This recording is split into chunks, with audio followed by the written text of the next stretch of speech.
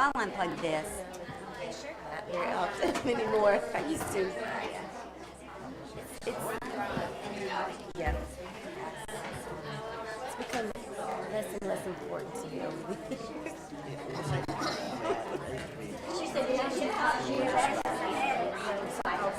So that clears your question?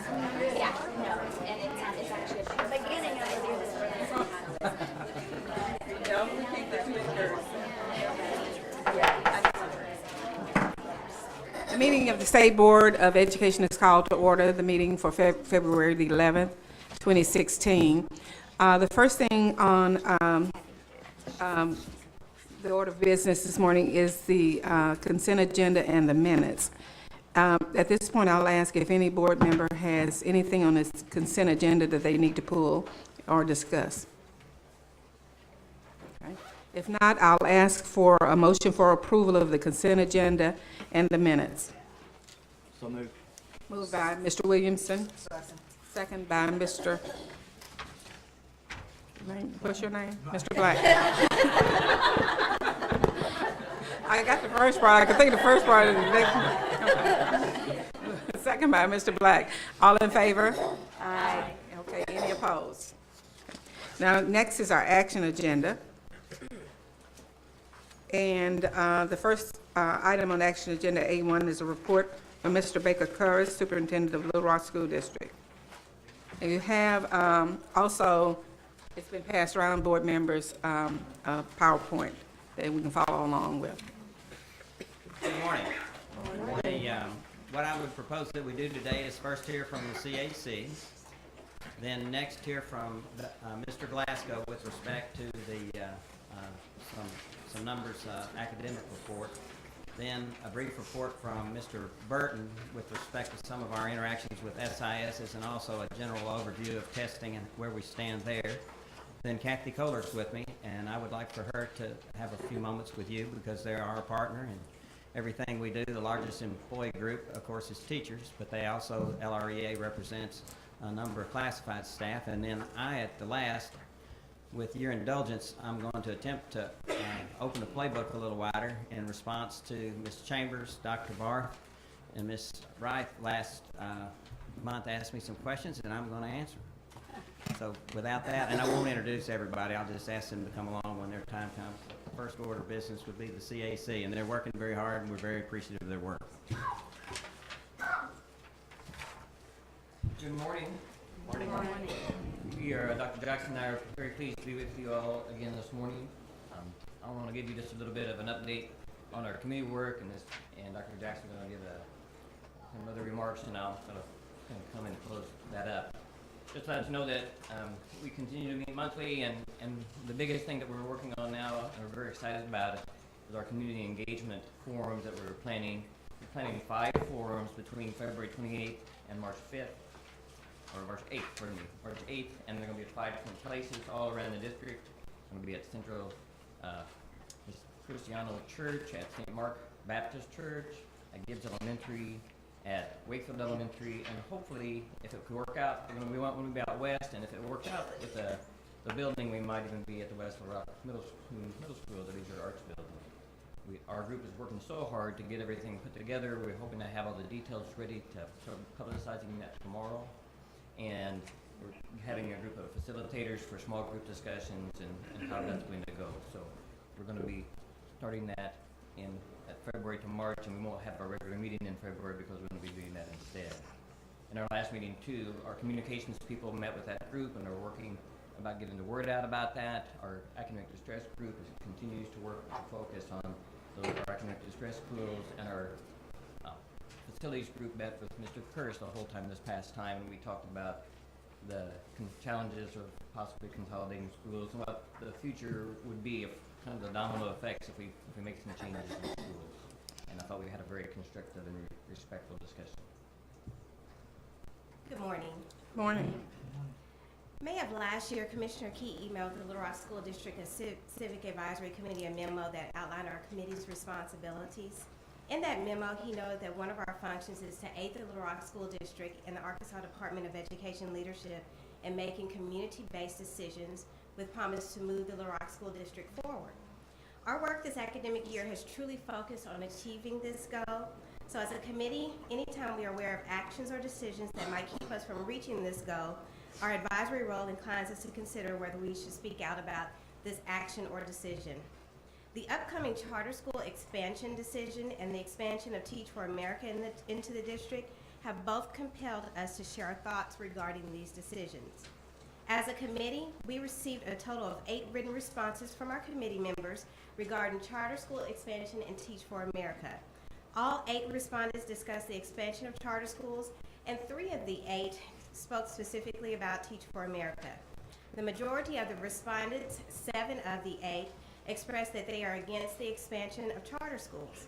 Several factors were stated for their reasons for being against expansion, including concerns about how the expansion would not allow for equitable educational opportunities for all students in the city of Little Rock, concerns regarding the fiscal effects of the expansion of charter schools on the district, how charter schools are not living up to the original intent in the state of Arkansas to provide innovation in education to boost the achievement of low-achieving students, and concerns about how charter schools are leading to the segregation of student populations within the Little Rock School District, particularly as it relates to students with disabilities, students in poverty, and limited English proficient students.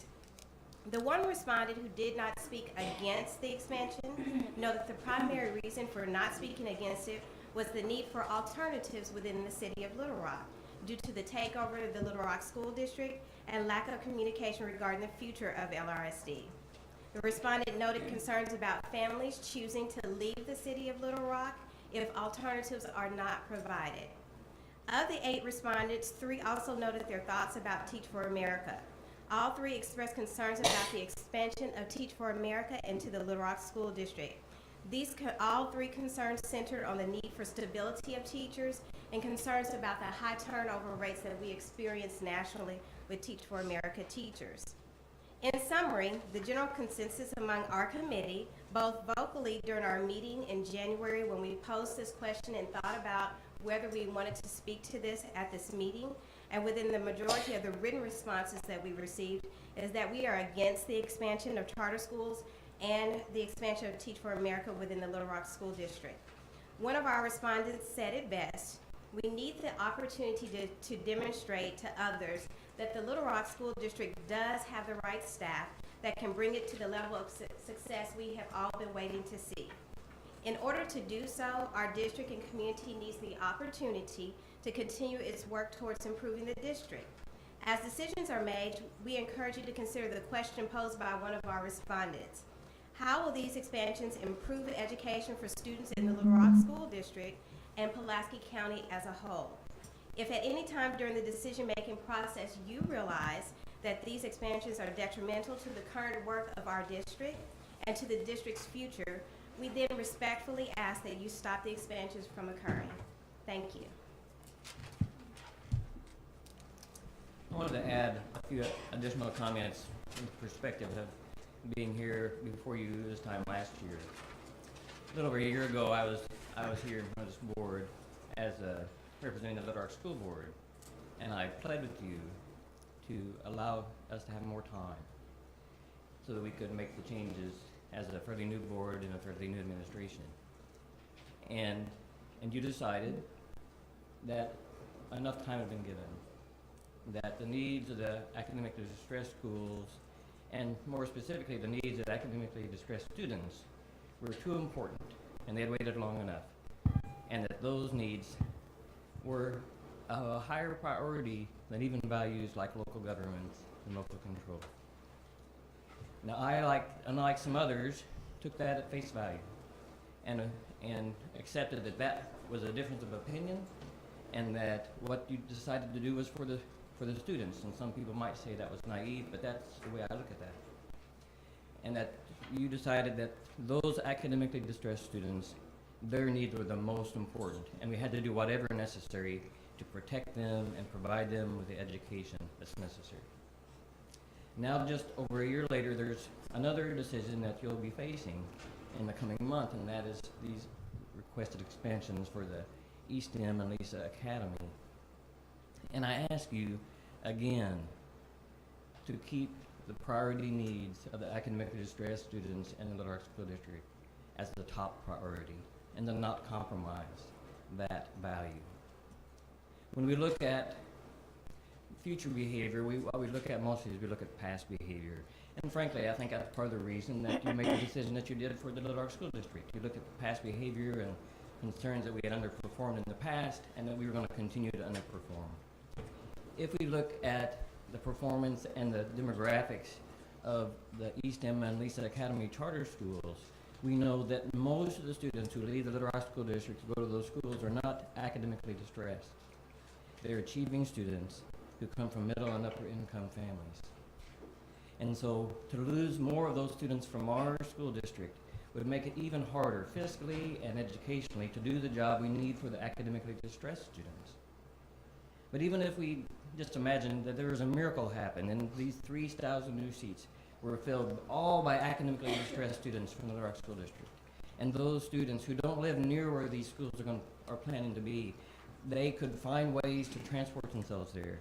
And so we lost 3,000 academically distressed students. Still, the majority of academically distressed students would be left behind in the Little Rock School District. And it would be harder to do right by them because of the lack of resources and loss of money, and because of the difference in the student mix. So when you're facing this in this coming month, please keep your implicit promise and commitment that you made last year to protect the needs of the academically distressed students, because you are the only place they can go. We have no local control. We have no local governments. You are the governing body over them and the other public school districts in Pulaski County except for North Little Rock. And if you forsake them, then where else can they go? Thank you. Ms. Zook has a question. Or a comment. I want to congratulate Dr. Jackson. I read where you had, or I think I even saw it on Facebook, so I'm assuming it's true. Congratulations. And also, I read on Facebook that one of your committee members, Kathy Webb, has taken it upon herself to organize a group in the Hall District of alumni activities, engagement. I think they said they had about 250 people that were going to attend that.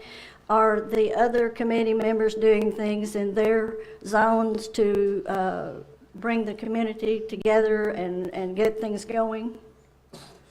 Well, our impression for our committee is that they're working very hard in so many different ways to try to connect to the people and their stakeholders and the people that they represent, and they're really looking at maximizing that in these community forums that we're going to do, trying to reach as many people as they can so that we can hear from people and make sure that they stay engaged with the district. And I will add to that we do have several committee members, whether they're in our subcommittee on community engagement or not, who have always and continue to be actively engaged. I think that's a bonus of having the people who are committed to our CAC work. For instance, Liz Lucker is a member of that group for the tribe also, and so she's really working to make sure the tribe work is going forward along with Kathy Webb. Anika just texted me the information as Hall High alums. Actually, there are about 5 of us who are on the Little Rock School District CAC, and we've been active in mentoring and doing things at Hall. And so I think across the board, whether they're teachers, students, or community members, we're all doing different types of work. But a lot of our subcommittee work is now focused on thinking about the success of those community forums that we're forming. Okay. Also, with regard to the opinions expressed by the members about TFA and charters, could you provide information that backs up those opinions, as opposed, because we can't just make decisions based on opinions. We have to make it based on data. Actually, I teach a course that deals with both of these subjects, and I'm happy to send you a lot of research, depending on what you want, by Linda Darling Hammond, and then also Diane Ravitch and others that talk about charter school expansion and talk about TFA. I'd like to know specifically about in Little Rock, in not Little nationally and not around the state, just specifically Little Rock. Fred Dickens, one of our committee members, has actually gathered some data related to that, and it really relates to, I think, what Baker also filed. And so we could send you some of that data that he has gathered. We're happy to do that, and then we're happy to also look at some of the other data that others have talked about and forward that to you. Okay, thanks. You're very welcome. Any other questions, comments? Thank you again. Thank you.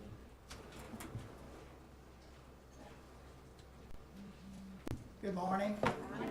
I'm Dennis Glasgow. I'm head of the Accountability Department in Little Rock School District.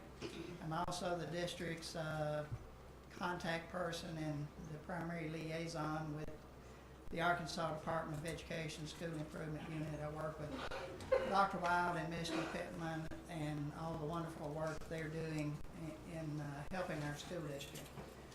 I wanted you to know that I think the system that we have in place for ADE to support the district this year is the best that it's been. I love adopting the best practices.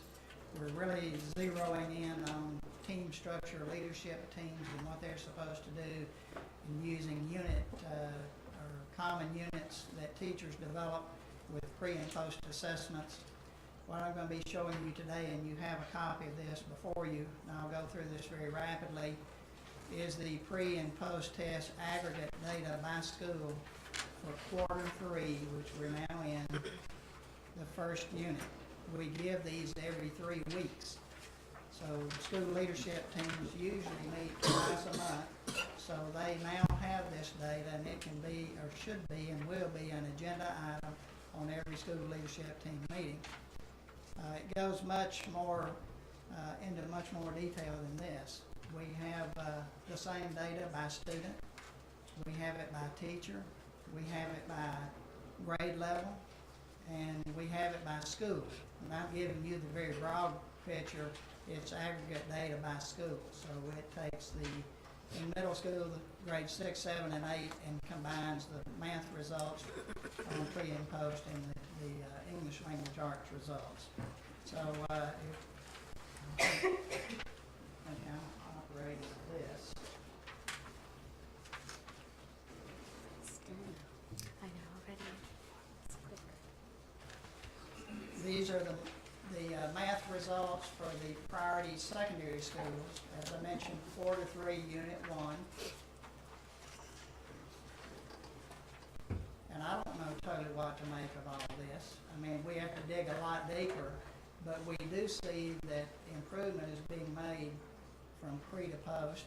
I don't know exactly whether that improvement's what it should be or not at this point, but at least the schools have it, they're looking at it, they're studying it, we're working with it, you all are working with us on it. So I think that's a very positive sign. You will notice as we go through this that math data pre and post is always lower than the English language arts data. You can see that's much higher on pre and post. These are the priority elementary schools, and we just have to. Just could you pause for a question? I certainly can. I'm sorry. Thank you. You're welcome. I was just leaned over to Mireille and said, this is stunning. So just on the secondary schools, the blue bar is where they were at the beginning of where they were at the end of Q2, or, I mean, what? That's what's that where number? they were at the very beginning of Q3, Unit 1. Okay, These are all divided into 3-week segments of instruction. And at the very beginning of the instruction, or the week prior to it, they give a pretest. They use the pretest information to differentiate instruction during the unit for the students. And then they teach the unit and give the post-test at the end. and you feel pretty confident that this test is aligned with your benchmark test, or with the going forward, the, what's the ACT? ACT, Thank you. Aspire. Yeah. I can't, it's hard to align anything directly to the ACT Aspire. It is aligned to the Common Core State Standards, which is what we're still using, even though they're being revised.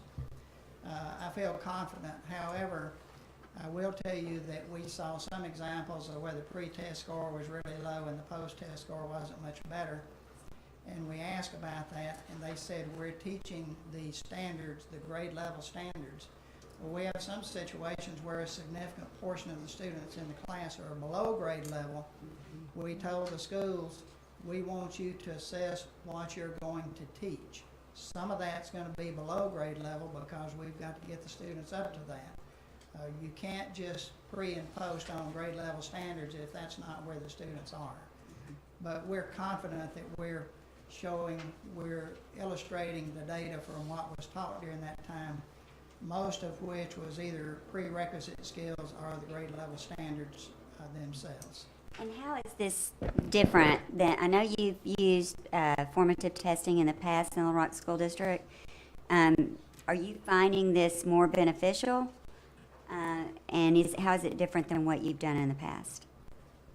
I don't know that we've ever done it systemically across the district to this extent. We've had pockets of it. But I think this is new for the teachers. I think they're seeing the benefit of it, as are the principals. The best practice is short cycle assessments. Let's see where the students are every 3 weeks. And some teachers said, well, our unit in the curriculum map is for 6 weeks. We said, no, that's too long. So some schools have chosen to call it learning segments. We want what you're going to teach during each 3-week period assessed, pre and post. And I think that is new. I don't think that's been something that was common practice across all the schools in our district. So I think this is fantastic. It goes hand in hand with the school leadership team meetings, where the leadership team's not to do round robin and just talk about stuff. It's to actually look at data and make decisions based on that data. And I think that's where we're not quite there yet, but we're edging into that, and I think it's going to be a great, great benefit to our district. Ms. Ryan? Thank you, Dr. Glasgow. And with my colleague here, very impressive. I guess the main concern I have is that whether these percentages, I'm assuming they're medians, correct? And so is this just not a case of the top of the class doing better, and then are we looking at that achievement gap between the children that we really are trying to lift up here? Right. And that's a legitimate question.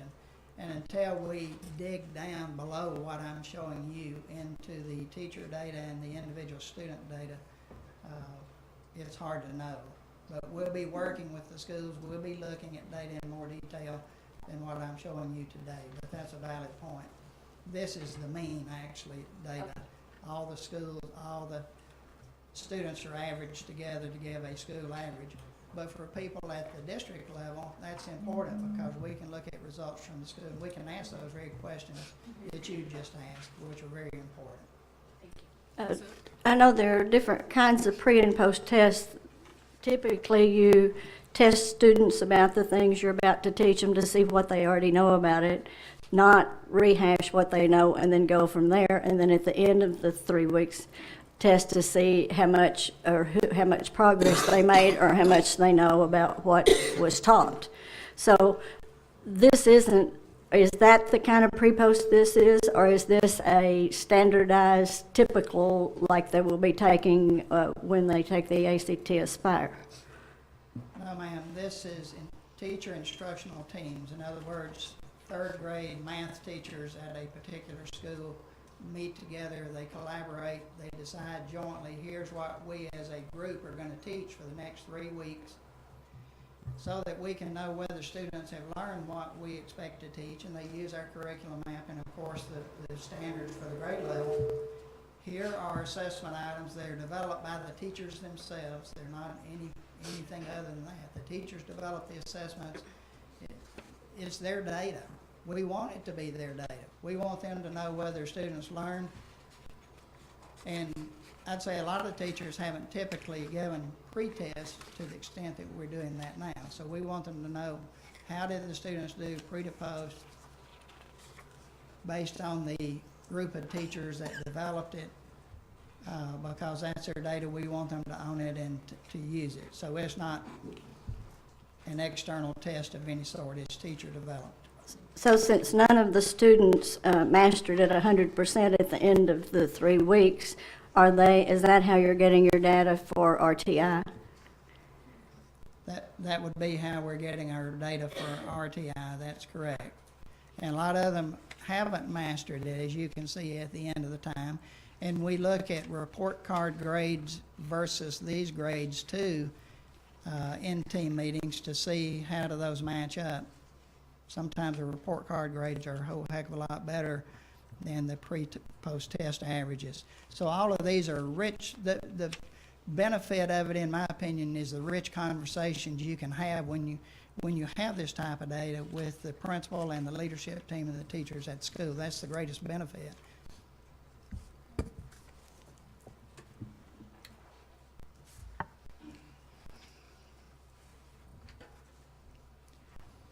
Now, I know Baseline Academy, one thing that they mentioned when ADE came out to see if they had fully implemented some of the indicators in IndoStar, they were testing strictly grade level standards. A lot of the students were below grade level, and it made their data not look very well. And now they're going to do a combination of whatever they're teaching. Some of it is below grade level, some of it is at grade level, but it's what the teachers are actually teaching.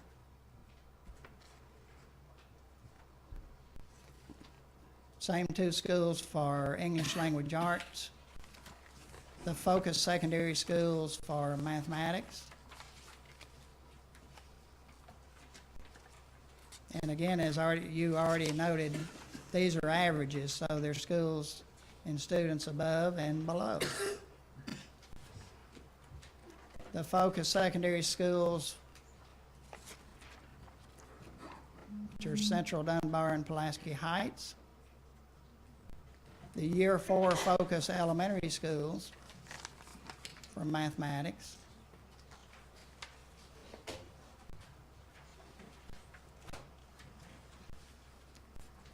And for English Language Arts. And you can see some where the pre-test is already pretty high and the post-test is just a little bit higher. It's important, and this is something we haven't captured before. A lot of this is a building experience for us.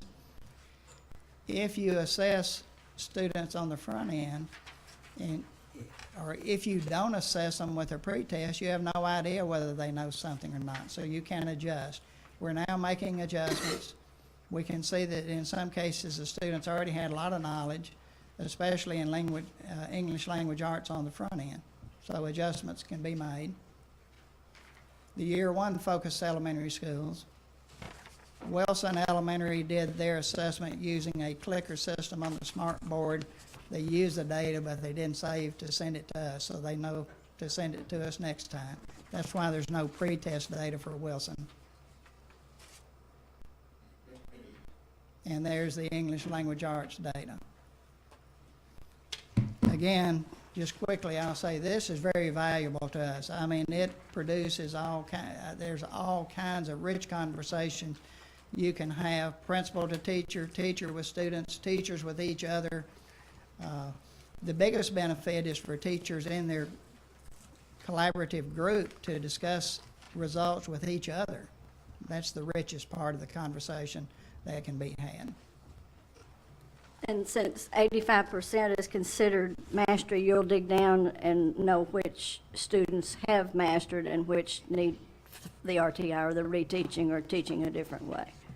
And you know, we have a group of schools now, the SPDIG grant. We have 6 schools that are really entering a concentrated effort in RTI for Yes. both discipline and literacy. So yeah, Yeah. we're doing that to some extent, but I look forward to expanding that.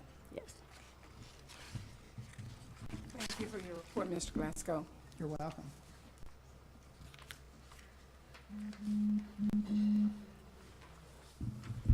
Good morning. Marvin Burton, Deputy Superintendent, Little Rock School District. I would like to start off by saying, hopefully, a lot of comments that I make are not redundant with what Mr. Glasgow had made, but I have 2 major points that I will speak to with respect to a school improvement specialist and also testing. One of the things before I start, I would like to say that Ms. Toyce from the suggestion for Marvel Elaine School District in regards to how they do their parent involvement and some things, some ideas, I did reach out to them, and we had some success on some of their various ideas. One, for example, changing the time in which we host our parent conference. For example, McClellan changed their time from the normal traditional a school day schedule to start at 11 and go to 6. And that increased the number of parent involvements from 62 the previous year to 127 parent participants. And he surveyed, Mr. Anderson surveyed the parents to get their input. And they selected, they liked that, and also the teachers. So that's just some of the things. And I was at Fair yesterday, and they had and it's not a novel idea, but Donuts for Dads. And they wanted to have more males out to mentor and work with the students, and that was extremely successful as well. And some of those are some ideas in which we gathered from working from Ms. Washington Lane Malvern School District. So I just wanted to let you know that I did follow with that, and we utilized some of their strategies to improve, because that's a major key as far as parental involvement. As far as the school improvement specialists, we have all our school improvement specialists in place, and on the secondary level, it's a little more difficult to be able to locate the individuals with the service school improvement specialists. They report directly to the superintendent or designee, and in this case, the designee will be the associate superintendents. And I can kind of give you a picture of how we work together. And specifically, since I directly supervise the high schools, I have 3 school improvement specialists, actually 4, including a school improvement specialist at Little Rock Central. And part of what we do as they work with hand in hand in concert with the building level principal, if they note any particular barriers or concerns, they will raise those concerns to the building level principal. But their direct report is to the superintendent and designee, so the principal does not directly supervise them. Part of what I do as far as maintaining connectivity with them, one, I visit with them on their school campuses. We walk co-observations in classes. We don't evaluate teachers, but we conduct co-observations to see how the learning is progressing in various classrooms. Another major thing that we do, I maintain a Google Calendar, so I can know when they're having meetings with instructional teams, I can know when they're providing professional development, and I actually participate in some of those professional developments, in which I will outline in a few moments. The major role of a school improvement specialist, as the name implies, is kind of redundant, but they support primarily the teachers, and they support the administrators in helping them to reach and obtain goals and actually meet those goals. And some of those pieces involve directly student-specific, professional development specific for a particular teacher, helping teachers design lesson plans, helping teachers to disaggregate data down to the student learning deficits, much what Mr. Glasgow had mentioned. The question was about the importance of pre and post tests. The most powerful piece about pre and post tests, the teachers, as Mr. Glasgow stated, they may have a learning segment, and they will teach pre-test the learning segment, and then post-test the learning segment to measure how much the students have obtained from what they have taught them. Now, those segments are aligned with the standards, but as he alluded to also, especially in the high school, we have several students who are below the standard level, but they're working toward meeting those standards based upon what they taught that's aligned to the standards. So that's a critical piece. And one of the things in which I was at Fair yesterday attending a professional development that was led by one of the administrators, assistant principals, and the school improvement specialist, Ms. Britton. And they have outlined how they will conduct the lesson plans, but most importantly, okay, now we have the data, now what? So what they have done, they put together a collaboration protocol, as you would say, and I'll kind of go through this as far as examination of data. One, what percentage of the students demonstrated proficiency based on the pre and post test? They need to know that. That's a question, and these are questions that the instructional teams will have for each other as they disaggregate the data. The second question will be, which students have not demonstrated that they can do the work? Which students? And so they can identify down to specific students. Based on individual performance, what do I need to do next to move students to proficiency? That is the key. Okay, now that I have the data, now that I know which students in my classrooms are not performing, what are my next steps? And that's much what Ms. Zook had stated. Okay, now we have this. Now how do we respond? What RTI methods, what specific strategies will I impose or utilize to individualize my instruction to reach these particular students? Will we do pullouts? Will we assign these kids to after school?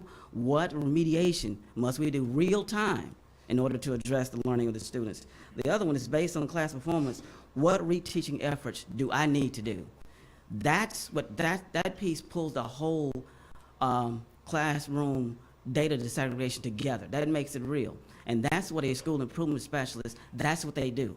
Along with being a co-thinking partner with the principal and administration, and but they make it real with the teachers. They're the ones who actually in the classroom teaching the learning segments. They're the ones that know best what these students' learning gaps that they may have and how to best address them. The school improvement specialist will help them provide professional development and resources to kind of close those gaps in the instructional pieces. And that, to me, is the most important. I mean, they work, as far as school improvement specialists, they work with respect to helping school leadership teams conduct those type of meetings. They segregate the aggregate data as well, and along with developing the 45-day plan at all schools. But when the rubber meets the road, the school improvement specialists are most important to, as a co-thinking partner with the principal and working directly with teachers and teacher leaders and instructional teams to make sure, A, that they are actually meeting, to make sure they're guiding the instruction that is zero down on exactly what the students need, real-time responses. Because the number of the students that if they're not on grade level, we have to act now. We can't wait until 3-4 weeks later and then, okay, now the students didn't know, they don't understand or know the information, so now what do we do? Now, once you've given a pre and post test, you know which students, and you can respond rapidly to the needs of the students. Another key, and which is sometimes overlooked, is the relationship. What I'm talking about is fostering a good positive relationship with the teachers and the principal in order to perpetuate a positive learning environment, and that is key. That is one of the key pieces that may be missing, is that as we empower our teachers to be able to perform their jobs and give them the support and give them the data that they need, then that will transcend into better performance for our students. We know where our kids are, and we know what they need. So equipping the teachers with the tools, which will in turn equip the students with the tools they need to be successful, then we can see an overall performance gain and growth. It may not demonstrate as far as the number of proficient students, but moving a student as a former classroom teacher and an administrator in a high school and a middle school, if we can move a student from performance at a below basic to a basic or mid-basic or a high basic, that equates to multiple years of growth in actuality. And that can make a major difference in the performance of our kids going forward. And that's really what we're working on. We're also looking at the testing. I was speaking with a math teacher at McClellan. I don't think she mind me mentioning her name, Ms. Hasbury. She said, Mr. Burton, we will conduct the pre and post test, no problem. But I teach to mastery. I want to make sure that my kids, and she's an Algebra 1 teacher, and she's also a calculus teacher. She asked to teach Algebra 1 classes because she wanted to make sure her kids had the skill set so when she sees them in calculus that they're ready, because she's taught them. And that is powerful to me, and that's powerful for a teacher to want to do that. And those are the type of things, the dedication that our teachers are working really hard in conjunction with the school improvement specialists. So testing, we're not trying to over-test our students, but the pre and post test, that's just best practice.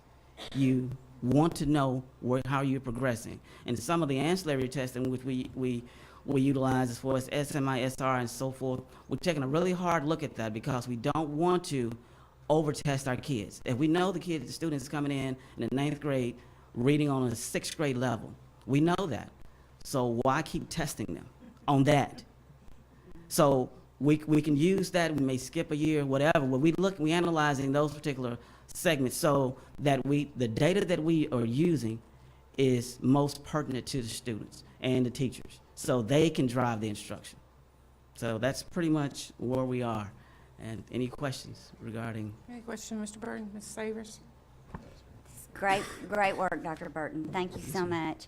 One thing that we got for the 45-day plans for all the priority schools in our Yes, ma'am. agenda, and it was the thing that was so concerning to me is the alarming substitution or teacher absence rate percentages, particularly in your high schools. Yes, ma'am. Up to 69% for math at Hall High School. How are you dealing with that? Well, in working in concert with the building level principal, and that's another reason why the data must be desegregated out, because if you have a teacher that's out on medical leave or something like that, any absence that a teacher has is actually reported in a 45-day plan. It doesn't matter if it's a professional development in which the teacher is acquiring additional assistance in a particular area. So how we're working with those particular pieces to try to ensure that we have a substitute with a math background or English background to be able to substitute in for those particular classes, and also hiring individuals that if it's going to be a long-term sub, be able to replace that individual. But the principals are also working in a way that, from a personnel matter standpoint, to address the pattern of absences as well. And that's some of the things that I'm actually working with the principals on, because if we notice a pattern of consistent absences, that's a totally different conversation with individuals who may be missing. So those are some of the things which we're doing. But from a high school perspective, I'll give you an example, and I'm proud of McClellan. They were able to make it to the championship, and we almost got it. But their coaches, one out of their 7 coaches, they teach content areas. So, and for example, they were out for, some days in order to prepare for that. So that's reflected, which is part of their job, but that's reflected in also the absences as well. So that's not an excuse, but that's the actual reality. And some of the absences in which teachers have for the high school level, they are related to direct classroom participation type activities, such as the JAG, Beta Club. I mean, those are all driven by activities that the students have opportunities to expose that are part of the class. And that's not an excuse, but that's the actuality. So teasing down exactly a teacher just absent just because there's a difference in absence. If the teacher attends a professional development, that teacher is actually performing their job, their work, but it's counted as an absence, if that makes sense in the report. That's helpful. I Yes, think ma'am. just it's the 5 days or more. Yes, ma'am. That's concerning. Yes, ma'am. It's hard to imagine that somebody would be absent for 5 days or more for In a medical 9 or weeks. whatever. So, Yeah. yeah, Yes, so ma'am. that's concerning, and the high percentage of long-term subs. Yes, ma'am. So I really hope that you're focused on that, and 100%. because I yes, think it ma'am. really will make a huge difference. Oh, nothing replaces that classroom teacher. Nothing. They need that teacher in the classroom to provide the instruction. And transversely, that the student needs to be there as well. So it works hand in hand, but you're absolutely right. Yes, ma'am. Any other questions? Any other questions? I'd like to, as it relates to you, Mr. Glasgow, for myself personally, and I think the other people that spoke earlier gave their opinion about what should or should not happen, or what they'd like to see and not see. I'd like to ask you, if you would, in terms of what you see helpful or detrimental in moving forward in the effort for the Little Rock School District to go back to local control. It's basically like a Christmas wish list or Christmas not wish list as it relates to any resource that the department can provide for you, or something you see is critical or vital in helping to turn things around, if that makes sense. I know they mentioned the proliferation of charter schools and Teach for America and their opinion about that. Do you have anything in particular you see that would be extremely helpful or extremely detrimental in having the district be returned to local control? Well, I think Mr. Kurz in his presentation, he's going to kind of address a lot of those particular issues. So I will yield that particular question to him. I do know that from being a former principal in an academic distress school, John L. McClellan High School, that the loss of your top brightest students can be detrimental to the overall aggregate performance of your school, which makes it that much more challenging in order to obtain the level of performance that can be difficult to deal with. And while I understand that, and I'm not taking away from that, Yes, I ma'am. wondered, if you could say, possibly if we just had this to happen, those things are, some things are within the control of the board and staff, and some things are outside of the board, but, if you could say, if it just had this to happen, then we could move forward, or if this continues to happen, And I think that case has been clearly made. Well, I can say that continuation, what Mr. Glasgow stated in regards to the support that Dr. Wild and the school improvement specialist and working with Mr. Andre Talbert, in which I asked him to come out and visit Hall High School and work with the principal, and at McClellan High School, and in the future he will visit also Fair. With that level of support and the clarity in which School Improvement Division has provided for us in regards to how we are performing our work with a cogent, structured plan that actually makes sense and that we can actually follow, and that is aligned with what a teacher would normally do, what a school would normally perform. Those pieces are actually helping us to structure our activities in a more succinct manner. So I don't really have I guess a clear answer. I don't think I'm actually answering your question, but those things have really helped us, because I'll just be perfectly honest, last year was confusing. And I would say that in a very, and not in a blaming way, but when a school has to restructure their leadership team 3 different times, we move from a 30-day plan to a 45-day plan to 45-day plan, and then we have to restructure. That's to a school, the system was not in place and intact that really helped us. This year, the system is very clear. It is well articulated. It is aligned. Dr. Wild and his staff, they're on the ground actually working with us. I was attending a leadership meeting at Hall High School with Misty Pittman, who is the ADE School Improvement Specialist, and she works hand in hand with our School Improvement Specialists and the leadership teams. Those pieces are all positive. Now, do they teach classes? No, they do not. But the system is more in line and succinct that will help us with more forward progression. Thank you. Yes, ma'am. And it does answer my question, because we go back to the Hippocratic oath, first do no harm. Yes, So ma'am. we don't want to come in as the people that are trying to assist. And I would encourage, Commissioner, an open dialogue in relation to that, not saying that it doesn't exist. Yes, ma'am. But to increase whatever resources we have, or to move or shift to provide assistance. Yes, So thank ma'am. you. You're welcome.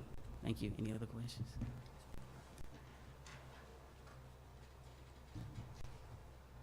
Good morning. For those of you who I haven't met, I'm Kathy Kohler, President of the Little Rock Education Association. Succinctly said, the employees of Little Rock School District. And I didn't want to pull a Horshack in Mr. Cotter's class last month when Ms. Savers asked a question and go, ooh, I know the answer.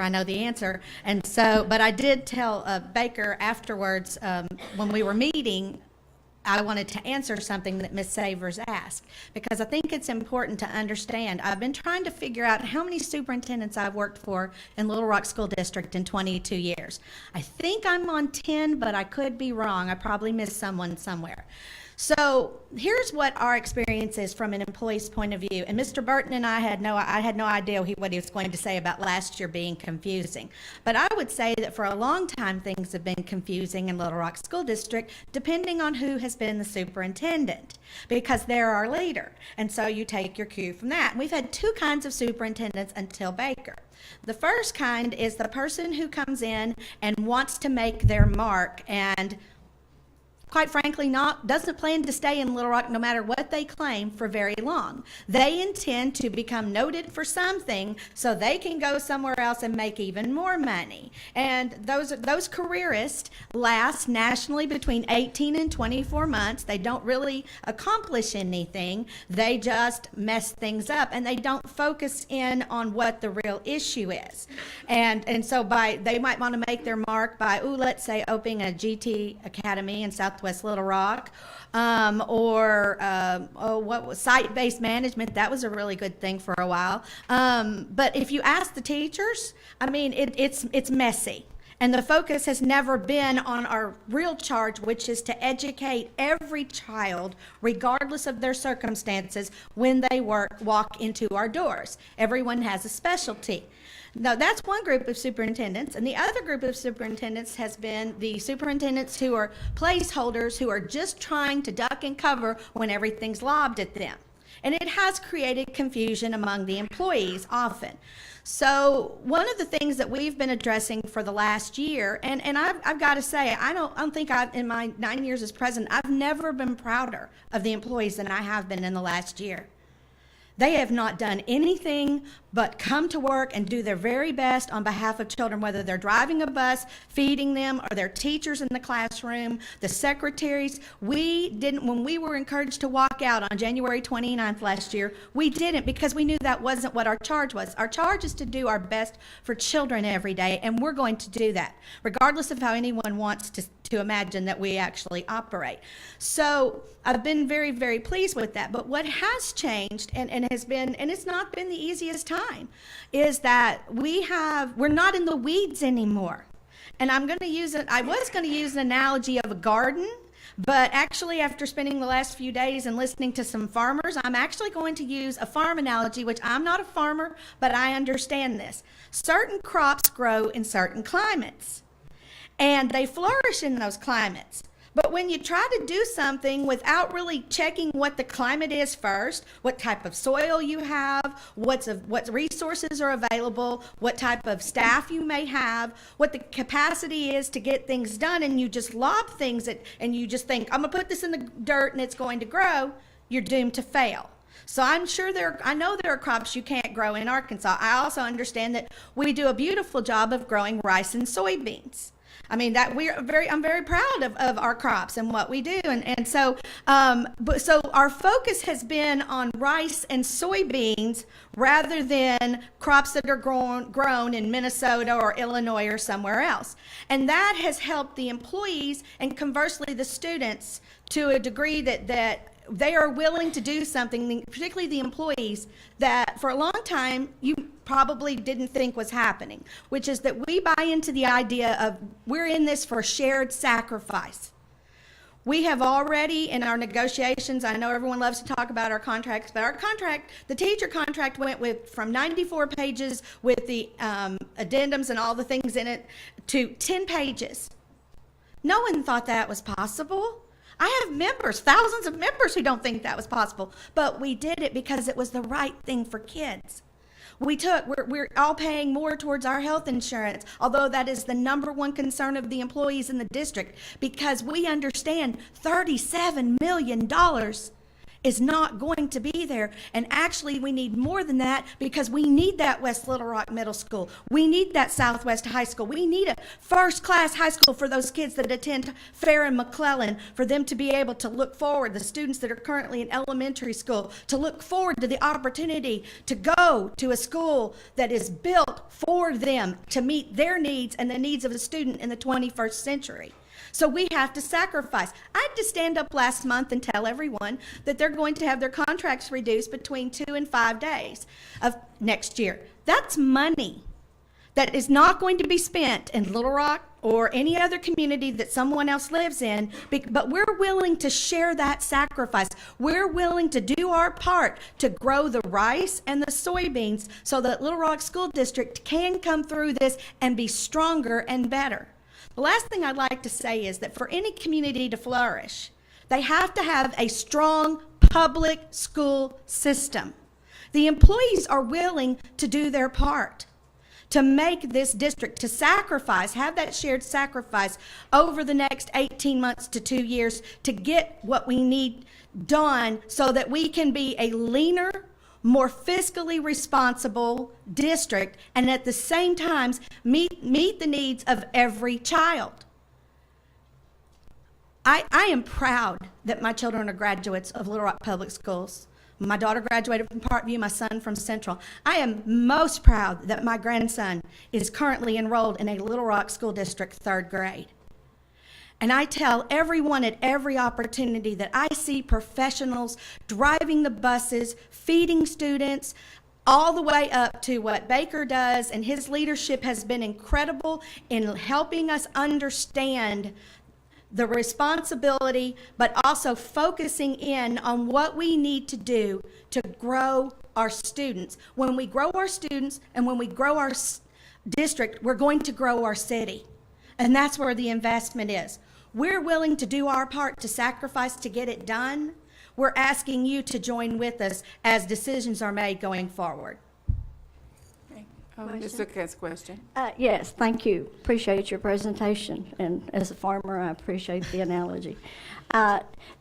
Do you know, can you think of anything that you can work with Baker with? Because I know y'all try to work closely together from the association's point of view to encourage these teachers who are missing in excess of 5 days per 9 weeks.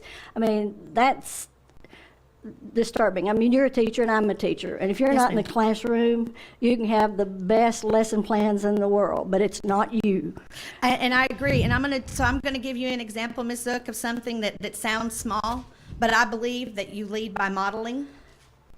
And 2 weeks ago, I had bronchitis and did not miss a single day and appeared everywhere I was supposed to go. But because I think that it has become so easy to say, we have those days, they're my days, Yeah. so therefore I have a headache or I don't feel my best, therefore I'm going to stay home. So the message from us has been repeatedly talking about the cyclical nature of what happens when I choose to stay home when I have bronchitis. So I'm going to use me as the example. So I stay home, so you have to have a sub. The sub, rightfully so, is not the teacher of record in that class and does not act, even if they're trained in that, they don't know the students. Because the greatest gift of being a teacher is knowing your students. Don't let anyone ever tell you anything different. That is the greatest gift you will ever have in life as an educator, is knowing your students. And so when you don't show up and we don't have enough subs, which is not the fault of Little Rock School District because it's a common problem across the state, then teachers have to take what little planning time they have and they're assigned to sub during their planning time. Then they get worn out, and what's going to happen tomorrow? One of them that had to sub for someone else during their planning period, they're going to have a headache the next day, and they're going to take off. So what we've been talking to the members, to the employees about, is that we, in part of our shared sacrifice, we have to rise and be our best selves, and our best selves make the choice sometimes to come to work when it might not be our best day. But it's a better day for a student if you're up front than if a sub is in there or another teacher is pulled to sub. The other thing we've talked extensively about is school climate. So I'm going to use a very powerful example to me, and I don't have the numbers in front of me or anything, but I have to commend Dr. Whitehorn and Baker for working so hard with the administration at Henderson to improve the school climate. If you look at the rates of teachers who are absent, you're going to find it's at the schools usually of greatest need, because it's not just that they are physically ill, they're just exhausted dealing with what they deal with. But if they feel like that it's a negative school climate, no one wants to go where it's not a happy place to be.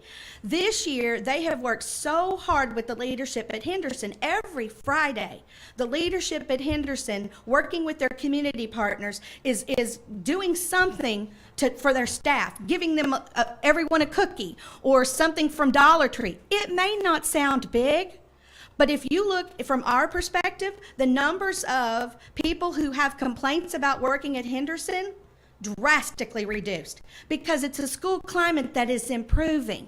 And when that school climate improves, when the adults feel better and they show that, the students will feel better. Thank you. I appreciate it, particularly at Henderson. That's where I started teaching. Really? Yes. It's an interesting building. They're working hard. Thank you. I'm sorry, Dr. Barth has a question. Thank you, Ms. Kohler.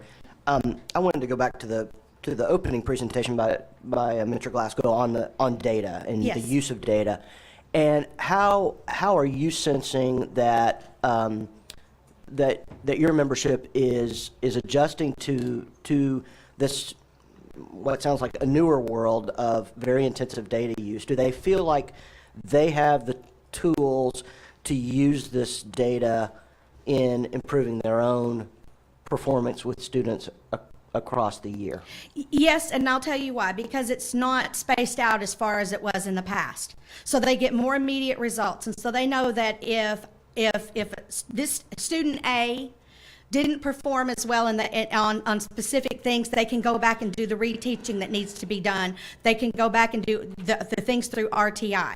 And so it is helping them immensely in giving a more immediate feedback to students and an opportunity to educate the students, the individual students. Because when you teach to a whole class, you know, as you know, the odds are that you're going to have, you know, some of the rice is going to, you know, fall over here and some's going to just go down the drain.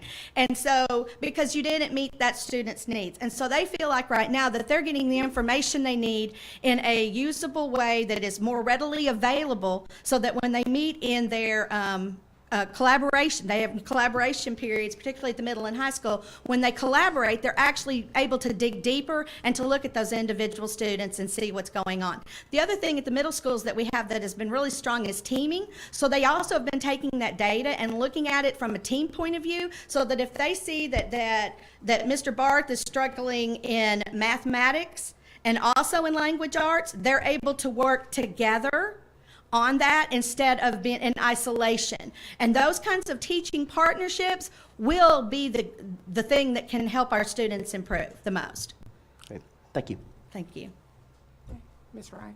Thank you, Ms. Kohler. I'm Thank you. always so impressed by your passion and commitment, and it's been an honor to get to work with you these last few years. Thank And this may be something that's addressed in Mr. Curris's presentation, so forgive me if it is, but since the question has been raised about the expansion with Teach for America, and I do know that the AEA at the state level did release a press release about concerns and what that might mean for the Little Rock School District. I did also want to give you an opportunity, or you know, your specific city-based association, if there was anything you wanted to add to that conversation for our consideration.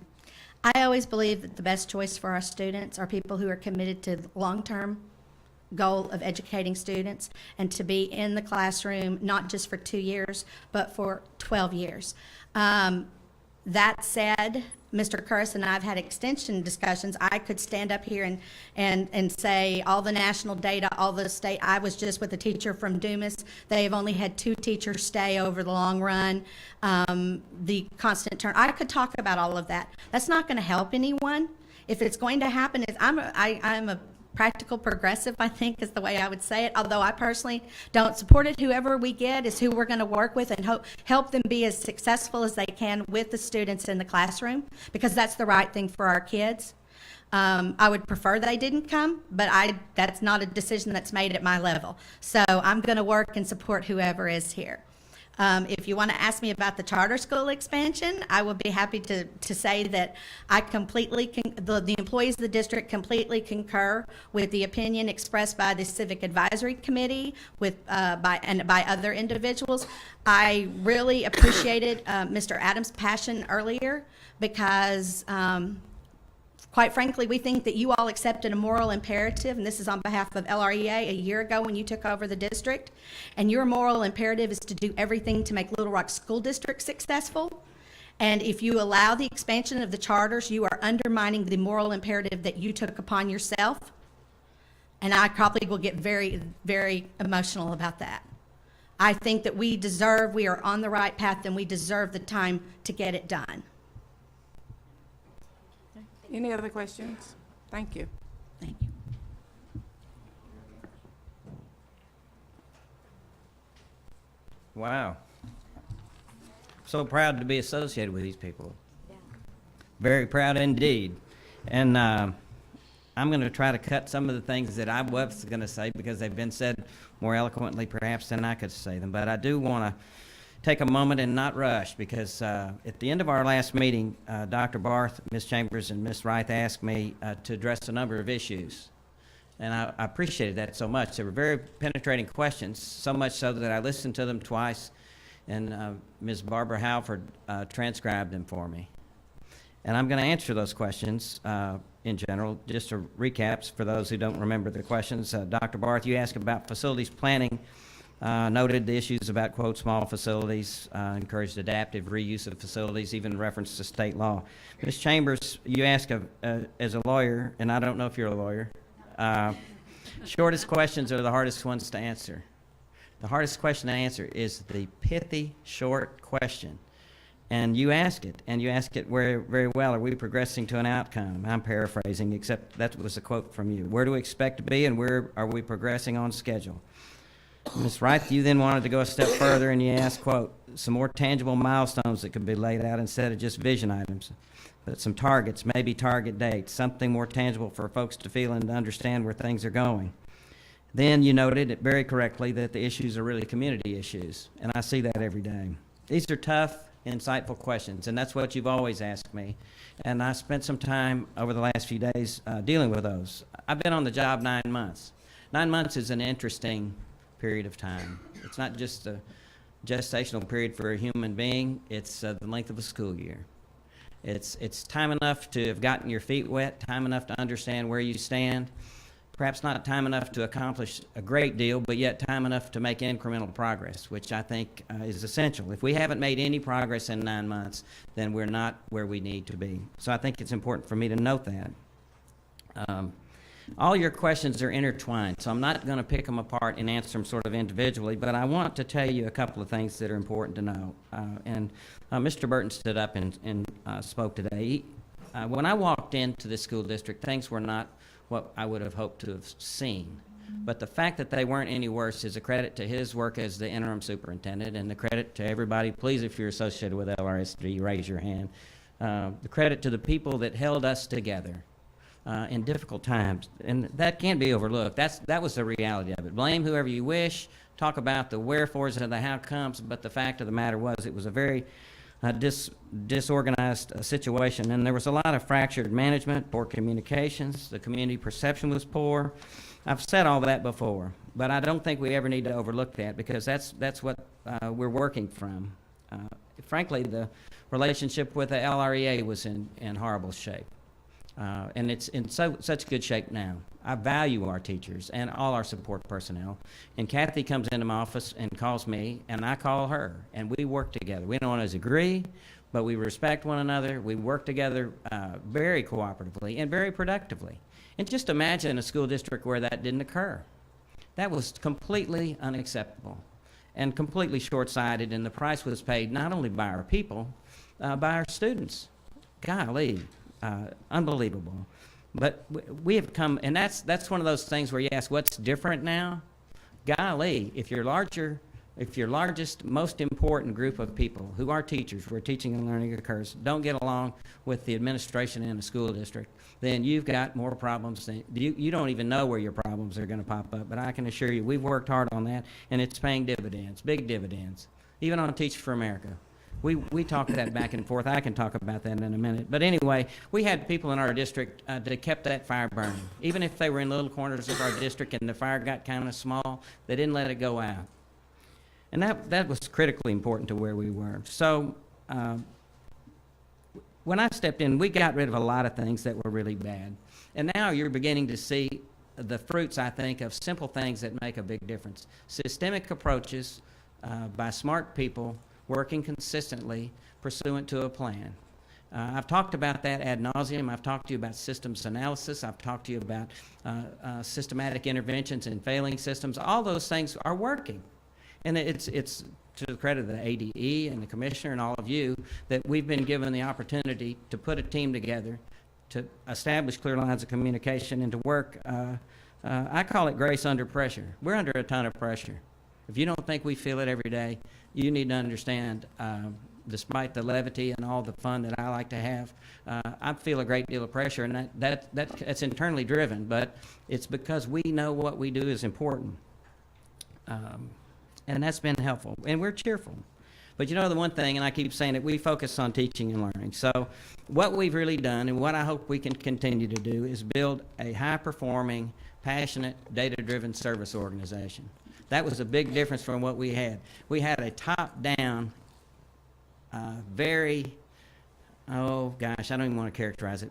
I won't say what we had, but I will say this. If we don't have a service organization that takes care of parents, students, teachers, and building administrators, then we need to dissolve the administration. Our job is not to do anything but be a service organization, passionate and data-driven, and that's what we are.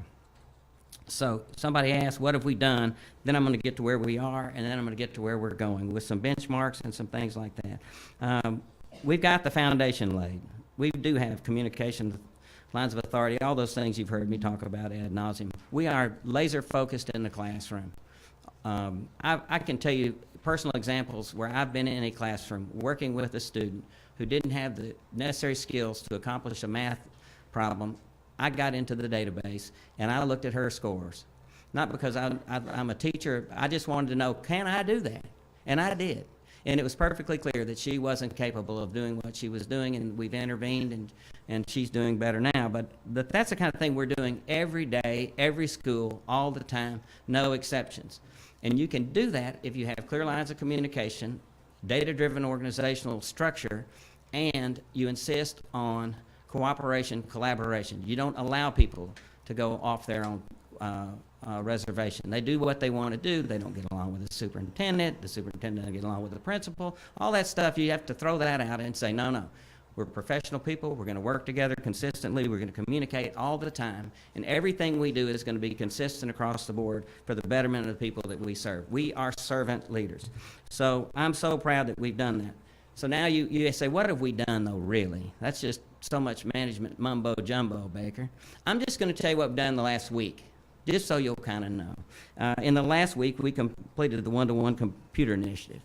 You know, that was started, it was stopped, nobody quite knew what it was supposed to be like. We've done that. We raised a little extra money privately from people. We took the money that we were going to spend on superintendent buyouts, and we've got Chromebooks in every 4th and 5th grade classroom now. We finalized that this week. We reconfigured Geyer Springs to a pre-K center. That wasn't any fun for me. That was no fun at all for anybody. But it's the right thing to do. It's a tough decision. We're going to look after every kid that was there, but this will allow us to put those pre-K kids that were scattered all around that part of our school district in one location, really focusing on the needs that they have and getting them kindergarten ready. It also frees up kindergarten classrooms in those school buildings that were housing pre-K. We moved pre-K to one location, frees up room in, say, a Meadowcliff, where they can have all their kindergartners at Meadowcliff. Not ship them across to King, not ship them over to Washington at great expense, $17 million a year. Hard decision, tough meetings where people of great passion and our customers are very upset with us, very troubling. But we had to do what we thought was best for the district. And then we have to serve those students. We have to have first-rate, first-class GT programs in every single school. And that's the key. You can't say if you're smart enough, clever enough, and have enough initiative to go to the GT program somewhere, it's going to be extra special. That's not the long-term fix here. It's got to be strong everywhere, quality everywhere, consistently and systematically. We have to do that. We reconfigured Chico and Watson in the last 10 days. Reduces transitions. We're going back to the K-5 model in all those places. We had split the schools, and it was confusing. There were testing anomalies. There were more transitions for students. The whole process of education at the elementary level depends on what my colleagues have talked about, which is consistently knowing the student. And we put an extra transition in a circumstance where it wasn't necessary, wasn't accomplishing anything. We've gone back to that. Really hard work to get all that done. Everybody's working hard. We talked, I'm just giving you things we did in the last week. We're putting together, and we're going to notify our teachers. I want Kathy to read the letter before we send it out. She's going to do that today, of an incentive buyout of sick days. We have a lot of people with sick days, and it drives up that average you're talking about in the year of retirement. So we're going to buy back up to 100 sick days at $50 a day if they'll tell us that they're leaving by, I think the date's going to be March 1, but we won't set that date until Kathy and I talk further. But if teachers will tell us, and administrators, and janitors, and bus drivers, and everybody's a full-time employee that's eligible for retirement, can tell us on time that they're leaving, we'll pay that money. And we'll save money in the long run, because it'll eliminate some of the days where they don't attend in their last year of service. And that's administrators and teachers alike. The thing that you need to know, because it's not fair to teachers, our administrative absences are just on par with our teacher absences, okay? They're just the same thing. And I'm very disappointed that I haven't moved that needle yet. But again, just as an example, if you don't measure it, you can't manage it. And we measure it, and we're trying to manage it. And we're doing better. But half of the battle is going to be this morale thing. Again, that you can't underestimate until you're in a classroom or in a school and I'm not the one to talk about it, but some of you who are teachers can. The difficulty of dealing every day with problems that they confront, especially if you're in schools where there's concentrated poverty and high need. We have to work to support those folks, and then they'll come to work and more. I'm just going to hit a couple more things. Gosh, we adjusted our school year to 190 days. We hired Jay Pickering in last week. I think that's a big get right there. We signed contracts for the architects for the new Southwest Little Rock School. We signed contract for architects for the new middle school. We've got a task force working on transportation issues. We're going to reduce costs, reduce student travel time. We're studying the legislative update that you guys got. I'm looking at all that stuff. Mr. Burton has now got everything on a schedule. And if you've learned anything about Mr. Burton, solid as a rock, consistency. And that's just what I was looking for in high schools. And it's just the thing that he's doing a great job on. And we're getting that same kind of effort from Dr. Whitehorn, from Dr. Mitchell, from everybody you've talked to, and almost everybody in the administration. So that's what we've done. We've reorganized. We're reorganizing our ALE. We're working on special ed. I'm going to reorganize that department with HR, and we're reorganizing safety and security. That's in the last week. Okay, so those are the little things. Now I want to get to the big stuff. Those are not little things, incidentally. Those are big things. They're going to make a difference for students in the classroom. If you can spend less money on transportation, you can spend more money in schools. Diesel fuel is not a component of a good education. No matter where you put it on a kid, it probably doesn't help. Let me get to the big stuff. Dr. Barth, you talked about facilities. And let me pose this question because I think it's misunderstood widely in our community right now. The question is not, are you going to educate kids are you going to remove, let me pose it this way. The question is not, are you going to remove education from the inner city? That's not the question. We're not going to do that, okay? That's not the issue. The real question is, are you going to educate kids in the central part of Little Rock and even in other parts of our town in older facilities that are smaller and not suited? They're clean, but they're not suited for modern education. They're just not. So the question is not, do we close a school? We're not in the business of closing anything. We're in the business of growing and putting kids in world-class facilities. So if we choose to close a school because of it's not full, or we want to fill seats in another place, or we think Romine is too small and it's old, what are we going to do? How are we going to do that? I can tell you all the moves that I see on the chessboard, and we're going to announce those no later than August of this year. That's after the CAC meets. But there are a whole series of moves where we take kids and put them in newer buildings, either ones that we already have or ones that we construct, and we slowly but surely work ourselves into a situation where we have world-class facilities. They are going to be larger. They're generally going to be in the same places that they are now because we don't want to move kids. We want to move student achievement results, and that's a different matter. And I can be as particular as you want about that. I have all the data. Somebody was asking data about charters. We have, just so you'll know, I can tell you all that stuff. Anything you want to know about any of that, about who's got whom, where do they come from, where do they go, I know all of that, and I've filed some of it. But I'm a CEO. I'm not a policymaker. That's your job, okay? But I have all the data, and you do too. And I've gotten a lot of help from people in my district to educate me on that. So we're going to fill seats in newer elementary schools such as King, Stevens, Washington. They all have huge numbers of empty seats, and they're some of our newest, nicest buildings. That doesn't mean we want to close anything, but ultimately we want kids in better, newer schools. If we do have excess seats, Dr. Barr, we want to put community-based organizations in there that can support our students with wellness programs, health programs, dental programs, reading programs, family support and counseling programs, even fitness programs. We have a fitness center in King, for example. We don't want to take anything away from any community that's where our kids exist. We want to provide support for those kids. And some of our buildings, which may not be as well suited as they were when they were built in 1947, may be better suited for that kind of thing. And wouldn't it be marvelous if the city of Little Rock would embrace those communities with the things that they really need to change family outcomes? That's what we have to have. And we're inexorably linked to the results of that sort of thing. We have to have a strong community. We're ultimately going to consolidate small West Little Rock elementary schools onto larger campuses and new buildings.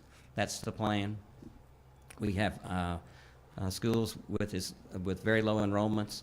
It's very difficult to provide the services those kids need. The classroom size will be smaller in some of those circumstances in a larger building. If you have a small building with one fifth grade, you tend to jam that fifth grade with every kid. If you have a big structure with and you can cost share in a larger school, you can probably figure out a way to run 2 fifth grades with fewer kids. But that takes more, you have to have a bigger critical mass. So we have to invigorate all schools. So by August 15th, y'all wanted a date, I think we'll have a detailed plan for facilities. And that's going to be very, very important. But it'll be community-based and community-driven. I've got all the ideas. Some of my ideas may not be good, but I've got them. In the meantime, what are we going to do, and what must we always do, is always focus on the classroom. And the things that you don't need, that you probably need to know about, are that we have some of the best and highest performing schools in Little Rock, in Pulaski County, bar none. Include charters, include private schools, include whatever you want to include, and solve for the income coefficient, which is what I call my golf report. And I can tell you how we do relative to the income of our student body. And we compare extremely well. Many of the schools that are being considered for expansion are not as good as we are, frankly. Carver is a great school, as an example. Y'all need to go out there. We don't have enough students to fill it. We have 2,000 empty seats in Central City. We bus about 1,000 kids in, and we have over 1,000 empty seats anyway. I can talk about that, but I'm not going to. And this is what I'm going to close with, because every time you ask me for my plan, I'm entitled to ask you for yours, okay? And so I want to know what you're going to do, and I'll know in a while. And then we'll react. Again, I'm just the executive. I'm not the policymaker. You are. But a lot of what we do depends on how it goes, you know. And there are lots more could be said. I'm going to stop right there and tell you we're going to continue to do our best. I'm so proud of our team, and we appreciate all the help from ADE. It's been very, very helpful to work with dedicated people who are so knowledgeable and consistently work together. I'm not surprised that we're doing well. Thank you. Ms. Chambers, do you have a follow-up? Did Mr. Curris answer your question? Okay, great. Dr. Barr? No, I'll just make a comment. Your 9-month analogy is an interesting one, because today, you know, it feels like a maturation of a vision that there've been points along the way where you could see some signs of some things coming together, but today feels like this plan with now increasingly good data, and I think a lot of sense of things humming together gives me a good deal more confidence than I have any time in the last year. So thank you very much. Well, you're welcome. The one thing I want y'all to focus on too, and we're really focused on, is elementary school performance. It all starts there. If we get a kid to the 5th grade that can't read, that's where you see distress schools in middle schools. If you get a kid into high school in the 9th grade and they can't perform, we struggle in that respect. But we're working hard, and I think those dividends will come in the future. Okay. Was there a third question, Ms. Deans? Ms. Rice, okay, I'm sorry. No, and I'll piggyback on my colleague Dr. Barr's comments of thank you for that additional thought and reflection. I picked up one milestone date, August 15th, so I'll be thankfully, hopefully, still on the board at that time, and so looking forward, obviously, to the outcome there. But I'm definitely a date-driven person as well. I think for the common reason of all of us sharing, right, wanting to be able to give the community some sort of sense of where things are going, and again, for comments that our own chairwoman have made around eventually a target of returning to local control. And so, you know, I think where I get, you know, facilities and the overall plan really sounds strong. Where I'm going to be interested in, and now with this conversation on data, right, is really honing in on the achievement gap here. So we have some good data, but let's just make sure we're not just better at serving the kids that were best proposed to succeed, but those that really were lagging behind here. And it sounds like you're doing all the great things to do that. And I think as your plan continues to mature, milestones that can also hone in on that achievement gap piece, I think it'll be important. But obviously, no expectations of that today. It sounds like you all are doing the research and seeing some initial indications of where that is. I just put that out aspirationally as we look forward. But thank you for the time you put into this and for all of your team's time and effort. Very exciting. My contract runs out in, June 30? So time will tell about that. I'm not trying to run out on anybody, just so you'll know. But that date does loom large with me, and I'm not going anywhere unless I get blown out, which I could be. But the whole issue of local control, you need to seriously reflect on what took us to where we are and how we solve that problem as a community. And I know we're coming up on the beginning of the second year following the state vote, which is the point at which the commissioner may, if sufficient progress has been made, choose to move in the direction of a 5 to 7 member community-based board.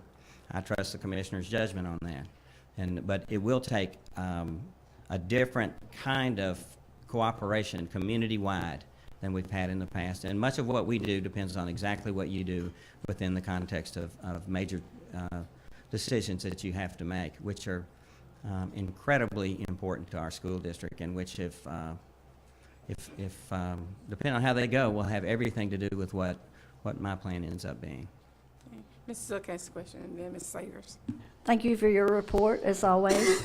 I think to piggyback on what Mireya has said, there have, and sort of to talk about the middle class versus those in other classes, and poor and rich and all of that. I have some parents who children are in high school but not in one of the academic distress schools. And their perception, as they talk to the parents of the children in McClellan and Fair, and when they first said to me, I'd like to, we're going to try to leave this school and go to there. And I said, oh, you've heard about the new high school? And, well, no, they said that won't get completed before my child gets out of school. But they're focusing on the children like my child who have needs. And the school where I am, the high school where I am, because the score is above 50%, then it's just business as usual, and my child is not getting, the focus that they need. So they're still lagging along. So right or wrong, some of the parents have the perception that if you're in an academic distress school, they're really focusing in, you all are, the teachers, the administrators, on working with those children to get them raised up. And I don't know if that's right or wrong. I just know that perception is a lot of truth. So, and another thing, I'm, as you know, the data-driven person, and so after the TFA announcement was made, I asked the department to put together the 5-year average for me of the number of waivers that are in Little Rock School District, and on average over the 5 years, there have been 61 per year, 48 this year alone, of teachers who are teaching that aren't certified in the area of what that they're teaching. So, right or wrong, TFA, and when people gives me free money and said, here, go spend it on this, that's a great thing for me. But the 15 or so teachers that the TFA will be coming into Little Rock, at least those people, they may not have an education degree, and obviously that's my profession, so I'm all about an education degree. But at least they'll be certified and have a degree in what they're going to be teaching. If it's history, or I heard you mention the need for an English teacher and those things. And then, of course, all of this comes back to me because a lot of the teachers that are teaching at our area are teaching in the special ed and the gifted areas. And contrary to what some people may think, to teach special ed just didn't mean to teach the same way louder.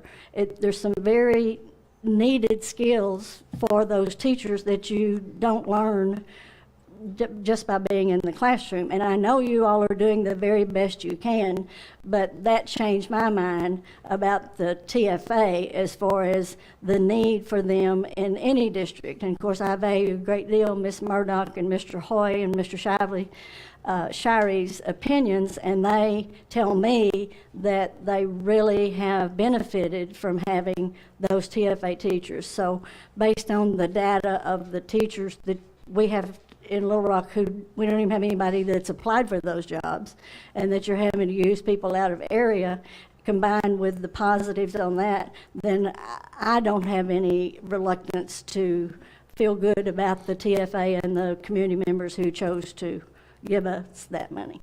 Well, let me just say, so everybody's clear, we don't get any of the money. It all went to TFA. Right. They got $6 million, and they're going to present us with resumes. Our bread and butter is the certified teacher. We don't ask for a waiver of that. Other people do. They even ask for waivers, so they don't have to disclose that.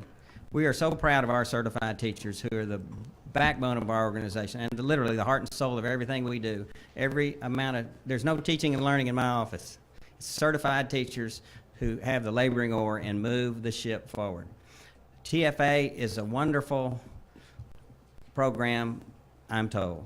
I'm no expert on it. I do know this. They're going to present us with resumes. We're trying to move our hiring up earlier in the hiring season. Irrespective of anything else, we want to start hiring sooner. And I've challenged our HR departments to hire 5 out of the top 10 graduates in 3 of the largest teacher-producing schools that are within, let me do my math, but it's approximately 50 miles of here. There are 3 schools that generate a lot of great teachers. I want to hire 5 out of the top 10. I don't know if we'll do it, but that's what I want to do. And then Jared Henderson and I are going to, they're going to present resumes of TFA students. I hope we can get math, sciences, and foreign language. That's where we find shortages. They can help us. That's good. That was part of a board initiative that was passed long before I took this job. That's in our minutes that we wanted to employ teachers and use other resources. Again, the bread and butter will be the certified teacher always. We have 2,200 of them, and I'm so proud of them. But that's the TFA story. Kathy and I have talked about it at great length. Let's see how it goes. You know, if that can be the yeast that leavens the bread in a couple of places with youthful exuberance, Lord knows there are days when I need youthful exuberance. But we're trying to do better in every respect, and this is just one thing that will have a slight impact on our district, but not much. Mr. Williamson? I just want to talk about the TFA teachers, if I could, just for a minute. I've heard all the concerns about them, and by the way, I'm from El Dorado, center of the universe, in my opinion. And we have embraced all those TFA teachers that we've gotten, and there have been several that have embedded. I mean, they're full-time residents of El Dorado now, and the 3 areas that you talked about, math, science, foreign language, that's what we got from TFA. And I've also seen where, you know, the teachers that have been there for a long time are performing better because they've got some real competition in the younger TFA teachers there. And so we've had nothing but great success from the program, and give it a chance. Yeah, well, we are. I just want to make it clear that the way to drive performance across this organization is improve morale across the board. Sure. And that's with administrative collaboration with teachers, with Kathy and me working together, and you know, insisting that we keep the first thing first, you know, and that works. It works with TFA. It works with just about anybody. But it really works great when you have an experienced certified teacher that's highly motivated, well supported, and fully appreciated in an environment that's invigorating. And that can be, some of that's physical, just a different feel you get when you go in a school that is really welcoming and architecturally pleasing. So we're on that, and we're doing our best. Ms. Savers? Last one. I'm sorry, Bagger. First of all, I just want to hug your neck. Thank you so much for everything you're doing. I Well, really thank appreciate you. it. Secondly, what is the working relationship between Little Rock School District and the City of Little Rock? Well, it's better than it's ever been since I've been on the board. I really appreciate, and we've had some struggles. I'm meeting with them on February the 16th. I'll be before the board literally on February the 16th, and but it's, you know, the good news about having me in this chair, or that chair over there, is you don't have to introduce me to Mark Stodler or Bruce Moore. I mean, I've known those guys since Lord knows how long, 30 years, I guess. Since Bruce came on board, I've known Mark since I got to town. And I like them, I trust them, and I get along with them. And that's about half the battle, depending on what you're doing. I mean, it's not the, and when I took this job, I was so appreciative of Chief Buckner. He said, man, I got a funny feeling we're gonna have to talk from time to time. Let's get acquainted before we really get into something that's difficult and hard to handle. And man, we've really improved our relationships with our SROs, our school resource officers, our security teams. It's really been gratifying. Now, what the problem is going to be is I want to talk about community very holistically. And we need as a community to do that. And that's the place to start, and I'm starting on February the 16th. So I'll see them there. It'll be recorded. Yeah, I agree with you 100%. I think it's critical. So thanks for Yeah. focusing on it. Amen. Madam Chair, may I ask one more question? Absolutely. I don't know you well enough to hug your neck, but I'm sure I would. I said it last month, and I'll say it again. I so appreciate your updates. There is no doubt the amount of effort and significant improvement that's going into the district. But I still didn't really hear an answer to the question, and that may be a reflection of the complexity of the issues that we're up against right now, which is, what does success look like, and how close are we to it? Okay, I can answer that quickly. You go ahead. I interrupted you because I'm just jumping to answer No, that. you go right ahead. and- Okay, I'll tell you what success looks like. If you see your poverty percentage driven down, what was the poverty percentage in 2004? What was our free and reduced percentage in 2004? 55.7%. It's at least 76% now. And if we looked at that number, you have to get to 90% to get any more money. So we haven't beat the bushes to get the forms filled out. Look at the percentage of children of poverty who are in our school district and in our community as a whole. And look at that everywhere. Don't just look at it in our district. See if we can attract people who have choices. If the competition's fair. I'm not going to get too far into that. I like my job. That's one measure. Look at that. That's a data-driven measurement. Look at our percentage of students with disability. If we continue to have a shrinking number of students overall and a higher degree of students with disability, which we love every one of them, and we do such a great job with dedicated people, and I go into every CBI classroom we have. But if you see a school district's percentage of total student population becoming higher and higher poverty, higher and higher special ed, it means you've segregated your community. And once you segregate your community, your school district goes right the same direction your community just did. So those are two key performance indicators I look at. I look at student performance. I think Mr. Glasgow, I should say, is right when he said, we don't quite know what those bar graphs mean yet, but we know we got the pedal to the metal, we're focused, and we're student-centered.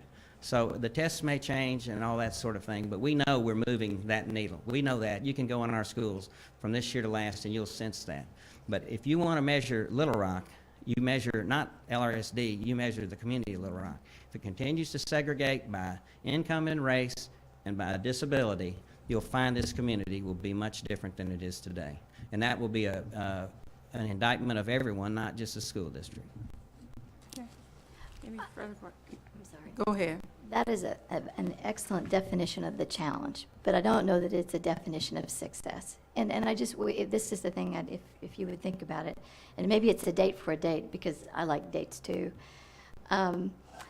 If you thought about what it would take, and you may know this, or we may still be negotiating with the Department of Education on what would it take for the ownership to go back to the district. What are those metrics? Yeah. And I'm certainly, I don't expect an answer for that today, but at some point in the near term, when you would be comfortable helping us understand, here are the 5 key indicators of success, and here's where we are relative to those today. And then the updates then end up being on how we talk about how we're closing the gap, and we see the gap closing. Which gap are we talking about? Well, that's actually my question to you. We have no gap. We do better with low-performing students than our competitors do. Do y'all not understand that? You need to look at the data. If you look at poverty kids, we do better than our competition with poor kids, okay? So there's no gap. We do better. We do better. We have, just look at, I can show you the data. So there is no gap. We're already doing well. But the thing that we're not doing well, and the thing that was really troubling, was that we were overspending our budget. We're working on that. I think balanced budget is a benchmark. We're working on that. I didn't get into that. I skipped that part. But if you're asking me about, you know, what does closing the gap mean, I don't know what the gap is anymore. Ms. Wright. I'm sorry to be difficult about that. No, it's no need, and this is part of what you said as well, you can expect from us, right, in terms of clarifying. For me, the gap isn't in comparison to charter schools or to the private schools, but it's the kids that you have present there, and you still have kids that are achieving under their grade level. We need to move them up. There are, you know, cohorts and peers in the public school system. So for me, I don't see this as a competition, right? It's about all of the children, and we do know that we still have children that we need to get up to grade level and succeeding and having all the same opportunities that others do. So when I say achievement gap anyways, and others may have different definitions around the table, I just want to clarify that's what I'm referring to. I see, and I agree that. And the only reason I'm pushing back a little bit is that if you take kids of abject poverty and you overload a school district with those children, and you ask us to close the gap, when you're the policymaker, you're the one that's doing that. I'm not doing that. That's up to you. And so you need to decide, what do you want to do? Do you think an urban district with high needs students can pull itself up by its bootstraps as those percentages continue to rise? Nobody else has done that. Now, we're trying really hard. We work hard with every kid. I mean, I'm with kids every day. I was at McClellan last night with the fair and McClellan kids. They're incredible. And I disaggregate data just like you do. We have high-performing kids in every school. You know, you go to average elementary school where they're performing at 55th percentile on the latest test. We have kids at the 90th percentile in there. But then you look at the kids that are highly mobile, that are in poverty, and you go down there, and the way you do that is you go open the car doors on the carpool line. You don't look at the paper, and then you say, that's not telling me what I need to know. You run down to schools, and I'll go with you, and we'll just open doors at carpool lines.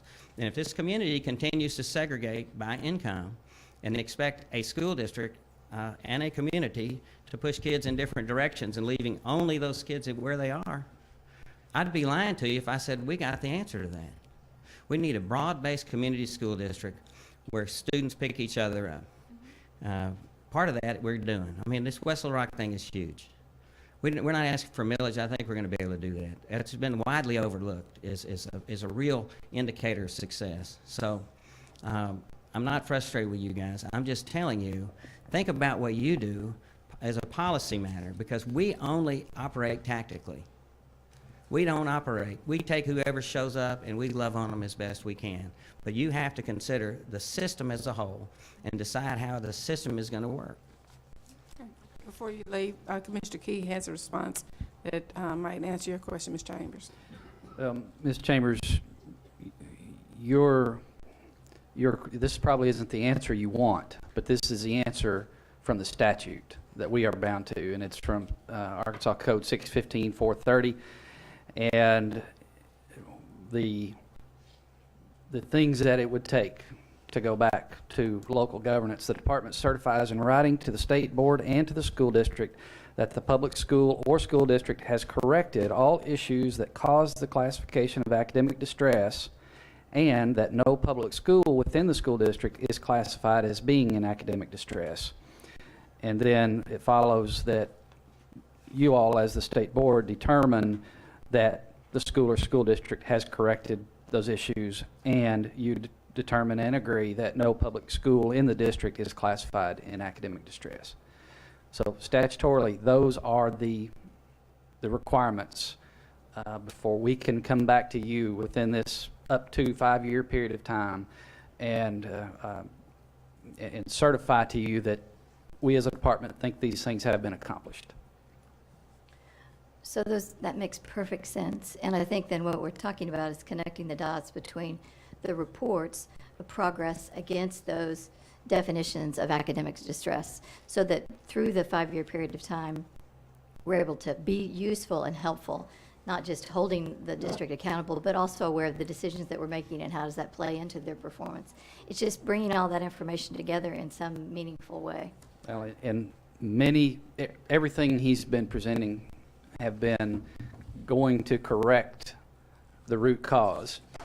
The academic distress classifications come out once a year, and we just recently released those. We are in the process now of getting appeals from different districts and different schools concerning their designation, and you'll be hearing those in the coming months. But I can say that one of those schools that had been identified as in academic distress baseline, the new list has come out, and they are not on the list now. So there is progress, but our job as a department is to bring that to you when all 6 of those, and now 5, have met that benchmark. Thank you. Dr. Barr? I think that's the bare minimum, right, to get back. And what I'm enthused about is that I think this district could have taken the approach of, okay, let's just focus on those 6 schools only, get them to 49.5, and we're done. And I think we have seen that in some other districts, and we've seen those districts back. And I think what we need here, and what I'm so excited about, is that I think what Baker's doing and his team is building a future where that's just not an issue anymore, and that instead we've got a good, vibrant, healthy public school system in the capital city, and that is having the whole community invested in this endeavor. And that's what keeps you from ever coming back with the kind of situation that this board faced a little over a year ago. But what I heard more of today really had to do with other decisions that we're making that we may not be as mindful as the district is encouraging us to think as it relates to charters and TFA, just for one example. And so making sure that we're mindful of things that are longer term in our decision making that does affect your ability to create a sustainable environment for the schools. Well, I'm sorry I was, I didn't answer your question well and was, I don't know. I think I owe you an apology. If I do, I want to extend it. But let me just say more than maybe as a CEO should say. And I don't want to go beyond into the policy realm, but I just want to hit you with a few facts. Is that fair? And I've made a filing, and I don't want to be argumentative. I just want to lay out something that would do me good if you'd give me 3 minutes to say it. And that is simply this, that we are a public school district. Little Rock is. You know, we live and breathe in a defined geographic area. And we sink or swim to a great degree on what occurs in that area. You know, if we have high degrees of poverty and lots of things that go wrong, declining property values, all that stuff comes in on us. And what also impacts us is if we don't do a good job and people elect out of our district. That's competition. I love competition. I've competed all my life. From the time I was 4 years old, I was throwing a baseball. And all the way through everywhere. I love competition, and I love choice. That's not the issue, but the central question that we need to grapple with is how do we provide education in the geographic confines of the school district, and then what do the numbers lead us to conclude? And your question is so, again, you've nailed it again. And it's my frustration, what keeps me up at night is if I'm shooting at a moving target. If you told me you're going to have the same set of kids from the same demographic and that won't change, we'll fix that. We'll fix that. I just have that much confidence in our team. But if you tell me over time that demographic is going to continue to erode, and erode is a pejorative term, but nobody, maybe not nobody, we're going to do the best we can. You lay it out there, we're going to pick it up and run with it. But if our demographic continues to get tougher, it's just a fact of life. If that occurs, we are going to be challenged. And that's the reality of it. And that's what's occurred since 2004. If you wanted to put a line in the sand, and I've got the newspaper article that was written by Ms. Howe, you need to go back and look at the history in our school district.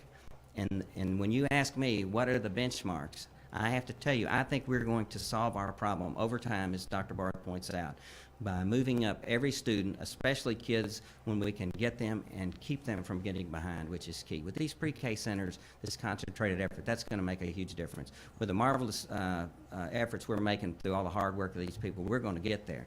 But if our demographic continues to get tougher, if we have a higher and higher percentage of high-needs kids in a system where the money is confined, and I understand categorical funding, that will make this job even more difficult. But ADE is right there with us. I don't want any of this to sound like I'm whining. I feel like we're well supported by ADE. I just think the policy decisions that occur within the confines of our district will have as much to do with where we end up and when we get anywhere as almost anything else. So thank you for indulging me there. Thank you. Ms. Rice has a parting comment. Sorry, just one final comment along that lines, and just being cognizant of what you said, right? It is a broader systematic approach, and we see that. And it's along that note, just one thing, and I guess it's just for myself as well, you know, being part of the population, having my own center, you know, down in Southwest. I guess I don't always see it as high need, but maybe high opportunity, right? And you know, just because people come from certain demographics doesn't mean that they can't succeed, right? And I know that everything you're saying doesn't reflect that, but sometimes how you say it might be interpreted that way, and so I just wanted to put that out there. But then on the second side, I'm actually wondering where the relationship is nowadays with the chamber, the local chamber here, knowing that there is the broader sort of economic development, city whole conversation. I think, you know, what Ms. Savers is talking about is one piece of that with the city of Little Rock, and with the police department from a security angle, but from a broader sort of holistic approach. Do you feel you're supported by the other city agencies as well in terms of this conversation, investment, and support? Yeah, and I can't overlook what you said, because I certainly mean no offense. You have to talk about poverty, and you have to talk about where it exists. And that's not to say those aren't high opportunity areas. I think you'll see where we focus our efforts and where I spend my time are in areas where I see the greatest needs. So I certainly mean no offense, and those that know me would know that. So I say that only for those who don't. Second, your question about the chamber support. I'm well supported. Our school district is well supported. There's a real a divergence in our community about certain issues, things like TFA, things like charter schools, things like competition as a whole, things like fair housing. All those issues exist, and I find myself, as I usually do, in the middle of all of that with friends on all sides. And that's been the beauty of my 61 years, is that I'll frequently find myself in very diverse circumstances around very intelligent people arguing many different points of view. And that's the balance that we have to strike. There aren't going to be any winners and losers if Little Rock doesn't succeed as a whole. And that includes everybody, including those children. I love that, children of opportunity. In fact, I want to call the ALE the Opportunity Center. And in honor of Bill Hamilton, he was one of those people, like I just described, who always found ways to make things better by keeping people in touch. And that's what we need as a community, and that's what we need in the community of education. If we continue to fracture our educational systems, we don't have the capital in this community to support the number of systems that we already have. And we just don't. And that's going to be a real challenge in our community. But I think if fair-minded people of different opinions can sit around and talk and appreciate the diversity that's in the room, we'll get there. And so, again, I apologize if I offended anyone who might have taken offense to anything I've said with respect to poverty kids. I love every one of them, and I spend my time with them, and that's the most valuable thing I have. No, and again, to reiterate, I know that what you're doing obviously reflects your intentions. I just wanted to put out there some of the framing as somebody who herself, you know, came from circumstances that people would have very likely written me off, right, for college and opportunity. And so just to be cautious that how we talk about these things does resonate, right, especially with your community efforts and community relations and outreach. So thank you. Okay, thank you. Does anybody have to have a break now?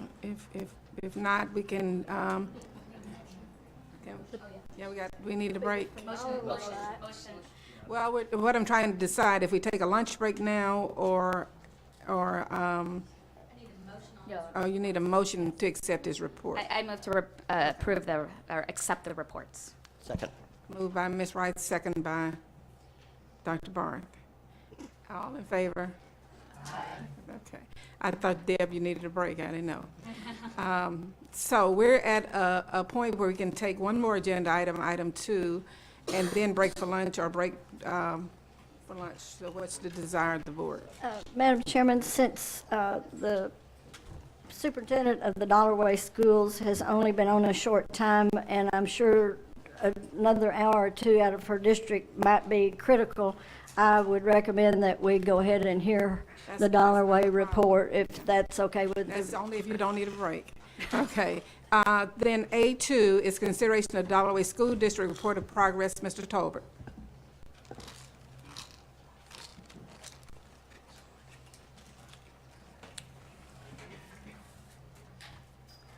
Good morning, Madam Chair, other members of the board, Commissioner Key, Andrew Tolbert, Superintendent of the Office of Intensive Support.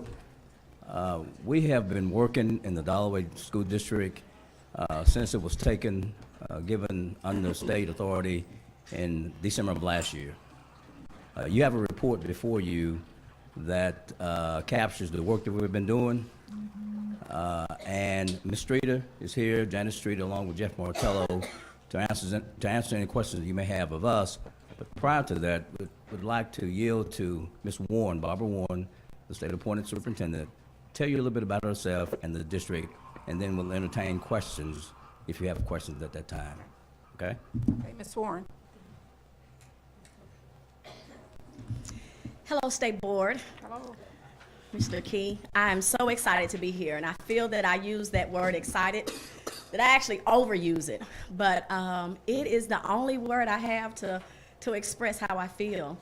I consider it a promotion and a blessing and an opportunity to serve the children of the Dollarway School District. I am a product of Pine Bluff. I'm a product of that community. I've lived there my entire life. My children are there in that community, and I have found great benefit in education. Being a student of poverty, a child born in similar situations that the children in Dollarway School District are, with the exception in some cases, I had a mom and dad who really, really, really invested in me, what little they had. But very similar situation, and so I have always had an affinity for the children in that area.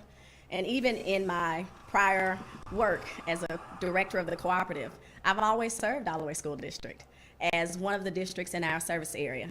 I've been privy to information related to that district, privy to information related to this community, and so I feel that, and please, you don't know me well, but I don't mean this in a cocky way, but I feel like I'm the right person for this position.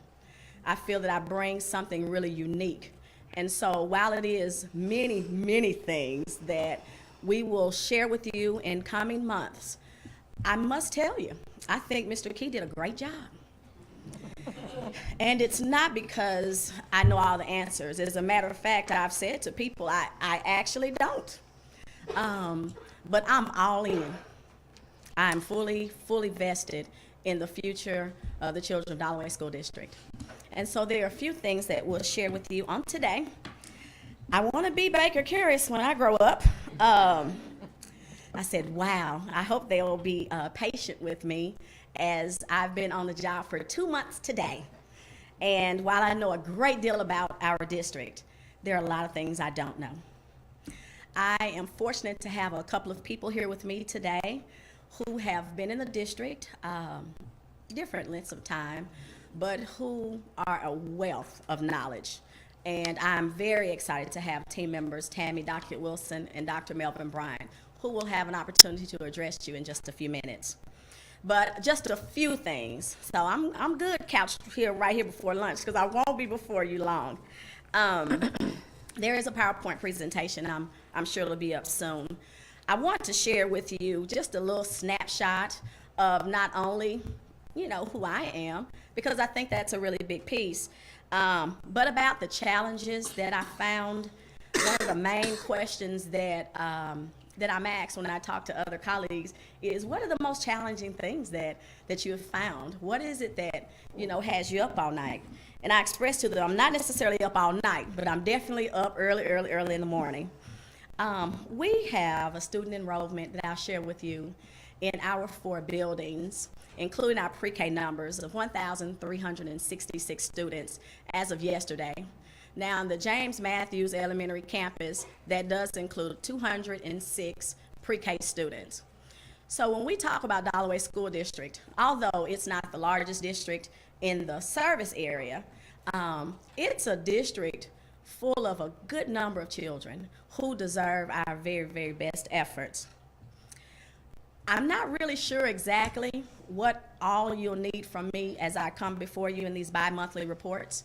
And there's a lot of information that's being shared with you today in the reports that the Office of Intensive Support has shared. So there's just these few things I plan to share, but of course we'll be available for questions. And the first again was the challenges and just some of our responses to the challenges, and then a positive impact highlight.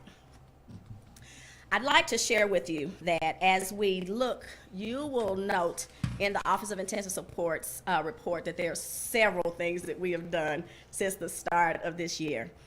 And when I look at the challenges, they're not, I'm sure, a surprise to any of you. Systems, the lack of systems, is a major, major challenge in the school district. Main reason, I stand before you as the 8th superintendent of the Dollarway School District in just a few years. In just a few months, there have been 3 other leaders here in this district. So it's no surprise that there's a systems issue. When there's no institutional memory, it's very difficult to continue a system. And a system may be something as small as who is it that you talk to get this particular thing approved. When that name has changed so often, and when the persons in the district are trying to make decisions or move things forward, and you're not even sure really where to put that particular question or to aim that particular target, it just makes it such a challenge. So that's just a very small, minuscule example of what the systems issue is, but it does go across many, if not all of our systems. There are many pockets of excellence throughout our little Dollarway School District, but I must say in each of our systems, we have some challenges ahead of us. One of the things that's taking a lot of our time is related to emergencies and urgent matters.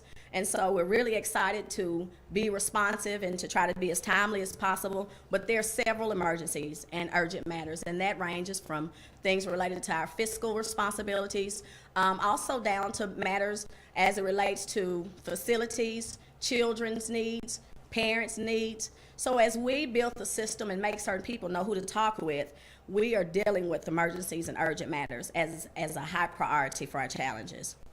Staff recruitment and retention. I was listening to the conversations about attendance, listening to the conversations about the challenges everyone has in the state.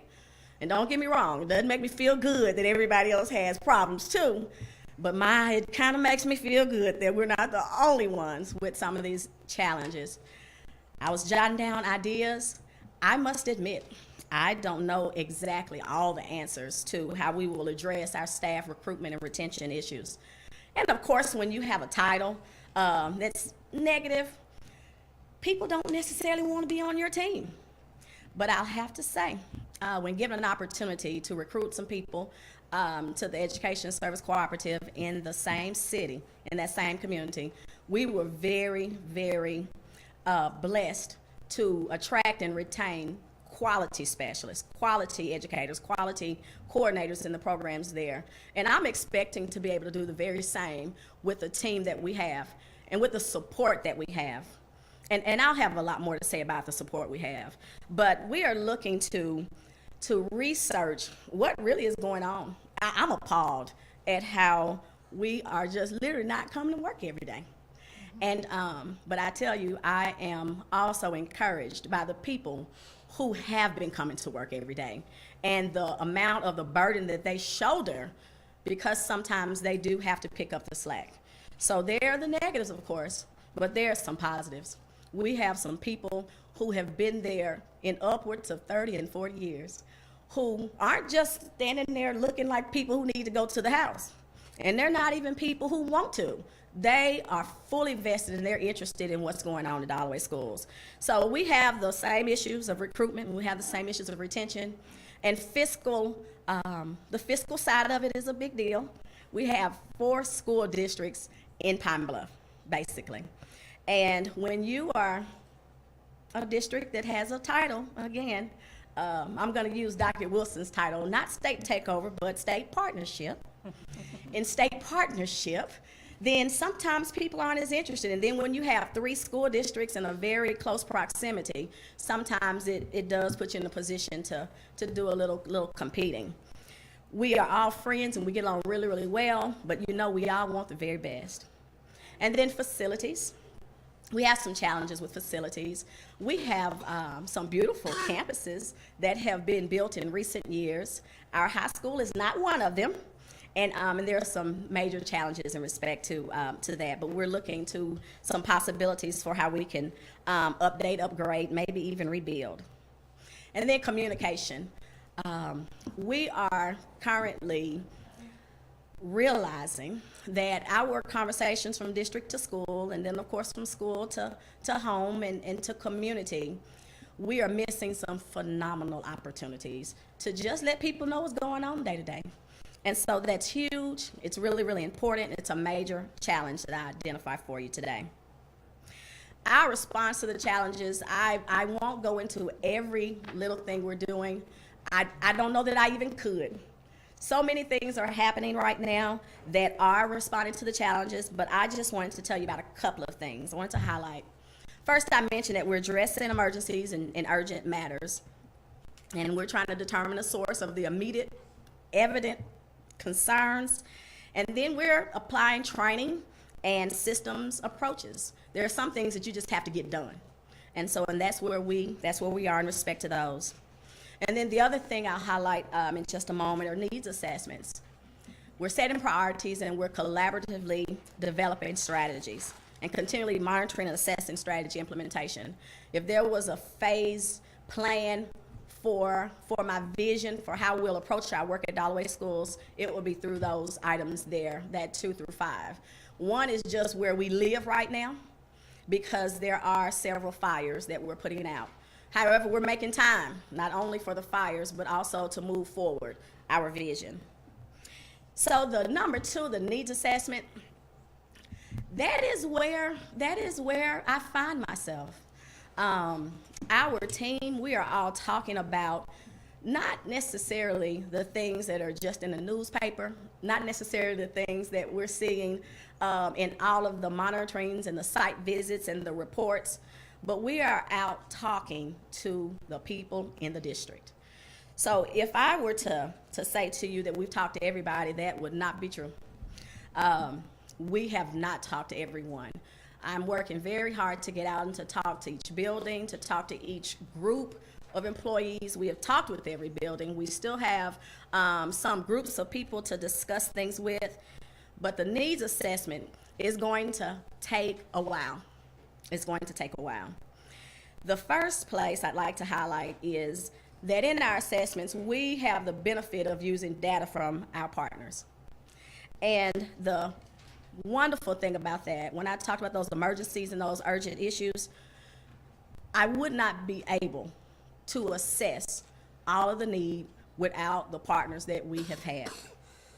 I've listed OIS, ADE units, site monitorings, site visits, monitorings, audits, and et cetera. These are pieces of data that we're using in our needs assessment.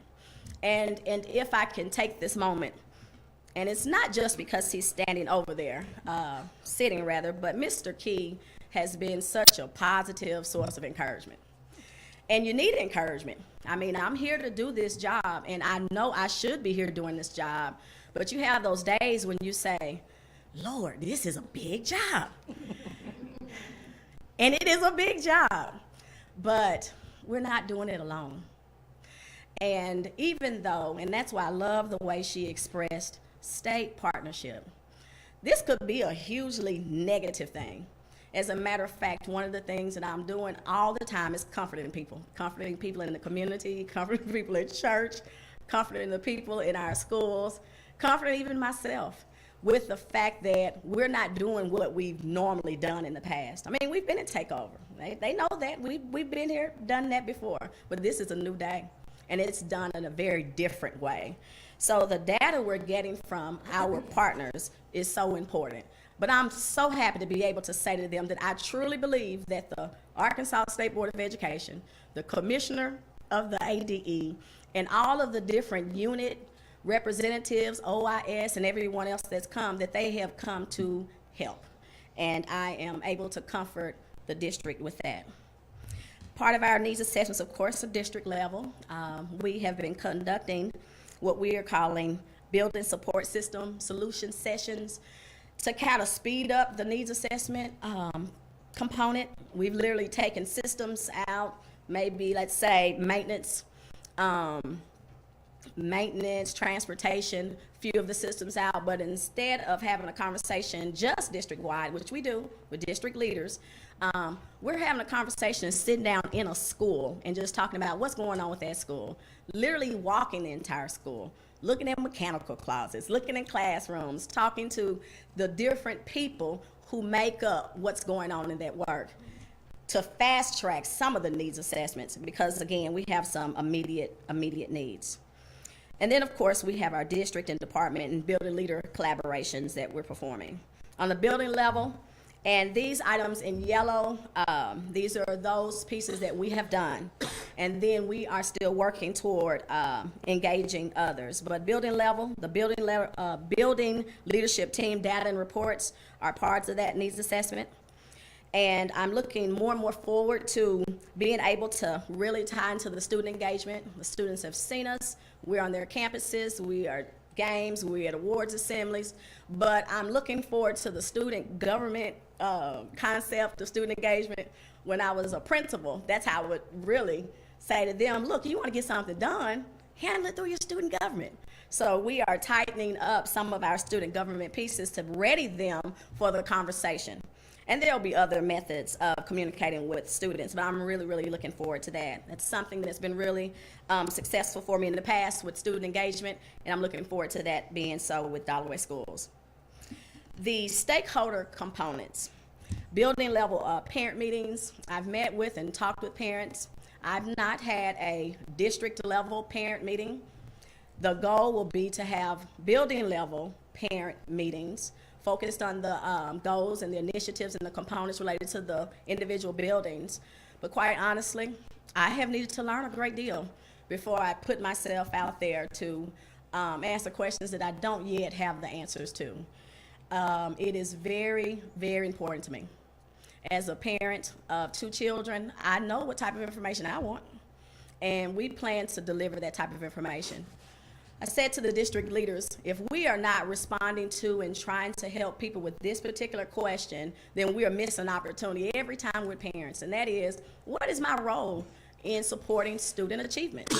And that should be a question that we answer not only to our constituents and to the community partners, but that we help teach them to answer as well. We have parents who are just waiting to do something, and we have not empowered them and given them the direction that they need.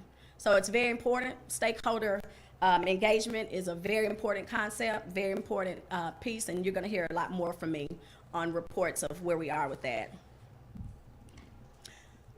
The third thing I just wanna highlight, the setting priorities and developing strategies. There are a couple of things I'll just say about this. And one of the things that we're developing is a standard operating procedures manual.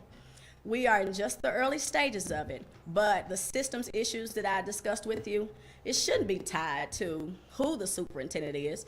It shouldn't be tied to who this particular person is. If someone walks out the door, everything needs to be able to operate. There has to be a succession plan. So it's our goal that as we move forward and as we establish procedures, that we will have in place a standard operating procedures manual. OIS is very engaged with us in that process, and we're looking forward to having something that no matter what happens, the district can move forward and somebody can look back and say, this is how we do it. We have not engaged fully as we will, but we started a conversation about something that I always said I'd do when I was a superintendent. Legislator Joyce Elliott introduced some legislation some years ago about the Whole Child Initiative. And I just loved it. She came to our church and she talked about that in Pine Bluff. well, she talked about other things, but I wanted to talk about that. So I kind of got her to talk about it a little bit. But it was something that was basically presented to the state more or less, but nothing that had funds attached to it or any requirements. However, it elevated it to my heart, and I could just hear it. And it's something that in my heart I would like very much to see us do in Dalloway. So I've shared some information, and we're going to be having some talks, and we're going to be doing the research associated with the Whole Child Initiative. The Whole Child tenets, as you can see there, is that each child should be in a situation where they can be healthy, safe, engaged, supported, and challenged. And the educational community has to wrap their hearts and their minds and their hands around this work. The children of Dalloway School District are some of the smartest people you're going to meet. When you go on these campuses, and I'm going to be inviting you to come, when you go on these campuses, these children are going to look you in the eye, and they're going to shake your hands. They're going to smile at you. They're going to talk with you. They're going to look at you a little strange, too. But once they figure out you mean them good, they're going to share with you. The teachers are going to do the very same thing. But we have those children. I mean, we're 99% poverty. And that's not an excuse. I mean, hey, I'm standing right here before you, and that is a major testimony to what the benefits of education, what the benefits are. But when you come, you're going to see children who can do just as much as many other children can. I have to say, Dalloway School District hasn't always done everything, though it can for those children. So the whole child concept for those children of poverty, for those children with special needs, they need us to wrap our arms around them in an organized, systemic way, but not just talking about academics all the time, because believe it or not, academics is the end goal, student outcomes, but if we don't feed children when they're hungry, if we don't clothe them when they walk in there and their clothes are not appropriate, if we don't do those things and wrap our arms around them, then they're not going to be successful. And there are going to be many, many problems down the line. So as a response to the challenge that I see, I'm looking really, really forward. My heart is looking really forward to put it in place and to talking more and more and more about the Whole Child Initiative. As I can see, we definitely need such. A third thing that I'll do, every time I come before you, if you allow it, is to have some type of positive impact highlight. And because it's still early on, I don't have as much data. I still have so many things to learn. And because some data has already been shared before you, I want to make the positive impact highlight the district level team. And so here in just a moment, coming before you will be Dr. Melvin Bryant, Deputy Superintendent. And I'll just tell you a little bitty thing about him. I've been following Dr. Bryant around much of my career. He recruited me into Stuttgart. Later on, I followed him to Palmer School District. I mean, I didn't mean to follow him, but he was there when I got there. And then we have worked in multiple capacities in different places. And so it brings great comfort to have his level of experience and his expertise. And then Ms. Tammy Dockett-Wilson, we discussed a role, Commissioner Key and I, for her on a district level. And that role, I'm very, very much wanting to see her in, and we've discussed this, but that of the assistant superintendent. She has provided support for school improvement. She's been the school improvement specialist in the district. She's been there, it's been since about August, and so she's a face that you will recognize. I want you to know that we had the right team at the right time, and we're in the right place and ready to do the work going forward. So at this time, I would like to bring them both before you to share in comments related to the positive impact. And then I'll come back to say, bid you farewell. Come on up, Dr. Brian, Dr. Wilson.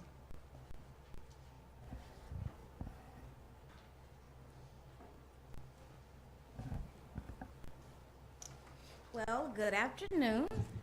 And as Dr. Bryan said, let's go together. So here we are as a team, as usual.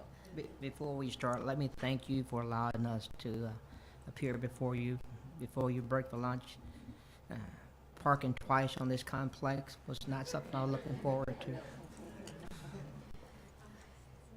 I would like to say, when I appeared before you before, the students of Dalloway had a great need. That need still exists.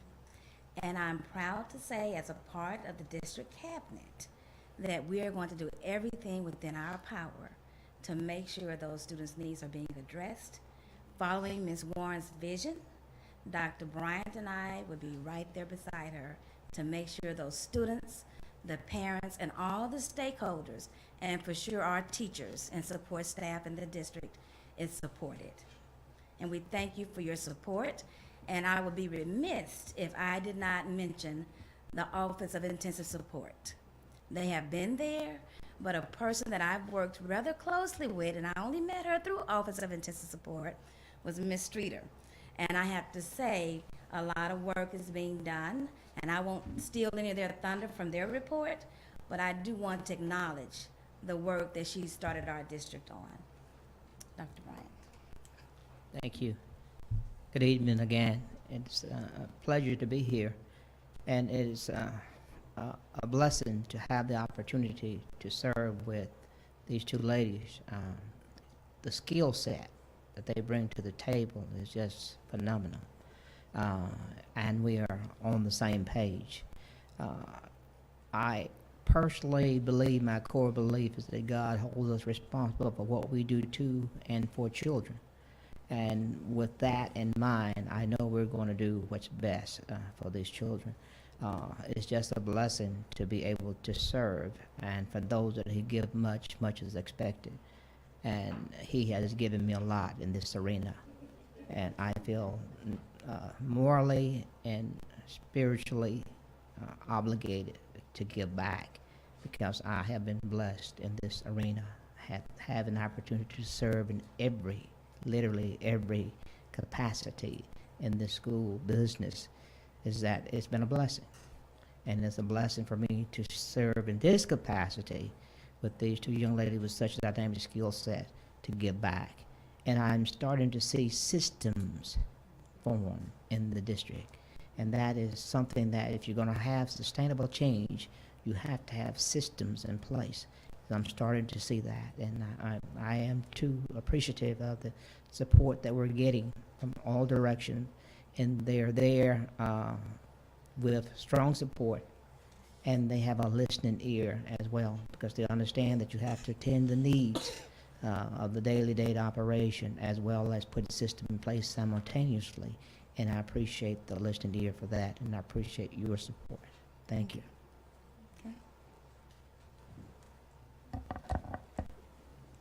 I thought it would be important for you to see the relationships that we're building at the district level.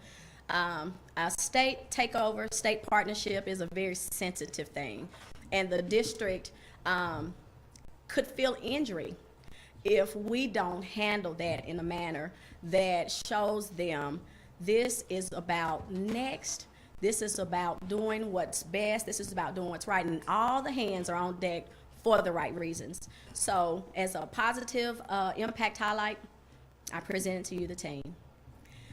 I want to thank you also for this opportunity. Thank you so much for instilling in us for the support. Office of Intensive Support, as Dr. Wilson said, that is a hard-working group of people. And we are well supported between them and the ADE units and everyone else who have their hands on board and on deck.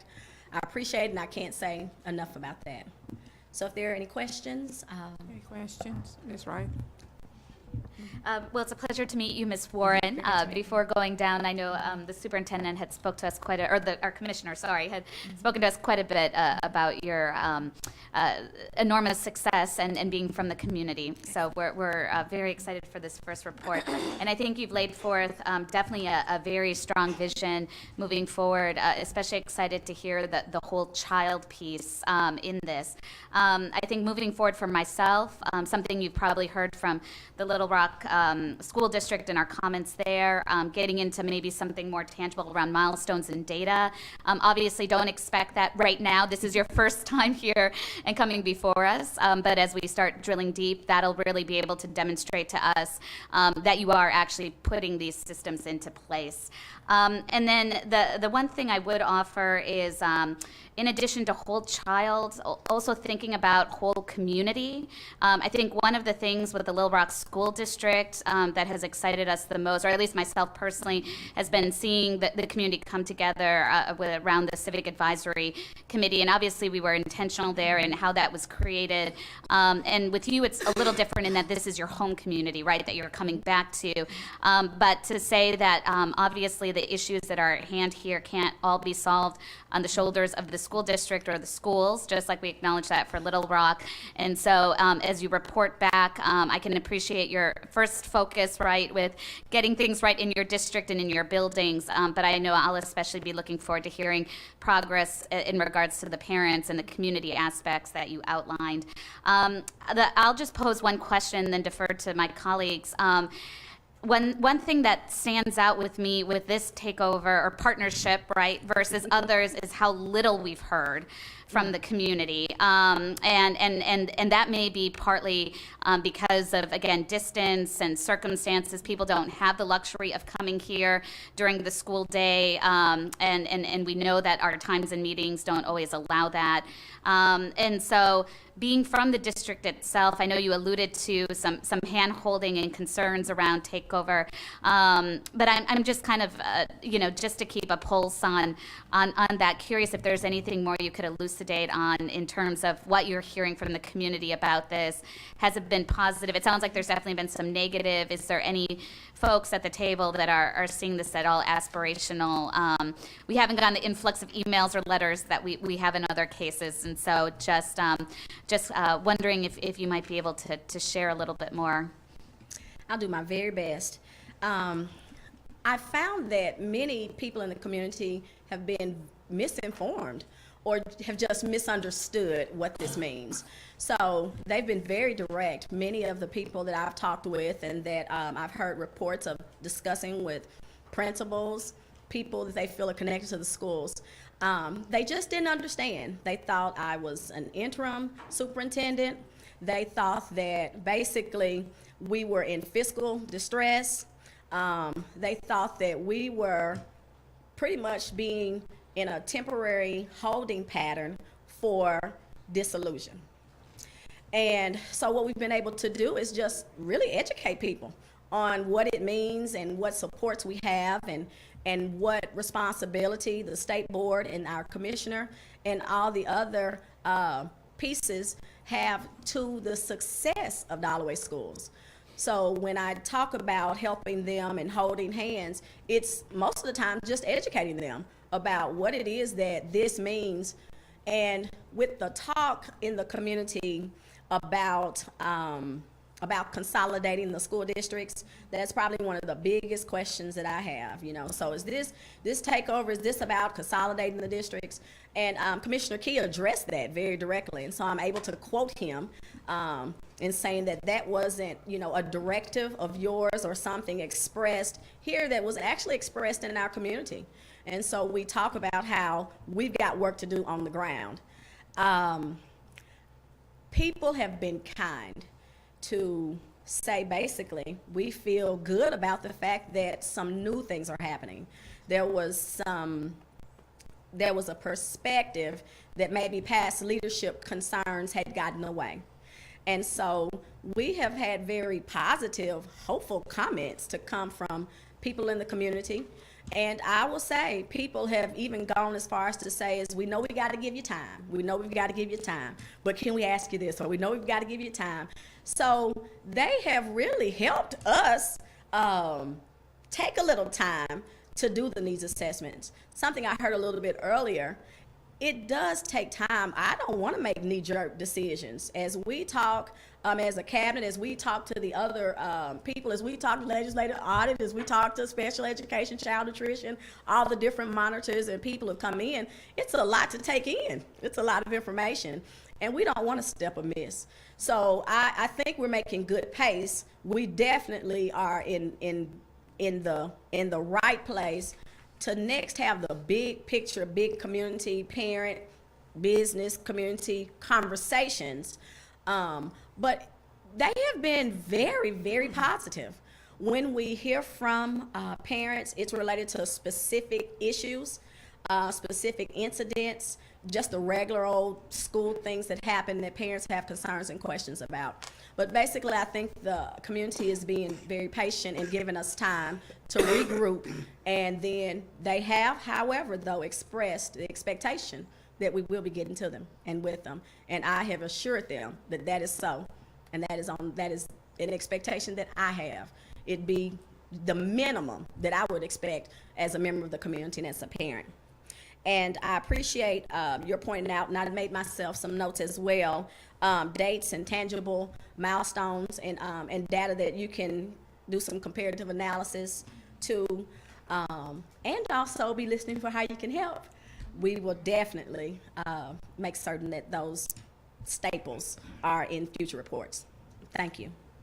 Any other questions, Dr. Barr? I'm sorry, Joe. I have a Mr. question. Black? I'm really excited. I hate to say that, and it may sound strange hate being excited with y'all on academic distress. We just heard Baker's rendition of what they're doing, and now we're hearing your talk on what you're doing.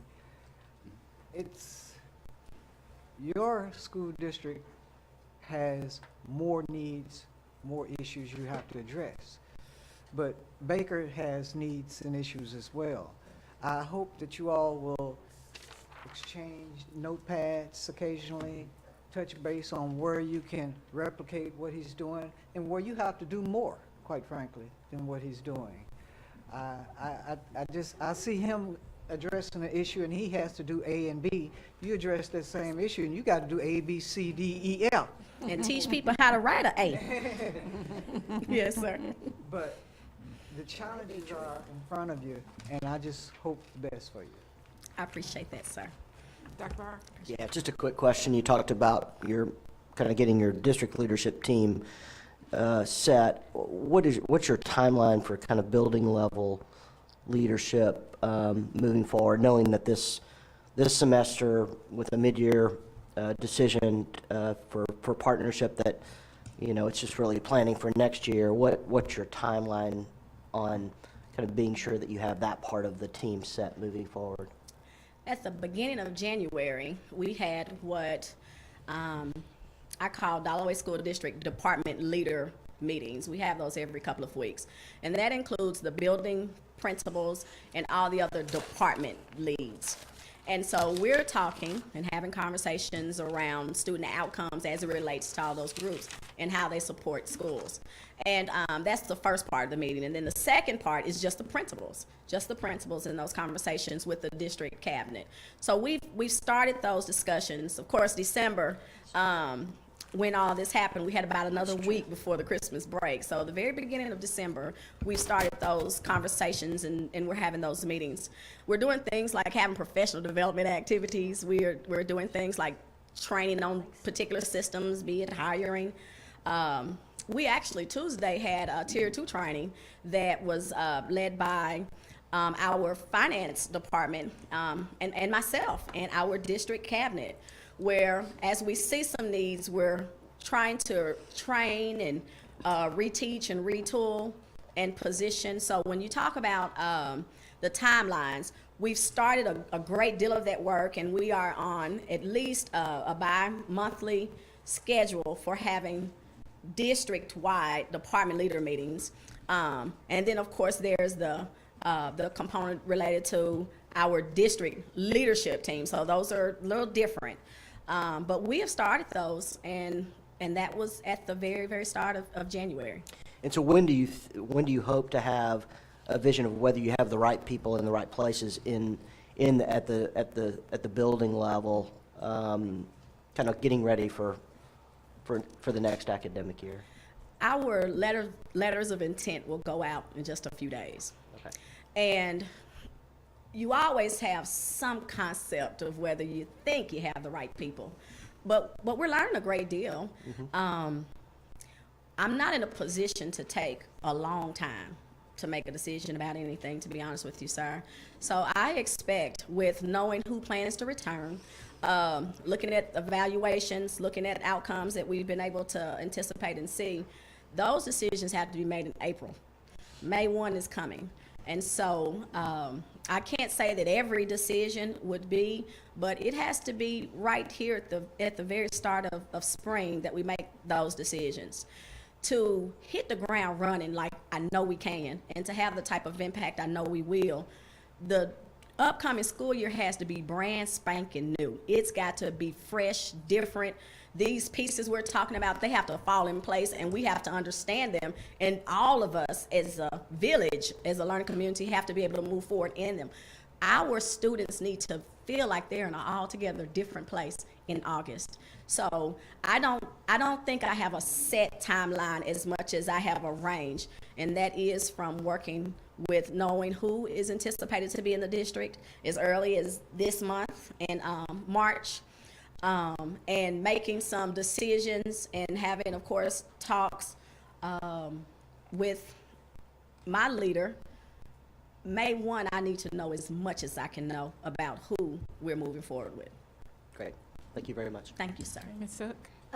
Yes, thank you for your presentation and for your team. They are impressive and have always been. Just to clarify, I didn't hear you say it, but Mr. Curris kept referring to us as the policymakers. We are not your school board, and we are not your policymakers. That's you and the commissioner.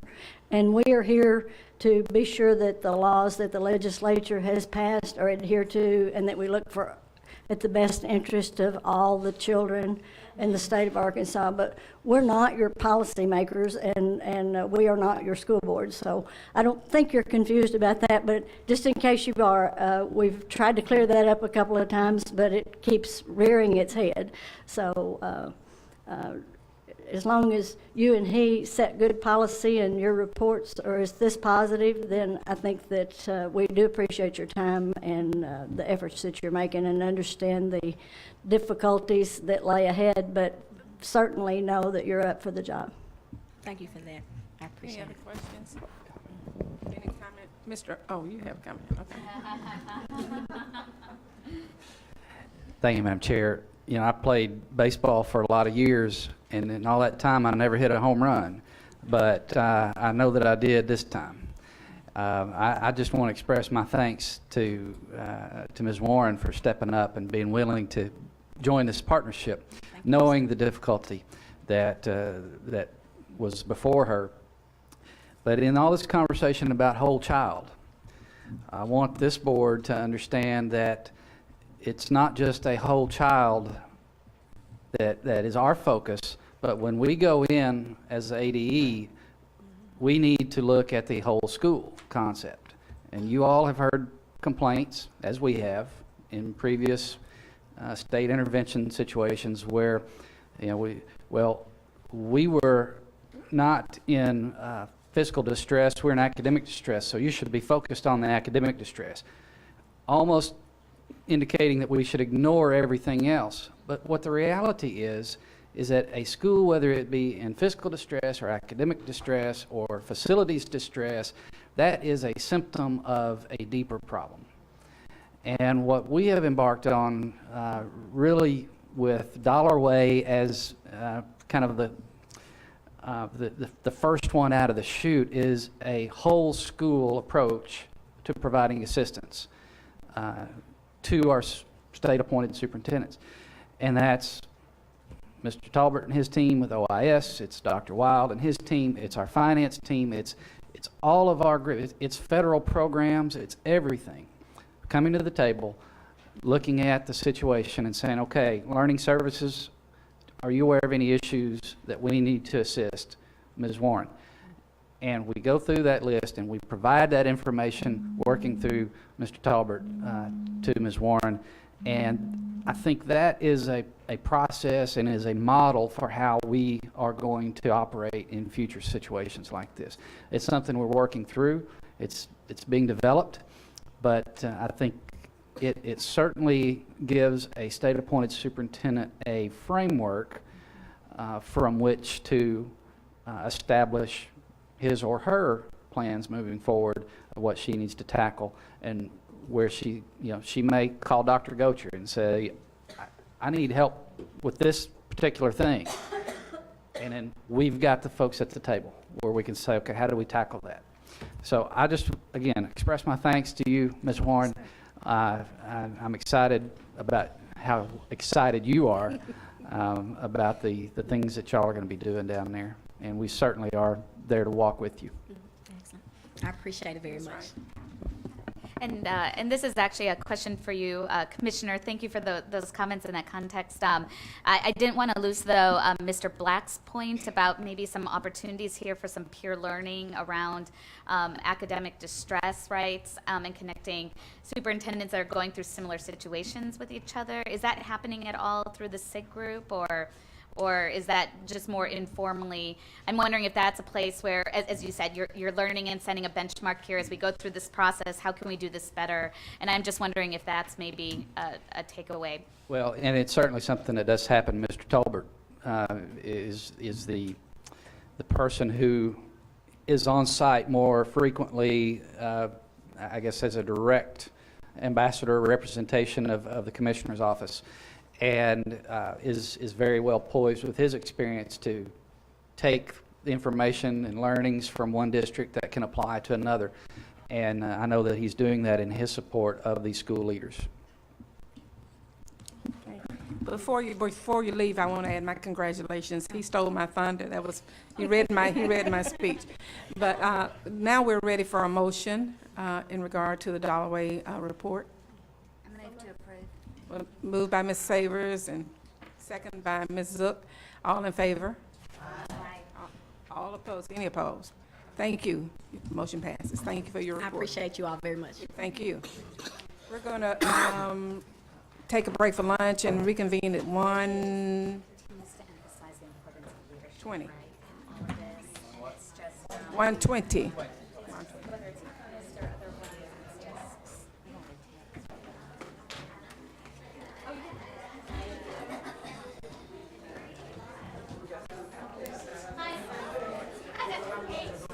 Yeah, I think those are good too. All right.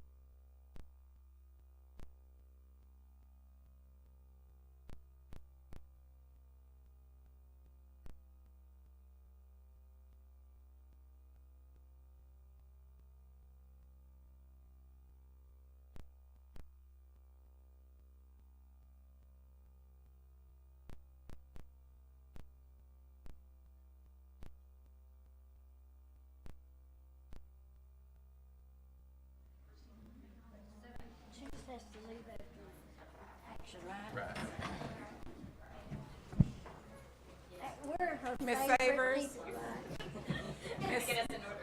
Board Member Savers? That was my job last week.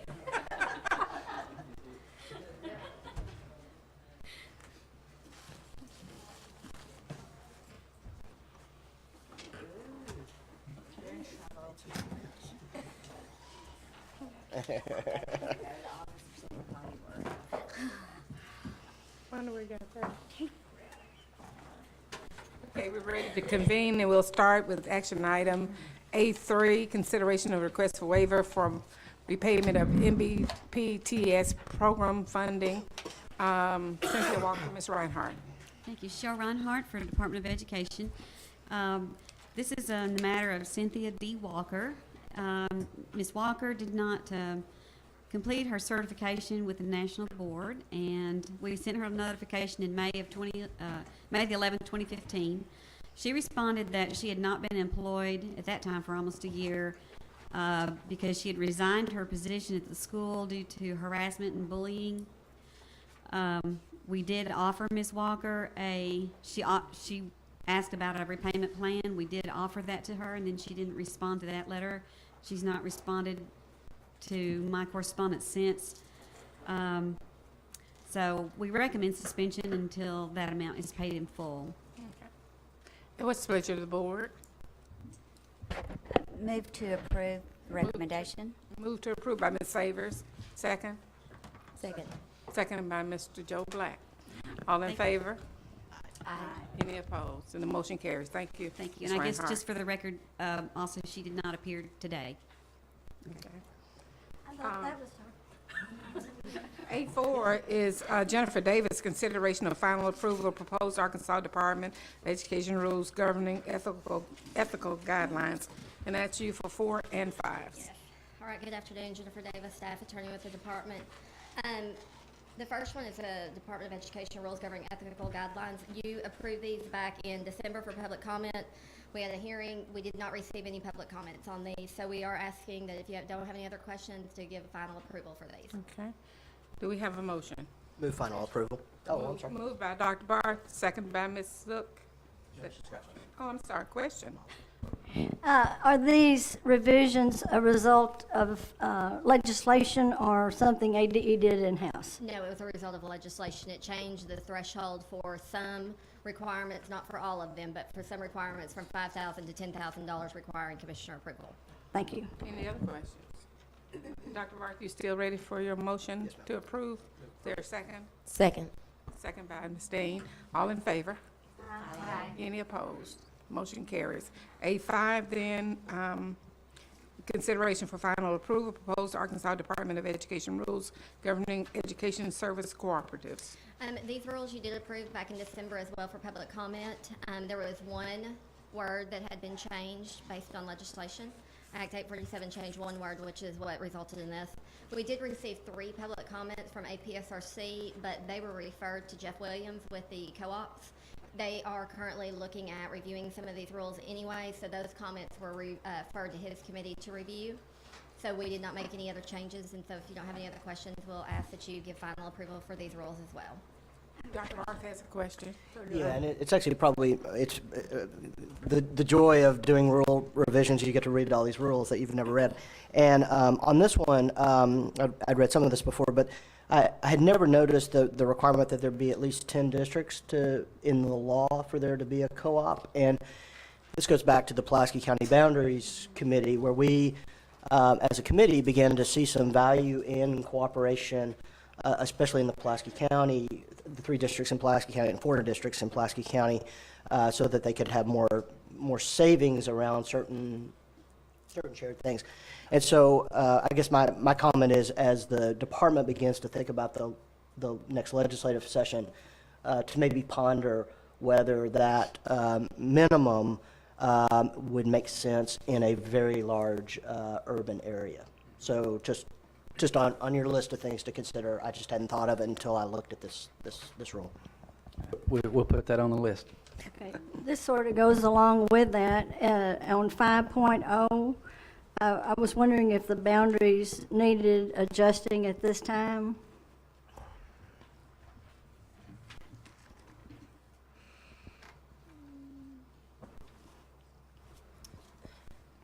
can't say whether or not they need adjusting at this time. I mean, if it's something that you'd like for us to go back and look at, we can, but.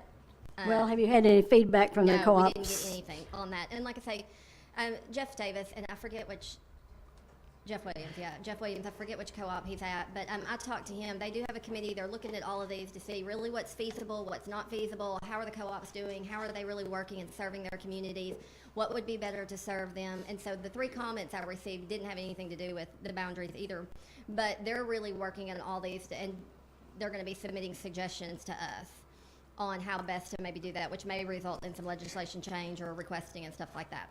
Okay, and I've been visiting the co-ops at their invitation. And what I hear a lot is that the co-op is seen as the good guy and ADE is the enforcer. And I don't want us to look like enforcers, so I don't know what has happened in the past, but I know and going forward that that certainly isn't my impression with ADE, and maybe if the co-ops could help them see that as well. On 11.22, it says that they have an equivalent level of education administrative experience to obtain the approval of the state board. I don't ever remember seeing any names come before us to approve.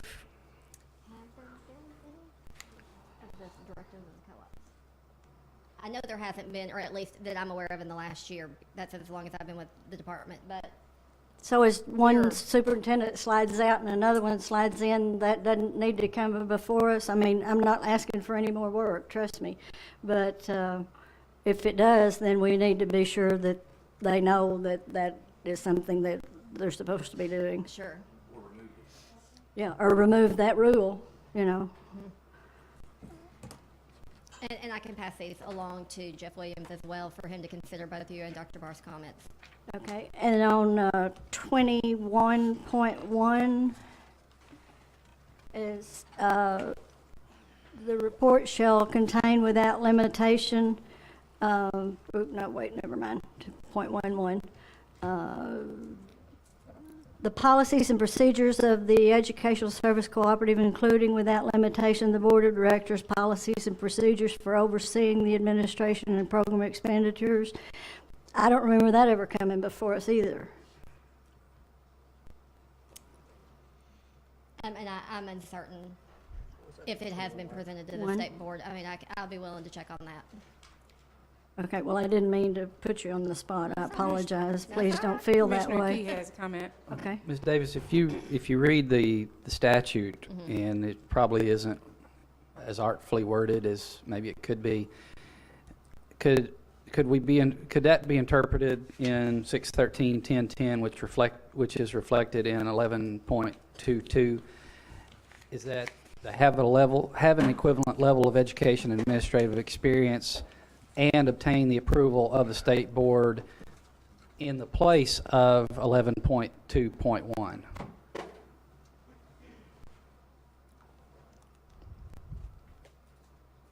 Well, I mean, it does say or, so yes, I mean, it could be. You could have one or the other. So it doesn't necessarily have to come before the state board. So if someone holds an administrator's license and meets requirements of a superintendent, then they're okay to hire that person. But if they have an equivalent level of education and administrative experience but don't have that licensure level, then that is what would be brought to the state Right, board. and that's how I would read it, yes. Okay. Does that help? Yes. Ms. Zook? Okay. Also at 22.6, and then I'm finished, the report of the evaluation committee shall be filed with the Education Service Cooperative visited with a constituent school district and with the State Board of Education. I don't remember ever seeing that report either. And I know sometimes when things have been in existence a long time and the rules and everybody knows and then people switch back and forth, it's just that if we become a defendant once again in some other lawsuit and these things are on the books and we're not doing them or they're not doing them, I'd hate for us to get caught. Sure, and Ms. Kaufman has just said that it is submitted and it's every 5 years Oh, that's been well, then I submitted. hadn't been on the board that long. Thank you. Okay. Yeah, I was just going to point out that that's the review that in April we're having a work session for you all to look to see what they're going to bring to us. So there may be some changes that come about then. Any other questions? Do we have a motion then relative to A4? I move for final approval. I'm sorry, A5. Moved by Ms. Rice for final approval. Is there a second? Second. Second by Ms. Chambers. All in favor? Aye. Any opposed? Motion carries. Thank you. Thank you. Next, Ms. Clay, consideration for final approval, ADE rules governing school district requirements for personnel policies, salary schedules, minimum salaries, and documents posted to district websites. Good afternoon. Lori Freno from the Arkansas Department of Education. Actually, it's my rule. It says Kendrick's, but it's my rule. These rules were revised to bring them into compliance with the law. There were several acts that you can see within the body of the summary, Acts 44, 993, 1087, and 1177. We received one comment after we put these out for public comment, and it caused us to make a change. But that change likewise mirrored the law, so it would not be a substantive change. And unless there are any questions, we respectfully request that the board approve this, give this final approval pending legislative review. Okay, Ms. Okay, it's a question. Yes. How is this enforced? How is this, which Rule. portion of it in particular? I mean, there are all kinds of different components of it. I think parts of it are standards. But I mean, does somebody check each school district's website to be sure that all of these things? I think they do, yeah. Desk audits, Ms. Desk Barnes is audits, telling okay. me, yes. And also, that's related in some way to this. I know there was a minimum wage increase in January, and there will be another one take effect next January. I know this is impacting many districts and their payrolls with regard to substitutes and those kinds of things. Has anybody been working with those districts in anticipation of this? Because some of them, I think, just sort of discovered it, and others, you know, maybe the larger districts have more people to think about things. I don't know if anyone has But been working. that's a huge financial impact on those districts who don't generate money. They have to make do with the same money that they have. Right. I don't know that anybody's specifically working with districts on that, but there's already a law that requires a certain minimum wage for classified school employees that's increased every year based on, I don't have it in front of me, I think the Consumer Price Index. And I believe that amount has been in excess of federal and state minimum wage for quite some time. I think it's applied mainly to those who pay substitute teachers by the day and those who have been contracting with outside agencies for like school lunches and bus drivers and those kind of things. But the substitute teacher thing has become a real issue with a lot of districts who maybe they were paying in relation to the community in which they live. But, and I know I read even in the paper about North Little Rock had to call a special meeting and adjust their substitute teacher pay. So, that's a lot of money. Any other questions, Dr. Barr? So in 706 and 707, and I know it's the law, but I also don't, I have trouble with it as public policy, and it's been something I've raised when we've looked at some of these waivers that would allow overloads by teachers. My question here, though, is the definition of volunteer, because I think it would be somewhat naive of us to always assume that folks have truly volunteered rather than been urged by the people who sign their contracts to actually do this. And so, do we have a definition of volunteer? No, we do not have a definition of volunteer in the rule. I believe in the code there's actually a provision that no teacher can be required to teach the additional students. Okay.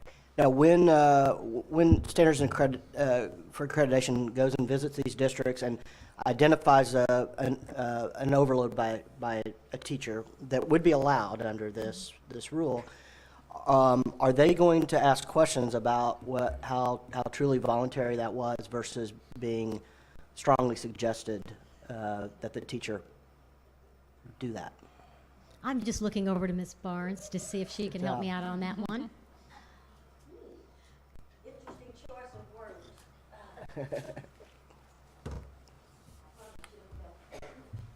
I'm sorry, I did not forewarn you.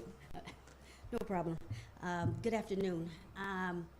According to what you have just asked, Dr. Barth, the process would simply be if at any time we received any indication that a teacher was being coerced to take on a heavier load, then we have a process of investigation for that. We certainly would begin with notifying the superintendent that we had a complaint. If we are on an on-site visit at the time and it appears that there's a consistency with overages for a teacher, questions would be asked. If it was unsatisfactory, the answers were unsatisfactory, then we would have to follow up with additional processes. But during an on-site monitoring, if there appeared to be overages, then those questions would be asked. As far as would we go to the teacher, I assume it would depend on how egregious it appeared to be. But other than we have not had that to happen, by the way. We have had emails that notified us that they were concerned that maybe their spouse was being required to teach more students than they should, and we've always followed up with that. And if somebody did report that they were being coerced, would they be protected by whistleblower law? Well, all people would be protected by whistleblowing, and of course we'll have the legal opinions on that. We try very hard not to ever put anyone in a position of retaliation, and we have conversations about that when we're working with school districts. If we have a employee to be the person to confront us for it. So we do try to protect everyone involved, but we also try to make sure that we're being objective in what we're looking at and what we're doing. Sure, I appreciate that. Thank you. Okay, any further questions? Okay, and what is the board's pleasure in regard to this matter? A6. There a motion? Move for final approval. Move for final approval by Mr. Williamson. Second? Second. Second by Ms. Dean. All in favor? Any opposed? Motion carries. Thank you. Abstain. I'm sorry. I'd like to abstain. Oh, you, okay, one abstention by Dr. Barth. Thank you. Okay. A7 is that Ms. Clay? Oh. A7, consideration for emergency approval, section 9.13.1 of the Arkansas Department of Education rules governing Arkansas Comprehensive Testing, Assessment, and Accountability Program and Academic Distress Program. And I understand you may have some co-presenters. I hope so. I think you have some questions that I may not be able to answer. Kendra Clay, General Counsel for the department.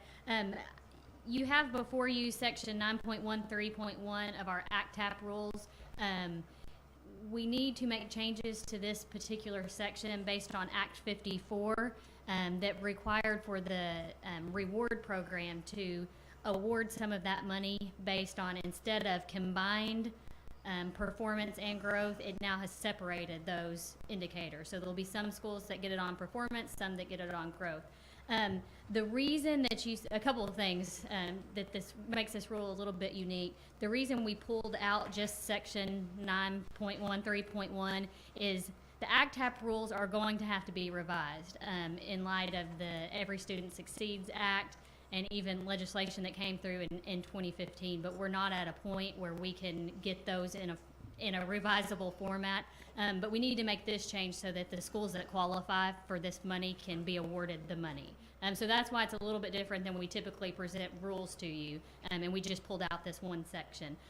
Also, there's a little bit of explanation that you usually don't see in a rule about the value-added model and how and why that was chosen. If you have questions on that portion of it, I will have to defer to my much more knowledgeable colleagues, but otherwise I'll be happy to answer any questions that you have. Also, you did, we're seeking emergency approval so that we can go ahead and get these, hopefully get these approved and be able to award this money. You also approve these for public comment today in your consent agenda. Ms. Zook?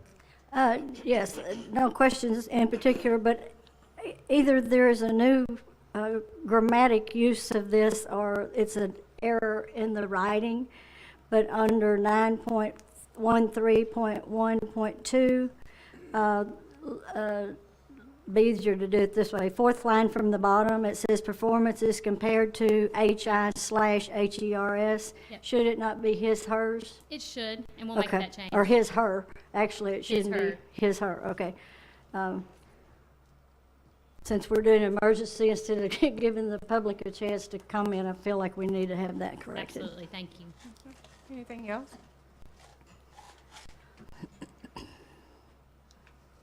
We're glad to see you, Dr. Roller. Maybe you'll have a chance later. I bet she will. Okay. Is there a motion relative to the A7? I move emergency approval of this portion of ACTAP. Okay. Dr. Barth has moved for approval. Is there a second? Second. Second by Ms. Savers. All in favor? Aye. Any opposed? The motion carries. A8, consideration of emergency adoption, 2016 open enrollment charter school application. Jennifer Davis. This is also, like I say, you did approve the application for open enrollment and then also A9, the application for district conversions in your consent agenda to open for public comment. However, with the timelines on the deadlines for getting these applications submitted, they will need to be approved by you guys for emergency.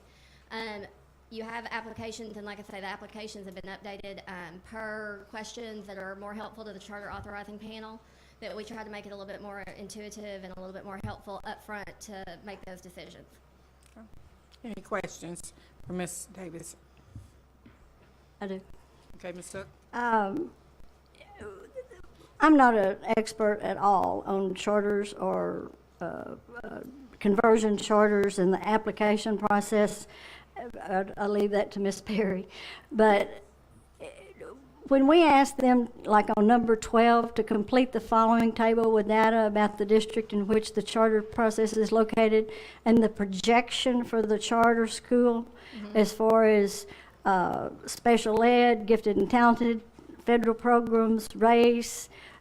In an open enrollment charter, how can they even begin to know who is going to apply and who in the lottery, who will be drawn first, second, third? Is, I mean, you know, the odds that that will be the same as the district are not great. Sure. And at that point, I'm going to go ahead and turn that over to Ms. Boyd. Ms. Boyd, okay, thanks. She is definitely my expert. All right, good.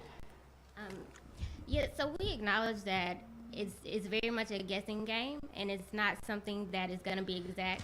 What we're asking for is estimates, and that part kind of speaks to some of the requirements that are in the federal grant.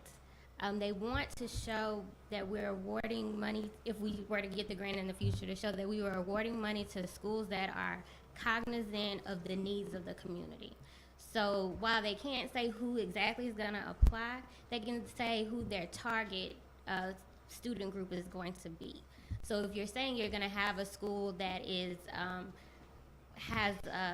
focused on increasing student achievement where low student achievement exists, then we would like to see that reflected in those estimates, what you are going to try and attempt to get in the reflection of your student body. So you can't control who applies, but you can control where you put your school, you can control where you advertise, what languages you advertise in, things of that nature. I appreciate that, but I also hear Ms. Clay consistently in the charter panel hearings say to them, everything you say and write down is a contract, and you will be held to that contract. Well, if they write this down, that appears that it would be a part of, I just wonder if we could word it about, are you cognizant of blah, blah, blah, and do you this, and give us an estimate, and if it changes, I don't know. I just know as an individual, if I'm going to write down something and being told by an attorney that everything I write down and say is going to be a part of my contract, then I don't know. If this is an addition, and why we chose to add it, I don't know. And I just want to say that while we do in the application ask for them to give projections, it's not so much that the charter contract itself, they're being held to those projections. These projections are merely for the charter authorizing panel to help in making the decision of whether or not to grant a charter. And what is included is, agreements for waivers, any agreements that they make outside of that will be included in the charter. This is more information to help the panel make the decision of whether or not to grant, renew, or extend a charter. So they're not necessarily being held to whatever those specific numbers were in their actual charter itself. Those are kind of just the metrics that they use to kind of gauge where are we at, what are we doing, should we be doing it, how do we get there? And have y'all solicited input from people who know about charters before bringing this to us for an emergency implementation, since we're skipping the public comment section? Well, this application, of course, was coming out of our charter office, and that, from my understanding, it has to go for emergency rules every year due to the timeline of it. So they will be going out for public comment, and then, of course, APSRC as well as some other interest groups have, always are very active in the participation of what we put out for charter schools. So we have not necessarily had any complaints that I'm aware of at this point. Doesn't mean that there's not, but I have not been told of any at this point. Yeah, because I really pay a lot of attention to those public comments, whether it's they're right or whether it's perception. Sure. So, okay, thank you. I appreciate it, Jennifer. And I don't think that this is necessarily any new data. I think it's just a different format in which we're asking it. Okay, thank you. Any other questions? Okay. Then what is the board's pleasure that relates to action item A8? I move emergency adoption. Dr. Barth's rule, emergency adoption, is there a second? Second. Second by Ms. Wright. All in favor? Aye. Any opposed? The motion carries. Ms. Davis, next A9, consideration for emergency adoption, 2016 district conversion charter school application. And this is the same thing as the open enrollment application, other than it's just directed at our district conversion schools. It needs to be emergency adopted in order to meet the timelines for applicants who do want to apply for a district conversion. And it was approved in your consent agenda for public comment as well. Okay, on the innovation part, if a charter or a conversion charter, say Pea Ridge, came up with an innovation and they've got it going and it's working well, is another conversion charter that decides to replicate that as it applies to their community, can that also be seen as an innovation there as well, or is it just duplicating something someone else has done, so it's no longer an innovation? No, I think it's considered an innovation in their community because it's something that maybe those schools in that general area aren't doing. So what works maybe in Fayetteville, may also work in the other side of the state. But it is an innovation in that area. All right, thanks. Any other questions? Then what is the board's pleasure relative to A9? I move to approve. Move to approve by Ms. Savers. Second by Ms. Chambers. All in favor? Aye. Any opposed? Motion carries. Thank you. Ms. Clay, you're next. Consideration for emergency approval, Arkansas Department of Education rules governing the public school rating system on annual school report cards. Yes, you have before you an emergency rule that we're seeking approval on to implement an alternative mechanism to calculate the letter grades A through F. Those of you who were on the board last year remember that you all dealt with this last year, and that if you, as the state board, don't adopt an alternative mechanism for calculating A through F, then there is a default mechanism in the law that is aligned with the federal accountability status of each school. So the formula is different. The Appendix A is different this year because we have a different test that we're working with. The text of the rule is the same. Dr. Arola is here and will be happy to answer questions on the formula. And one thing in case, well, a couple things. The spacing issue of the rule that's in your packet has already been fixed and will be corrected before we send it anywhere else. And the reason that you are only seeing this as an emergency approval rather than also going out for public comment is it's the same thing that happened last year, is that we need this rule for a snapshot in time of getting those report cards done on April 15th, and we're going to have a different calculation next year. So we're not putting this through the full process. Eventually we'll get, when we have a set of data that is the same test, we'll be able to put those through the permanent rulemaking process, and hopefully you won't have to see this every year. But that's the reason that on this particular rule, you're only seeing it as an emergency approval, because its usefulness will be up before we could get it through the permanent rulemaking process. Okay, Ms. Zook. If I remember correctly, the legislation said that they wanted something that would be easily understood by parents and patrons. And I'm many degreed and a good reader and comprehend well, and I had to go off in a room by myself and read this twice before I could fully understand. So I'm not assuming that the parents and the patrons of the state are less able than I, but I just don't see this as meeting the spirit of the legislation to be easily understood by parents and patrons. And is there anything that can be done in a sort of a summary form, or? Well, a couple of things. I think the spirit of the legislation was to establish A through F so that it could be understood by the patrons, because everybody understands what an A means in a grading context, what a B means, what a C means. I don't necessarily think that they anticipated that the calculation and the formula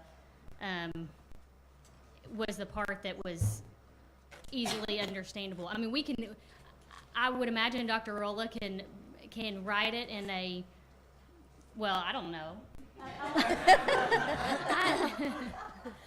But I think the part that you're talking about, as far as the allowing parents to have something that's easily understandable, is what the A through F itself is. And so when a parent opens up the report card, and it's going to be on the very front page this year, yes, first thing they see, and they see a C, you know, they have a context for that because of their own schooling, and they know C is somewhere in the middle, things to improve, but some things are going okay. But what I'm discovering is, as those patrons and parents go to the school and say to the superintendent, you know, my child's been doing so well, I don't understand why we have a C. Who do I need to talk to? And then you get some, hopefully the minority of superintendents and principals will say, well, it's so complicated, I don't even understand it. Or it's this, or it's that. So they understand a C is not as good as a B. And, you know, that they fully understand. They just don't always understand how they got the C. What's missing? What do we need to do better? And some, very few, of the superintendents and principals are not making an effort to help them understand and what their part would be in helping it be better the next time. I understand, and you know, that may be something that we as a department can help put out materials of. These are the components. So maybe the details of the formula aren't as understandable as some people would like, but the components of the formula, I think, are something that we could help like something simple that could be given and put in their hands, saying, you're a high school, you're only 79% of your students you have rate of graduation, and to get an A we have to have 80 whatever. I mean, something really short, sweet, simple, on a little card or something like that. Because it is, you know, we want the patrons and parents to understand so they can be partners. Right. And we'll work on that, on some communication tools to make that happen. If I may, Madam Chair, and we certainly attempted to do that last year before the April 15th release, and you know we got positive feedback from some districts that said this was very helpful, and we got feedback from others that didn't indicate that it was very helpful. Where we found the most confusion is with districts who, by some other component of our overall accountability system,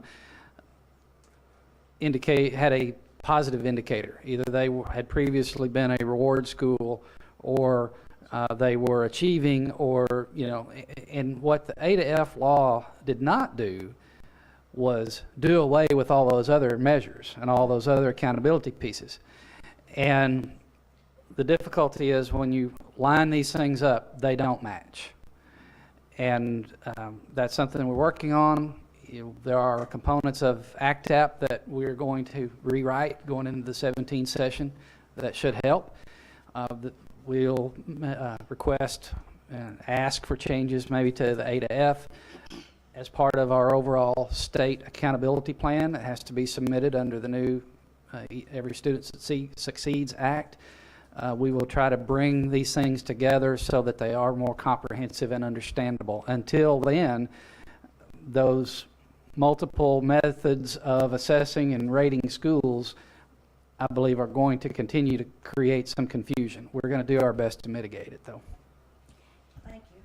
I just had a question and an encouragement. I love what you just said. And so it kind of in my terms then, we can look forward to what the department's going to look at to identify those few key measures. This will be contemplated in consideration of that. But a few metrics that will, whether it's the whole child or the whole school, I love what you talked about earlier, but we'll actually understand how those different assessments play against one another. So there'll be alignment that will help us as well as the schools. Well, and hopefully we will eliminate some of those other measures so that we can center on one, or if we continue to have multiple measures, there will be alignment. And hopefully Dr. Arola will talk about this when she comes to the podium. Last summer, in the aftermath of the release of the A to F grades, we received a lot of feedback from superintendents and other educators and parents and community members, voicing what Ms. Zook had mentioned. What we guaranteed is that we would work to find a better way to do it, and we would make changes to A to F that would provide multiple measures, a broader picture of what's going on in the schools.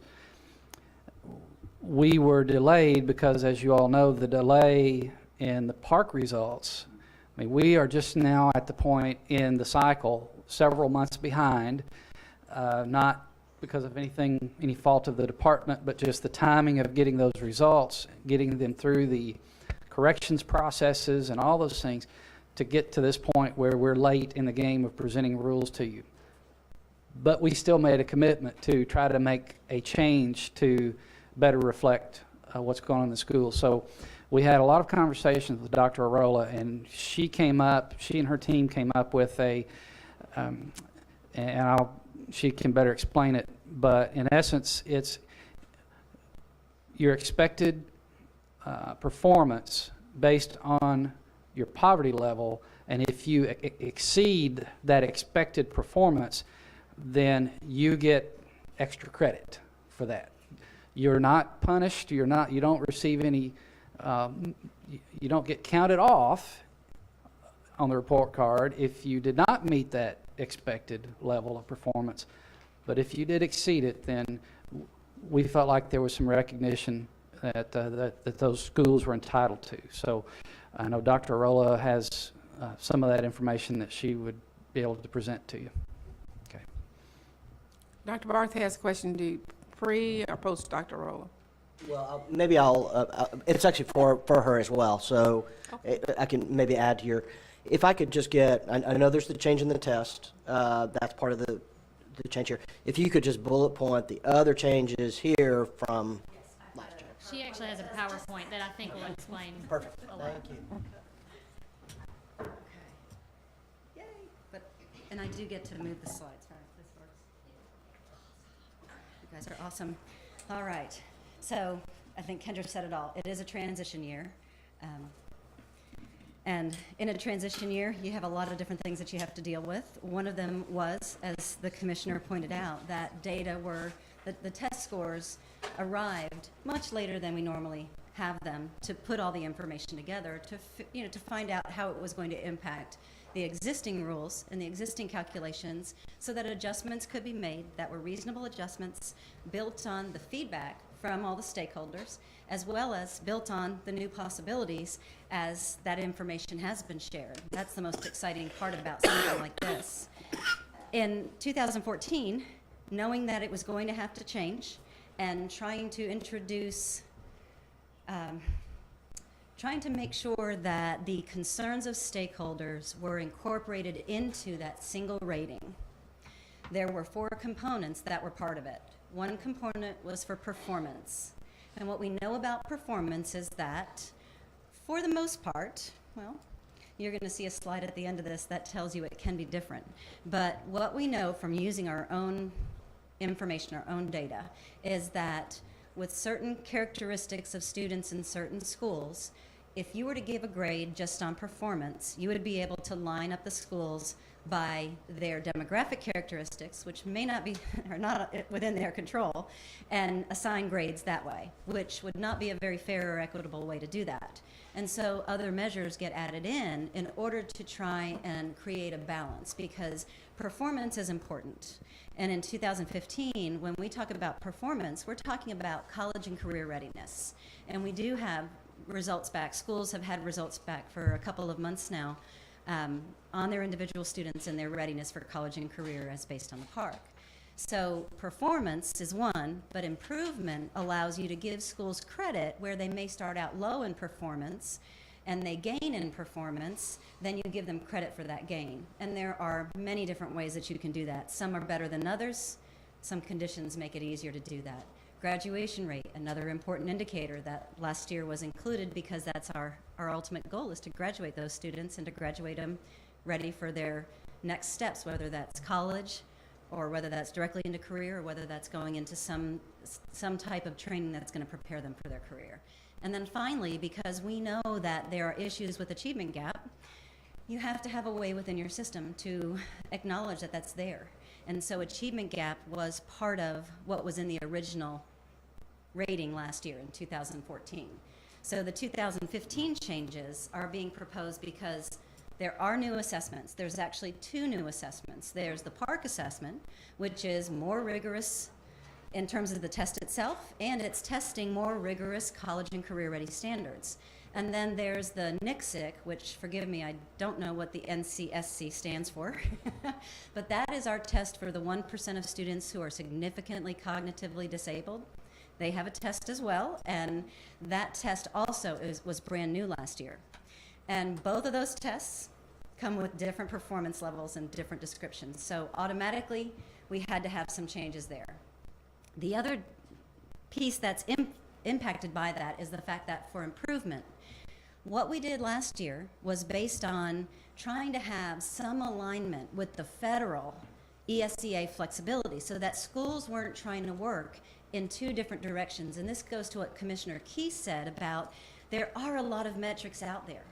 And I think in the real world, we end up with a lot of different metrics, but the more we can bring those metrics closer together, or at least have components that lead us towards the same types of behaviors as adults to help improve the situation, then the better off everybody is. And so improvement under the old system, which was tied to ESEA flexibility, was set up around schools meeting individualized targets. But those targets were based on benchmark and end of course data and the alternate assessment data that was under that system. And those are gone. So there was no baseline data to set appropriate targets, and none of us wanted to take a stab at what the PARCC results would look like. So we needed to change improvement. And then I think most importantly is that feedback from stakeholders that they wanted credit for additional indicators, and that is something that the department would like to be responsive and move towards. And so that conversation has started this year. And then for 2015, for these rules, the idea was, what can we do right now that builds on existing data and allows us to build something that can give people credit for extra, for going above and beyond. So performance score on page 2 of the appendix, when you look at that, you're going to see that we had to adjust the points so that the park levels could be properly incorporated. And then we had to crosswalk the NCSIC levels. There were 4 levels, and we had to crosswalk those to 5 so that they would be substantively similar. In other words, if a level 1 meant that you did not meet the standards, then what is substantively similar to that on the NCSIC? Well, that was a level 1 where the student basically didn't respond after the first 3 questions. They were given a 0 score, but that 0 score just meant that they did not even attempt. They did not meet the standard. They didn't even partially attempt the test. So we did that work. The other changes are on pages 3 and 4, and this is one of the 2 bigger changes, but we needed to use a growth model that works across the transitions and tests. And this is especially important because we are going to transition one more time. And so having a model that works for that is going to be really important, because that way, some of the reason there's so much confusion, and that I think you said very well, it's some superintendents and principals, when they see these grades, they're not sure how to explain that. Well, part of it is last year was the first time to see it, and so they had to learn about it. This year, they're going to have some changes. We put 2 pages worth of information about the growth model in there. It's not a brand new idea. It's an idea that has been vetted through a couple of groups. Assistant Commissioner Pfeffer, excuse me, has had a teacher evaluation advisory committee that has been looking at growth models that can transition across tests in order to meet the needs under tests. And the stakeholders in those meetings were really concerned that whatever we do for the teacher, whatever we use to inform teachers about the growth of students, should also roll up to help us understand schools, that there should be alignment among those pieces. So what you see described on pages 3 and 4 of the appendix is a model that helps to do that. It can be used at both levels. And I'll talk just a little bit more about that. And then the graduation rate score, there's no change there. That part has not changed.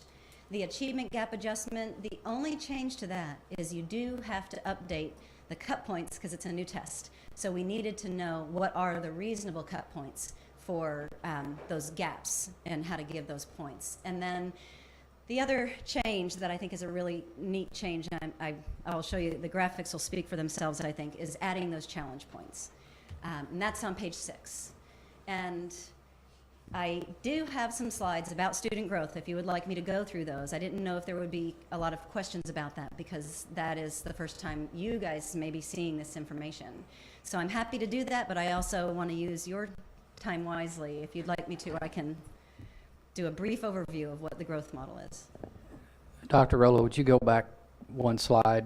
Because I want to point out for the 3 members who weren't here when we embarked on the A to F grades, one of the areas that seemed to create the most frustration with schools, especially schools that are considered on all measures to be high-performing schools, are the achievement gap adjustments. And that is where you may have a group of you may have a relatively high-performing district, something that on the benchmarks may have scored in the high 80s or in the 90s.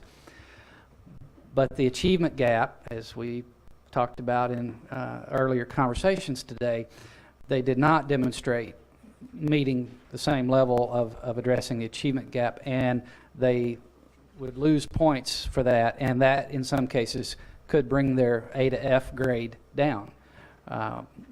So, you know, and then the conversation in the community is, well, you know, we were 90% on the benchmark. You know, there's no room for us to grow, or very little room for us to grow. And that's true, but at the same time, the gap calculations demonstrated some significant deficiencies there. So that goes to Ms. Zook's point. That is very hard to to explain, and some of the way that when you read it, it's hard to understand from reading it, and it takes a familiarity over time with understanding that. So that's I just didn't want to gloss over that, because you may hear more about that in the coming months as the new 8F grades are released. And I will add to that when we think about all kids, paying attention to that gap is important. And that helps schools to kind of key in on whether or not they have an issue with that as well. That also added some alignment with where we were with ESEA flexibility, because schools were focus schools based on those same gaps. So it allowed some alignment there. The student growth model, what we're looking at here is really just simply a way that we can describe the change in student performance over time. And a lot of people will call what we're using a value-added model, but that is just simply when you take a description of student growth over time, a change in student achievement over time, and you attribute that change to some entity. When you attempt to say that this school, growth at this school means that this school is doing a good job of growing their kids, that's when it becomes a value-added piece. And one of the things that we've really talked a lot about with the stakeholder groups, and this has actually been very much in the research literature, very current as well as past research literature, there is an acknowledgement that the model makes a difference, that different growth models answer different questions. And so the responsibility is to make sure you're looking at growth models that have the types of technical quality that you need, but that also answer the really important questions that incentivize the change in adult behavior to help move more kids in a positive direction. So within all of those conversations, one of the models that really emerged was this idea of longitudinal student growth model. And longitudinal just means how are they growing over time?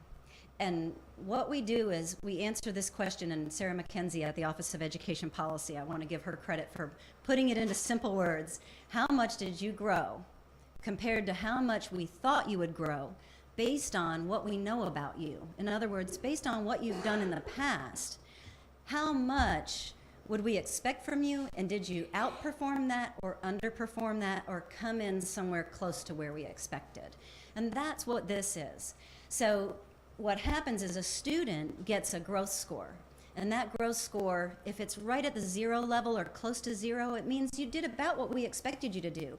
That's not a bad thing. That's a positive thing, because to do about what we expected you to do, you've got to grow and change. You've got to do something against increasing levels of standards. So a 0 is not a negative. It's actually you're doing what we expected. That's a positive thing. Keep that in mind when we talk about how we're going to use it in A through F. If you have a positive growth value as a student, it means you did more than what we expected. And if you have a negative, it means you achieved less than what we expected based on how you were achieving in the past.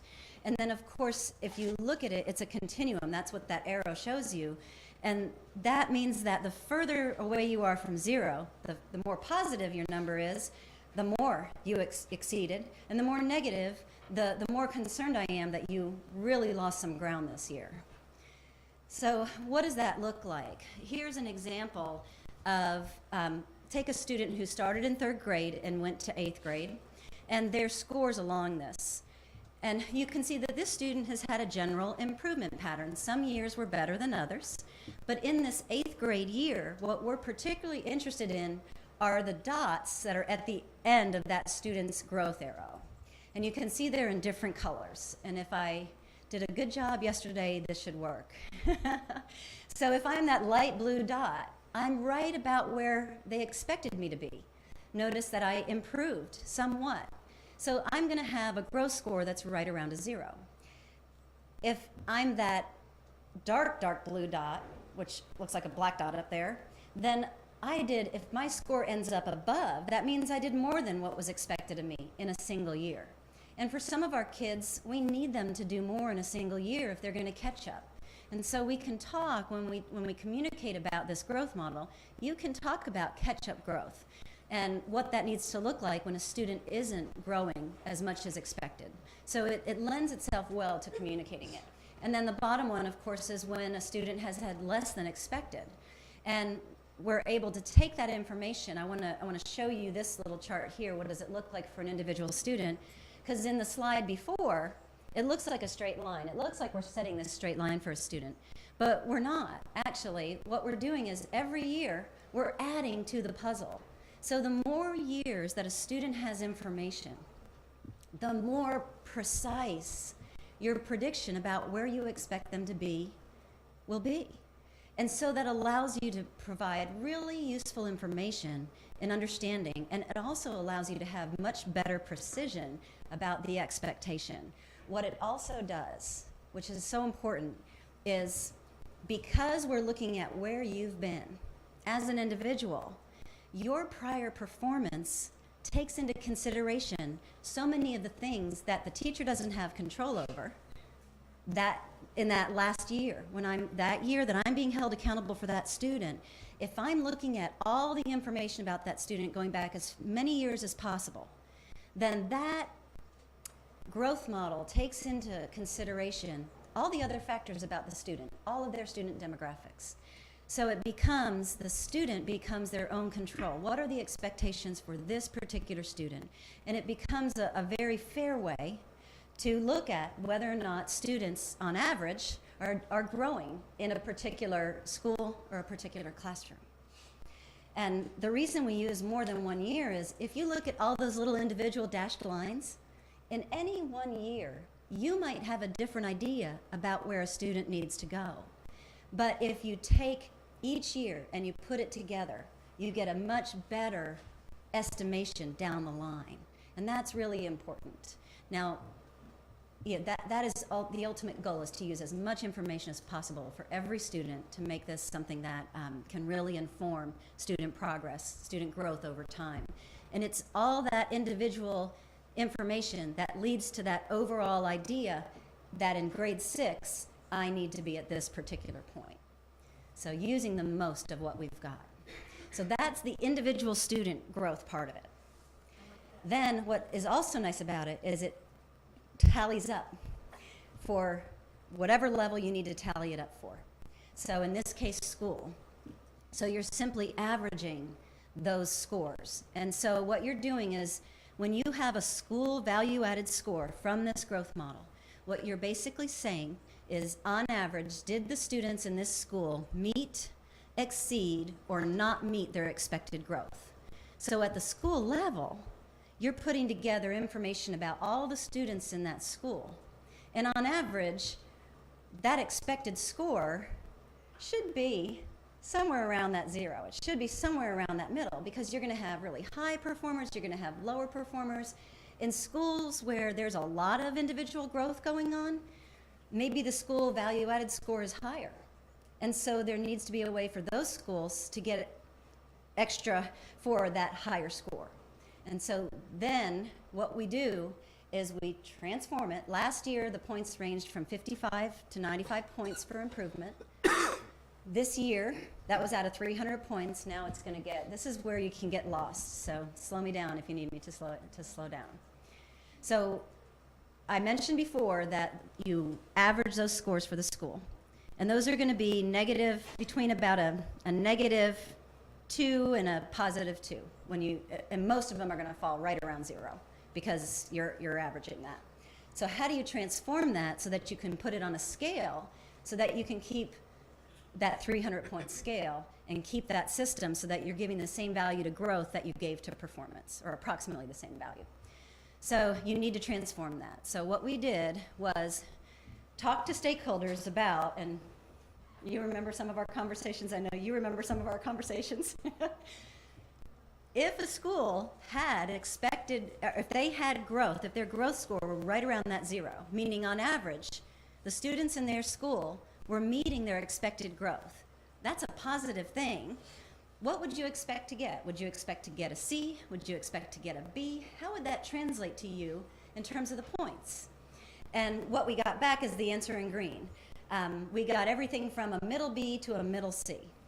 So what we did was we took the middle of that, and we said, we're going to take your value-added score for your school, and we're going to transform it so that if you met expected growth on average in your school, you're going to get at least a B. You're going to get at least 80.85 points. And there was a little bit of number work we had to do to get to that 80.85 to make sure that that zero, average zero, was at least a B score. And then multiplying that growth by 35 spreads it out up and down. And then because it's a transition year, and because it's a new growth model, and because it's a new test, and because we want to really make sure that you do the least harm. I've heard you all say that a few times up here when we're dealing with transitional information. We made sure that the lowest growth score was the lowest you can get for a 70. So the 70 is the lowest growth score. And the highest growth score is equal to the highest growth score from last year, that 95. We had very few schools that popped below 75 and very few schools that popped above a 90 in growth, because when you average it out, you're going to get really in that middle. So that's how the growth component comes into play. The graduation rate gap and graduation rate are unchanged. For the gap adjustment, we did have to update, as I said, the achievement gap figures because we do have the new test. And I'll pause for just a minute, let you digest for a second. I'll take a breath. How's that? Who had 95% growth? What's that? What district or what school had 95% growth? You don't remember? Yeah, she remembers. Come on. I don't know that I'm allowed to say. It's all on pre-done numbers. We have to run the data, the final data, after we get approval for the rules. So. And one of the reasons Dr. Lola was looking at me. You told her not to tell it. No, the reason she was hesitant on that response is, first of all, you all have to give approval for this rule. And at that time, she can officially calculate the information. So we don't have a response for that. Well, I think when we find out, it would be fun to celebrate because that's amazing. It is. And that, They did it. Did I do that? Okay, thank you. I was like, oh. It's a little disconcerting when you look up and there's you in a really big picture and you don't want to be there.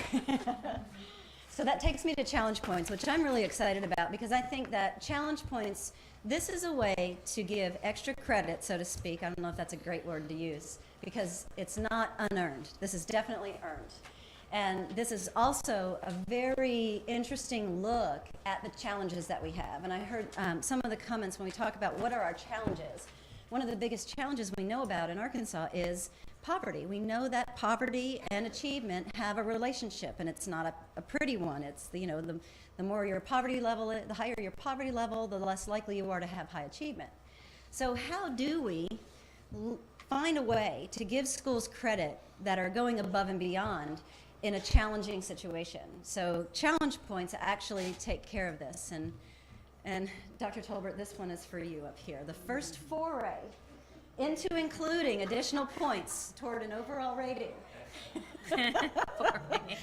is to use challenge points. In our stakeholder meetings, we were talking about how do you identify potential indicators for excellence. There are stakeholder meetings going on right now that are generating multiple lists of additional items that could be included into the A through F school rating to help schools get credit for other indicators besides just those that are associated with achievement. However, there's limited options for 2015 because adequate time to gather that stakeholder information for those additional indicators, you need a good piece of time to do that, and you have existing data collection. So what could we do with existing information And that's where these were proposed. So what challenge points do is they provide schools with an opportunity to earn extra points for outperforming their expectations based on the indicator that seems to be the most challenging in Arkansas, which is that economic disadvantage level. So schools will earn extra points for their performance when their student achievement is at a higher level than what you would expect when you consider their level of challenge. So for the statisticians out there, yes, we are talking about an ANCOVA. And for non-statisticians, we've got the statement that translates it right there. So challenge is represented by economic disadvantage, and schools receive 3 challenge points if they exceed expectations, if they're in the top quartile of exceeding the expectations. And they can do this in math separately from ELA. And they receive 2 points if they are in that 3rd quartile.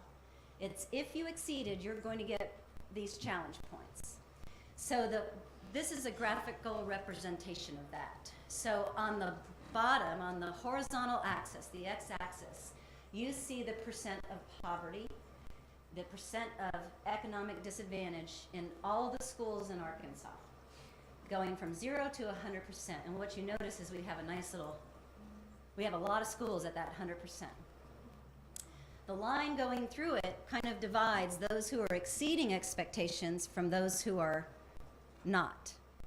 So if you're on the line, you're performing, the y-axis is the percent proficient of all students in literacy. And I used proficient, but it's really levels 4 and 5 in Park and level 3 and 4 on the NICSIC, because those kids get included in the numbers. So it's all of our students who are meeting or exceeding the grade level standards for college and career readiness. Proficient's just nice and short for the axis. If you're in that green rectangle, then you've exceeded. If you're in the upper portion of that green, the upper half, then you're going to end up with the 3 challenge points for literacy. If you're in the lower half of that green rectangle, you're going to end up with the 2 points. What I love about this is if I'm a school at 100% poverty, I see that there are schools that are far exceeding what you would expect given the students that they're serving. And you see that all along the continuum. So even in the schools with only 10 to 12% poverty, you see that you have schools that are far exceeding expectation and schools that are right at expectation and schools that are below in terms of what you would expect given the economic situation of the students who walk in their door every day. So it's just it's a neat way to be able to say, here's, if you're on that top quadrant, you're doing something that we need to know about, and here are some extra points on your school rating for it. And the same is true with math. Notice that math performance in terms of the percent much lower, but at the same time, you still have group of schools that earn those extra points. One thing that I would point out, if I were below the line in that 10 to 20, really 10 to 30% range, that would be an alarm bell for me.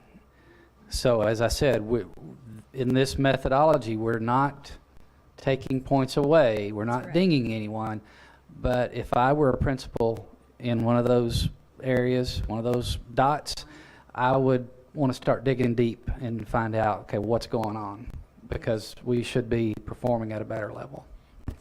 Is this our second year with the A through F? Yes. I'm sorry. Is this our second year? This will be our second year, correct? So would information like this help?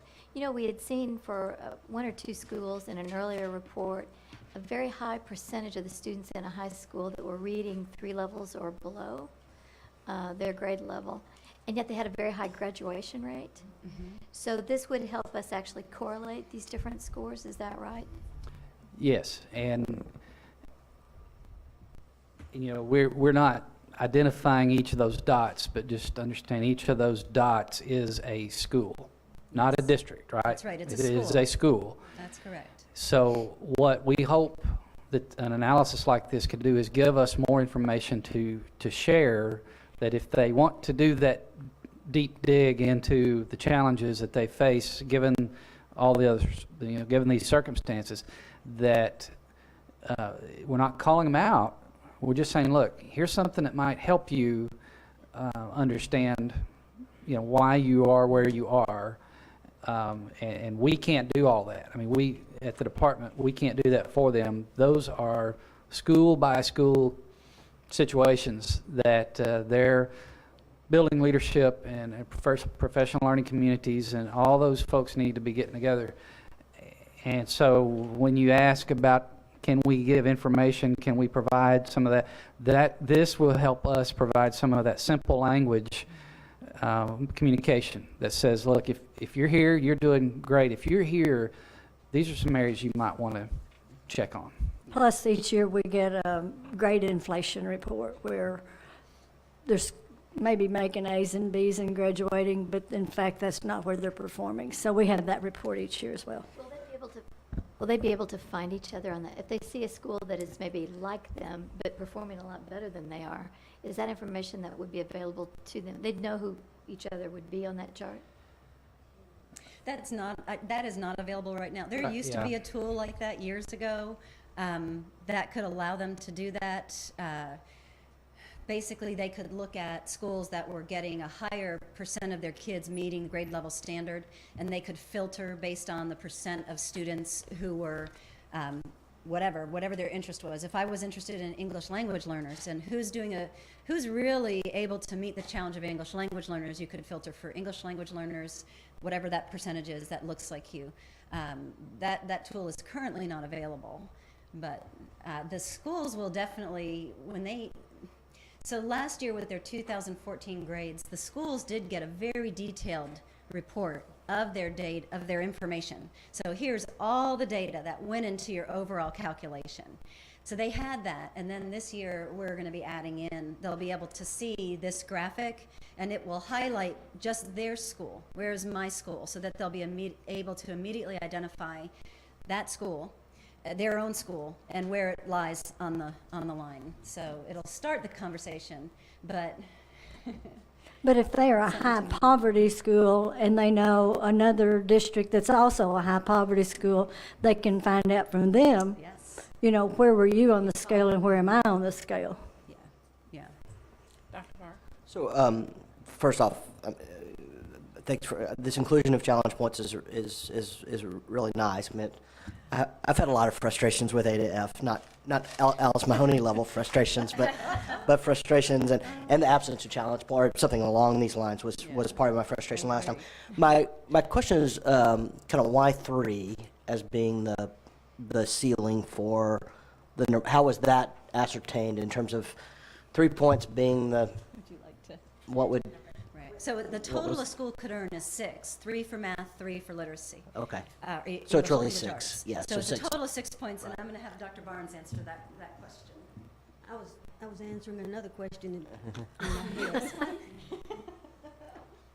To the point on the poverty we were just discussing, with the information in the spreadsheet that we have online, they could filter based on poverty and then look at the percentages. So if they were ambitious enough, and they could do that. We don't have it just outlined by school in a way that you just mentioned it, but if they wanted to, there are many things that they can do with the spreadsheets that we have online for them, because it has the poverty, it has the percentages, it has it by subgroup.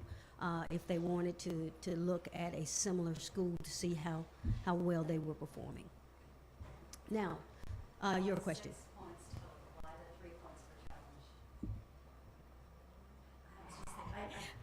She did this to me because we had so many conversations about it. I know, I think more than anything, we wanted to be sure that because we're in a period of so much change, there's a transition in every area almost of accountability. We did not want to overwhelm people with a lot of convoluted numbers. And we understood that people were used to getting up to 6 points. They got that last year with the gap adjustment and the graduation rate. So we tried to make it as aligned as possible. Okay, so to make it simple, in essence, a school could get about a half a letter grade if they overperformed, if they were in the top quartile in both ELA and math, right? Because they could get up to 12 points depending. Let me move you to the total. So it's 30 points between, you know, for the A range, 30 points for the B range. So they could, it's between a third and a fourth of the points. And what it would do is if you were really close to the next grade, it would bump you over. If you were in the middle, it may not make a grade difference, but it would at least increase your points. It gives you positive information towards that overall picture of your school. It does. So it would be 6 out of 3, the 300 max, right? So that would be. Again, remember, it's per subject area. So you could get up to 6 in English. No, you could get up to 3. So yeah, okay. So the reason that we did it that way, though, was we did not want it to look like we were padding a grade. Right. We wanted people to understand that this is serious and this is an effort to show that you are working within the challenges that you face every day. And that's why we came up with the term challenge points, because that's exactly what it is. And we hear people across the state constantly talking about what they are faced with. So this is a step in the ladder going toward the excellence points that we had talked about.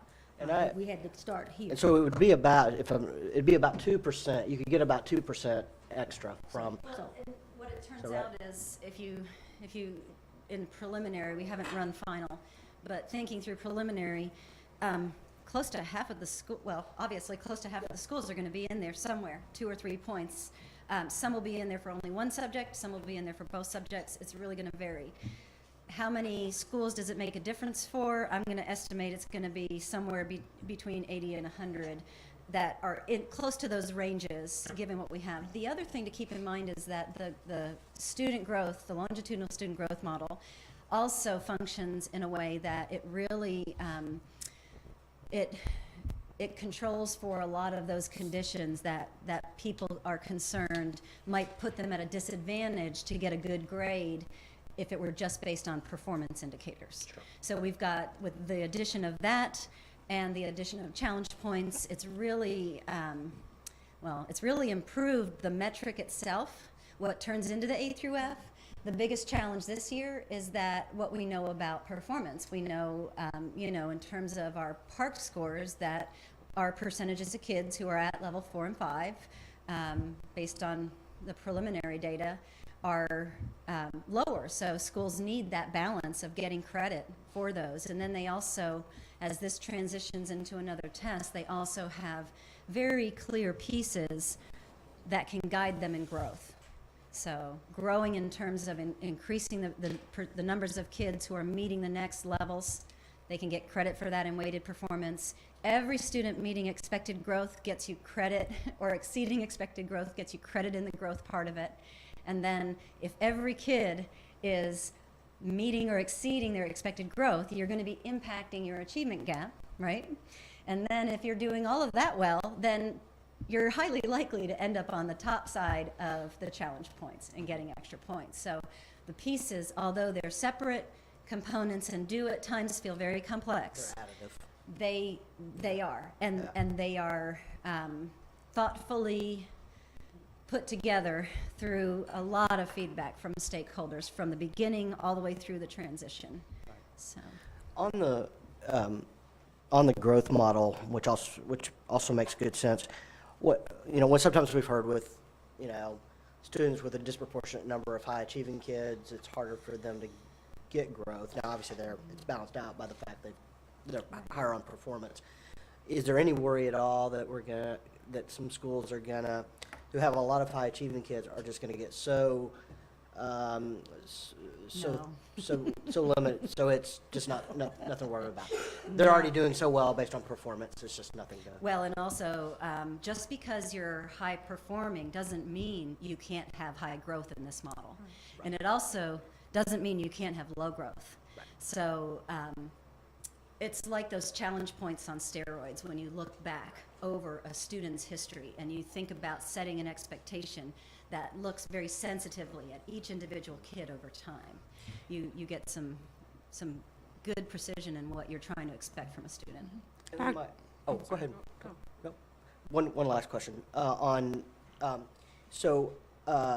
If we don't have student history across time, then it's obviously difficult to include them, right? You start with what you have, and you build from there. Now, do we, and I just don't know the data on this, how, do we have districts where we have such transients in student population that there's just a lot of loss of data there because we don't have student history across time? I wouldn't say a tremendous loss because of mobility.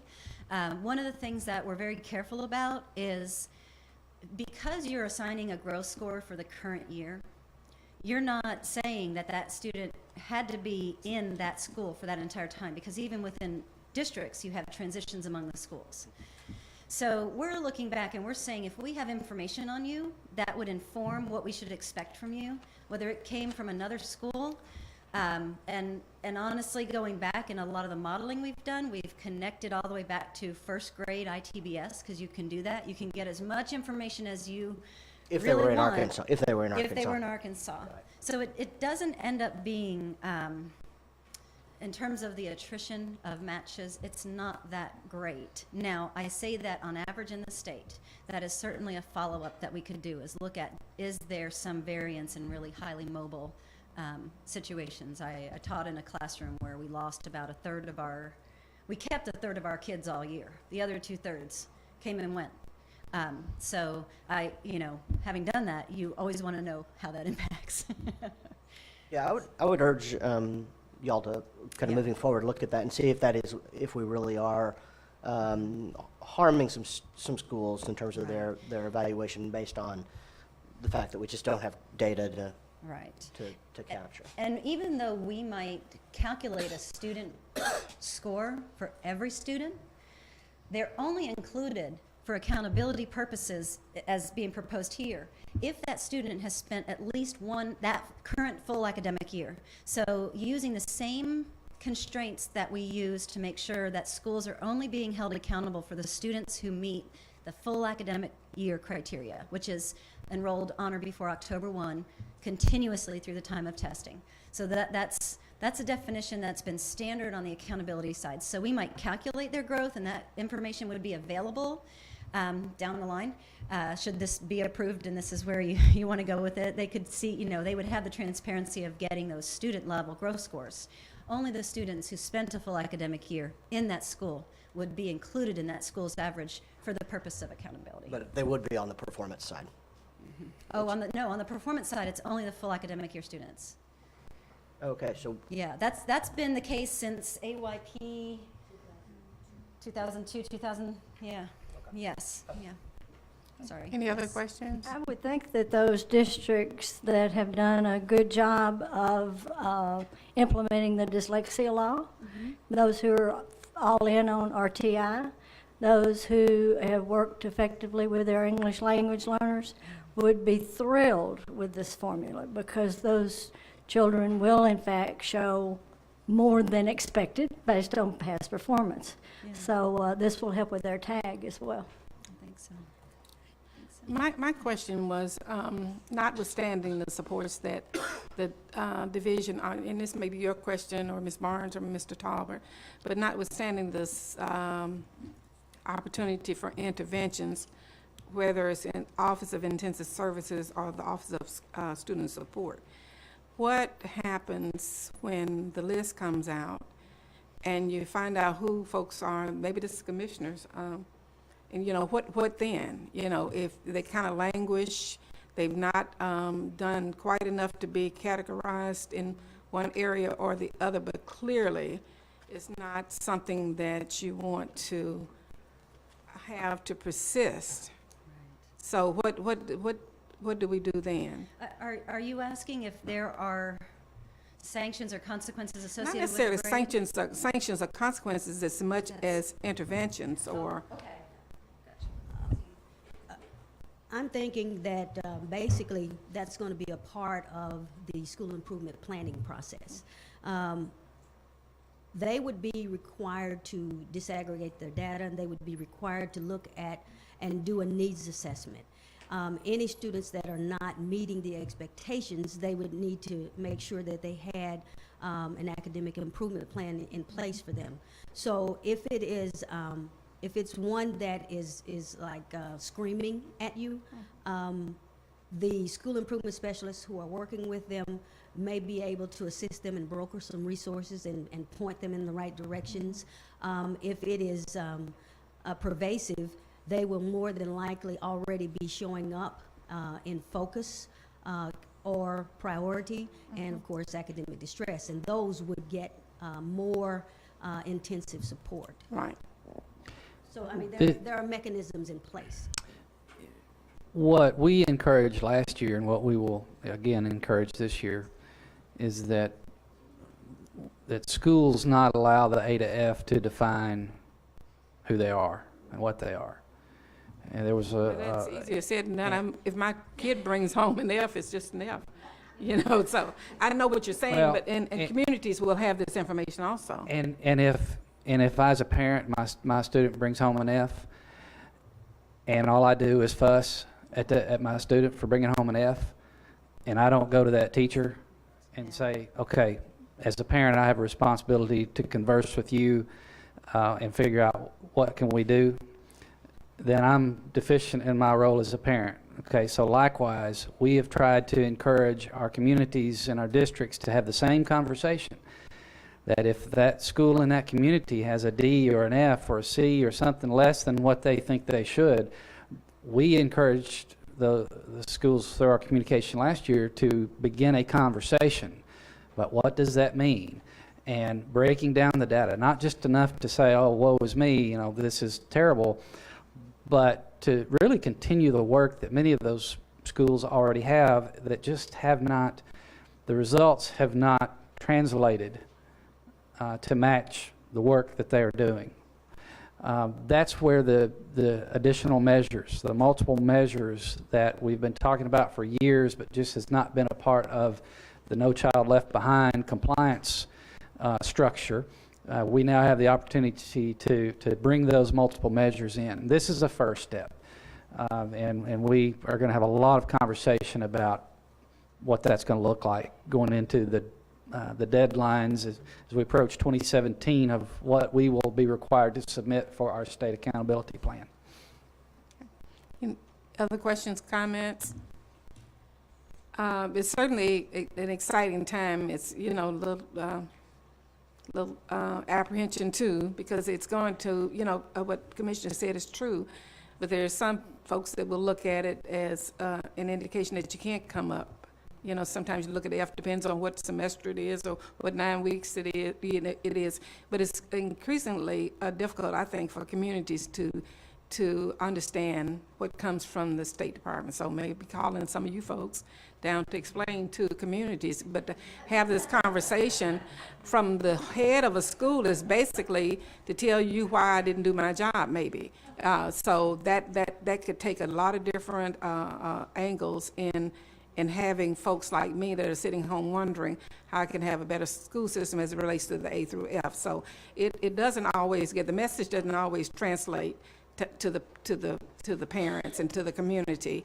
And it says a lot in terms of opportunities for economic development and growing your city with new patrons to the district and a lot of other things. If you are aware enough to look and see what grade your community has, it might make the difference between whether you move into that district at all. So I think it's critical that we be able to develop a response commissioner to communities absent appropriate understandable responses from the school districts. Thank you, Dr. Rolla, and thank you, Ms. Clay. Does that summarize it, or you have more to add to that? I need an action from you. I know you need an action, but I wanted to know if you had anything. I don't have anything to add. I just Okay. want to make sure you didn't forget the vote. No, I did first thing I wanted at the end of the day. A10, what is the pleasure of the board relative to action item A10? I move So- to. Move to approve by Ms. Approve, Deans. Got a second, Ms. Sook? She beat you. All in favor? Any opposed? Motion carries. We're going to take a slight pause here, not a break. The stenographer is going to pick up her speakers, and after that, we'll reconvene with our reports. So we'll just say 5 minutes. Listen, Jake, we're good Every single time. After about 10 minutes of sitting after we eat lunch. And now I'm fine, But it takes me about 10 minutes to get through it. He won't say, he says he can't say it again. He had to go to Miss Sherry's office. He's 3. And he said, This is your your grandson? Okay. This is your grandson, right? Yeah. I'm sure it would be being on the same. And I love that your grandchildren's watching over. yeah, he's Which school? Is it someone up in Fayetteville? Good. My children wouldn't have made it through St. Yeah. Barbara. Oh my gosh, I know we were shocked. You know, and that's what, Brett, that's what she wants to believe. It probably was a lot worse than that. Oh, so exactly.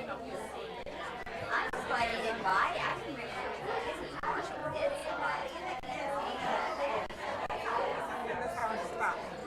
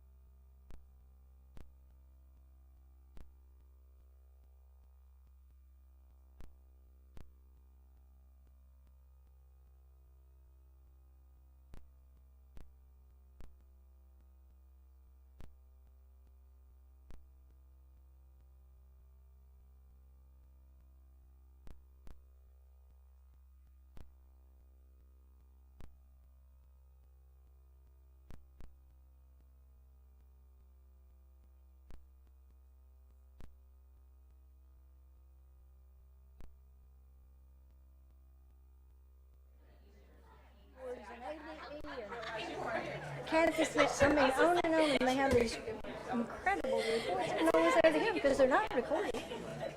And it's just, I mean, Okay, we're going to reconvene and start with our reports. The first one is the chair's report, and I don't have a report. The next, Yeah, I have a yeah, I'm report. going around. Dr. Barth does have a report. Yeah, just a couple of brief things. First off, as NASB is co-sponsoring, along with the National Conference of State Legislatures and the Hunt Institute, a two-day meeting at the last week of the month on the implementation of Every Student Succeeds Act. So I'll be going out for that as NASB President-elect, and we'll bring that report back next month, as everybody around the country is trying to figure out what this new law means. Second thing, of course, you'll get tomorrow a forward update, and I've been meeting with those guys, but we'll save that for next time. Okay, Maria, right?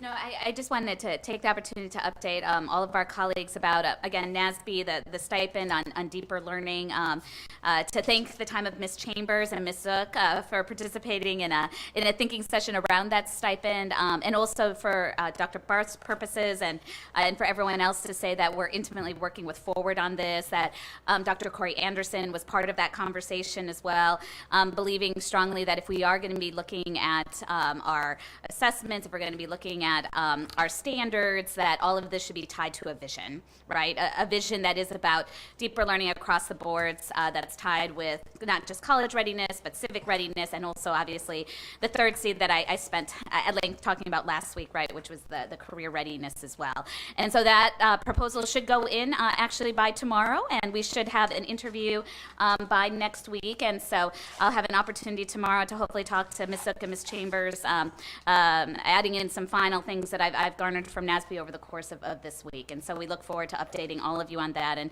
thank you for the space of putting in this application. The other thing I wanted to mention was I did also have an opportunity this week to go to Washington, D.C. and attend the National Skills Coalition Conference that is looking at the future of career education as a whole. And I was invited as really the only one that was at the table from the K through 12 perspective, which I thought was really fascinating, that there was this whole conversation happening about adult education, workforce development, and not talking fully about the pipeline of K through 12 as that relates to it. I was also invited because there's more intentionality now of looking, just like we look at trying to make sure no child falls through the gap. They now too are trying to talk about how no adult or individual falls through the gap, and so to bring in the perspective of our English language learners and immigrant adults and what that looks like as well. And so one of the things I've asked our commissioner, and I want to make all of our colleagues aware, just as we are in this moment of transition, so is the education system as a whole. And many of you may be aware that last year Congress reauthorized the Workforce Investment Act. And with that, every state has to be putting together a plan. Arkansas just finished the public comment period for their state plan, and that'll be looking forward now for some next steps, some implementation. The federal government just extended some of that period, so there may be some more engagement opportunities. I've asked the commissioner to kindly connect me with the folks here in Arkansas who are overseeing that process, and then looking at opportunities in synergy, since they're going through this whole transition and we're going through this whole transition, and we have all of these folks coming in and maybe helping us as tied to some sort of unified vision, that maybe we also have the opportunity to engage in that conversation. So I look forward to that and look forward to reporting back to you all in terms of what I'm able to glean about that process, and then how there might be some intersectionality here and alignment around our common goals for our education system. So thank you. Okay. Any other reports? I do have one. Let me just say on that, the actual public comment period, and I apologize I didn't have this for you at lunch, it actually runs through March 10th, so it is still open. Perfect. Thank you. Thank you. Yesterday, I had an opportunity to participate in a panel discussion led by the Rockefeller Foundation, and the title of the conversation was around Expect More. And it's an exciting initiative, but what it does, it started some time ago, few years back, when I think Ms. Zook's husband went to the foundation to say, we hear that there are not jobs in Arkansas, and we want to know if that's actually the case.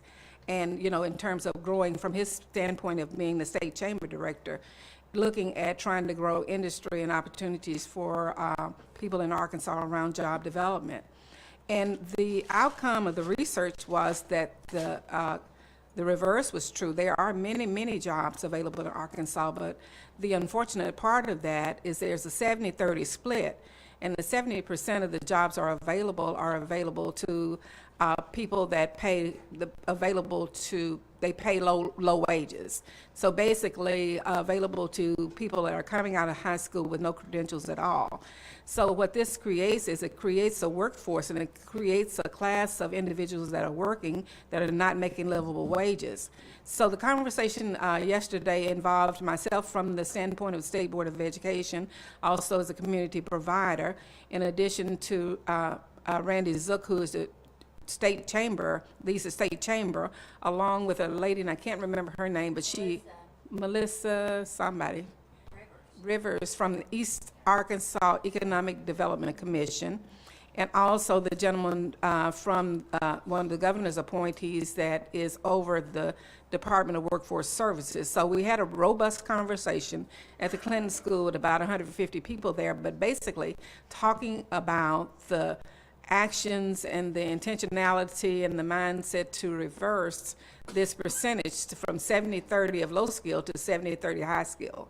One of the things that the gentleman from Workforce said is that we don't want to be excused because we're in Arkansas, but we want to be exception to the rule that jobs are coming to Arkansas because Arkansas is the place to come and the people are here. So integral in all of that is the educational system, whether it's a local or state policymakers or local districts in preparing young people for the next generation of jobs. I did highlight the school districts of innovation, not necessarily the title schools of innovation, but the innovations that are presently underway to introduce young people to different careers while they're still in school. And also the partnerships between local technical schools and community colleges that allow young people while they're in school to take classes that will give them both college credit or can result in credentials. I think our presentation that our media folks did with the West Memphis is a perfect example of those opportunities and those partnerships that can develop. So they ask, and I'll ask you if you feel inclined to go on to the Winthrop Rockefeller website and tell them why you expect more. Make a small video, a short video, saying I expect more in Arkansas, and tell what you expect and what area you expect more. So you'll be hearing about it, I'm sure, as an initiative that's being piloted by the foundation, and it's certainly exciting to think that we can turn these numbers around. Commissioner, you ready? Thank you, Madam Chair. My report, I have three things. First is just a quick bit of information to let you all know that Wednesday, March 9th, in preparation for the fiscal session, that is the day that we have been scheduled for the hearing for the public school fund budget. So March 9th at 9 a.m. in Committee Room A of Big Mac Building. So if you might be interested in that and want to attend that, I wanted you to have that information. The second thing I wanted to report on is an effort that we started last year, and it is as you know, a few months ago, Ms. Pfeffer brought in some licensure changes that would have maybe helped provide some flexibility when it comes to special ed and filling some of the needs in special ed. We ran into some challenges and a bit of concern when it went to the legislature, so we pulled that back. We don't want anyone to think that that's the only avenue we're trying to tackle this challenge on our shortage of special ed. So in analyzing and asking special ed professionals, what are the hurdles? One of the things we kept hearing about was paperwork, just the overwhelming burden of paperwork. So Lisa Haley, Director of Special Ed, has initiated a process and an effort to identify where these paperwork burdens are where they can be reduced. This began with a survey in November with special education supervisors that has been followed with some meetings and with a key stakeholder groups, teachers, the special ed supervisors, attorneys, parents, advocacy rights groups, principals, superintendents. I mean, we have a very broad range of folks. They have been reporting to the legislative task force on the best practices for special ed, giving the legislators in that group a report on where we are. And over the next 5 months, they are going to develop an assessment and then an action plan of what we can do, comparing with best practices, looking to see where we have created duplication unnecessarily, things that we do in Arkansas that exceed what the federal government requires us to do.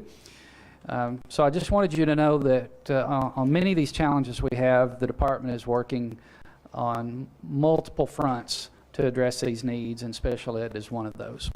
The last thing on my report, we have a new innovation video.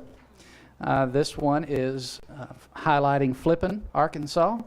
And Kim, if you're ready, I'd like to show that to you now. Nestled in the heart of the Ozark Mountains, where scenic beauty abounds, Flippin is a small district. Through their School of Innovation program, students have opportunities to explore, grow, and reach new heights.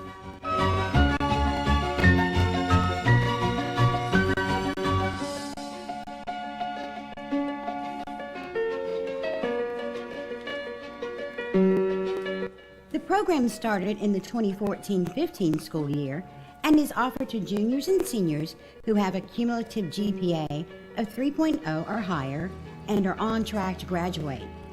Once in the program, students have the option of job shadowing or mentoring, participating in a community service project or work with a school service organization, or enroll in post-secondary classes at the local community college, or take classes online.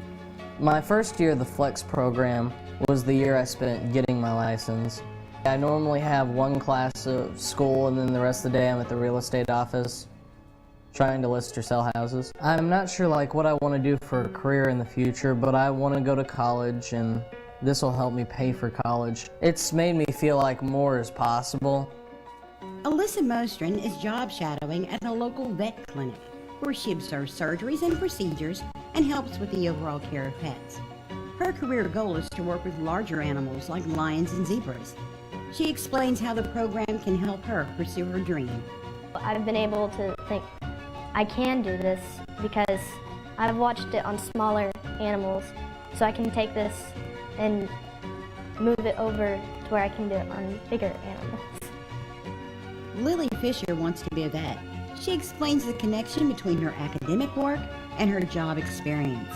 My AP biology class, like the stuff we learned there about cells and how the body works and everything, I take that, and when the vets are talking to me, it makes it so much easier to understand them and be able to, and then take what they tell me, I can take that to class. I mean, really, it's just when I got into this program, it seemed like a big thing. I was a little nervous stepping into it, but overall, it's a good thing. Last year, I was kind of like the guy that was waiting to be told what to do, but now I'm taking on more things.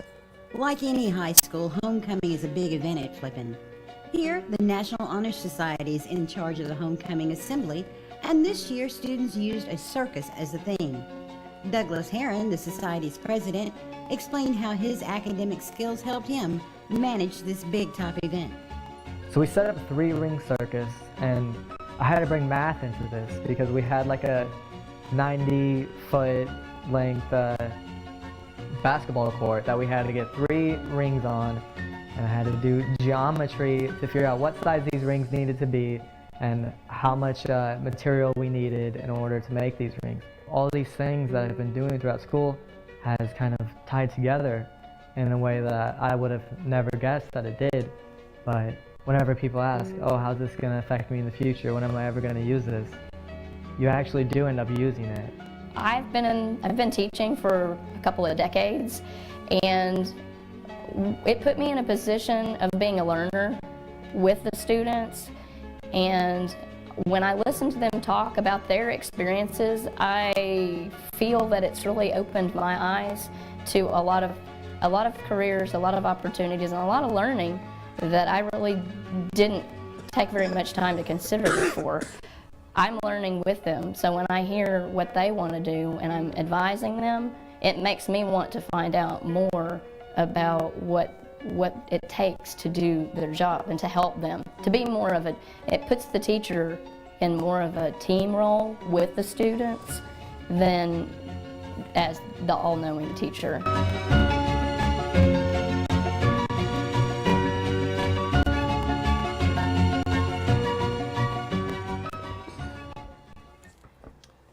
That's my report, Madam Chair.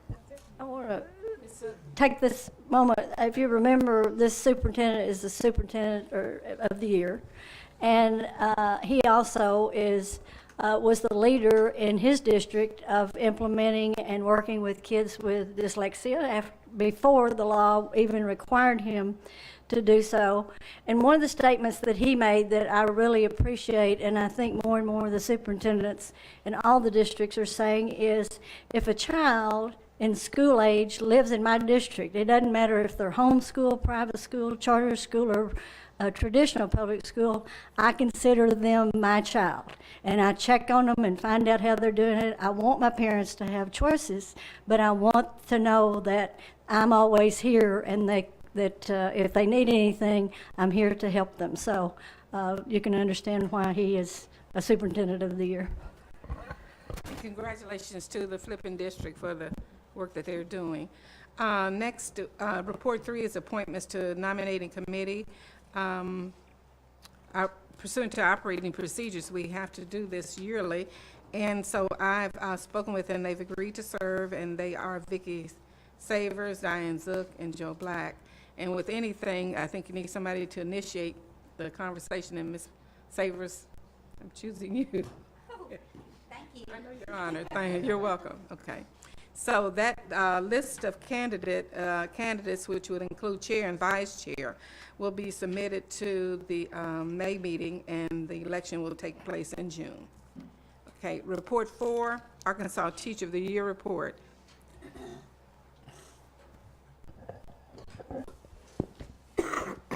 My focus, as you know, I focus each month on something that would be of issue to teachers that they would be concerned about. And my focus for this last month was on disciplinary literacy. And sometimes there's misunderstanding, especially with content areas that are like science or math or social studies. You mean you want me to teach reading to those kids that are coming in my classroom? And that's not what disciplinary literacy is. It is teaching those students when they come in middle school and high school those skills that they would need to be successful. When they come into middle school, hopefully they have those basic reading skills and are able to decompose text, but then when you start maybe getting into a historical document or a scientific document, it takes different skills to be able to read those and understand those, and not just read those, but write that way and speak that way. And so those content teachers are being asked to develop lessons that would help those students be able to read, write, speak in the language of a scientist or historian.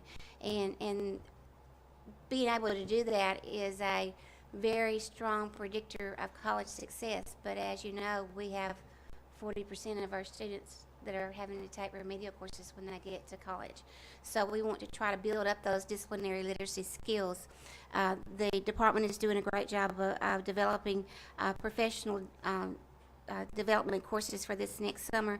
But something that I did not know that was so readily available is that Arkansas Ideas has gone out of their way to develop all kinds of resources for disciplinary literacy. There's resources for social studies, art, PE. I mean, all sorts of resources there for those teachers that are not necessarily thought of as being literacy teachers, because sometimes as a content that is not literacy based, we feel like, well, you're asking me to do this, but I don't really have the skills to do that. I need some help.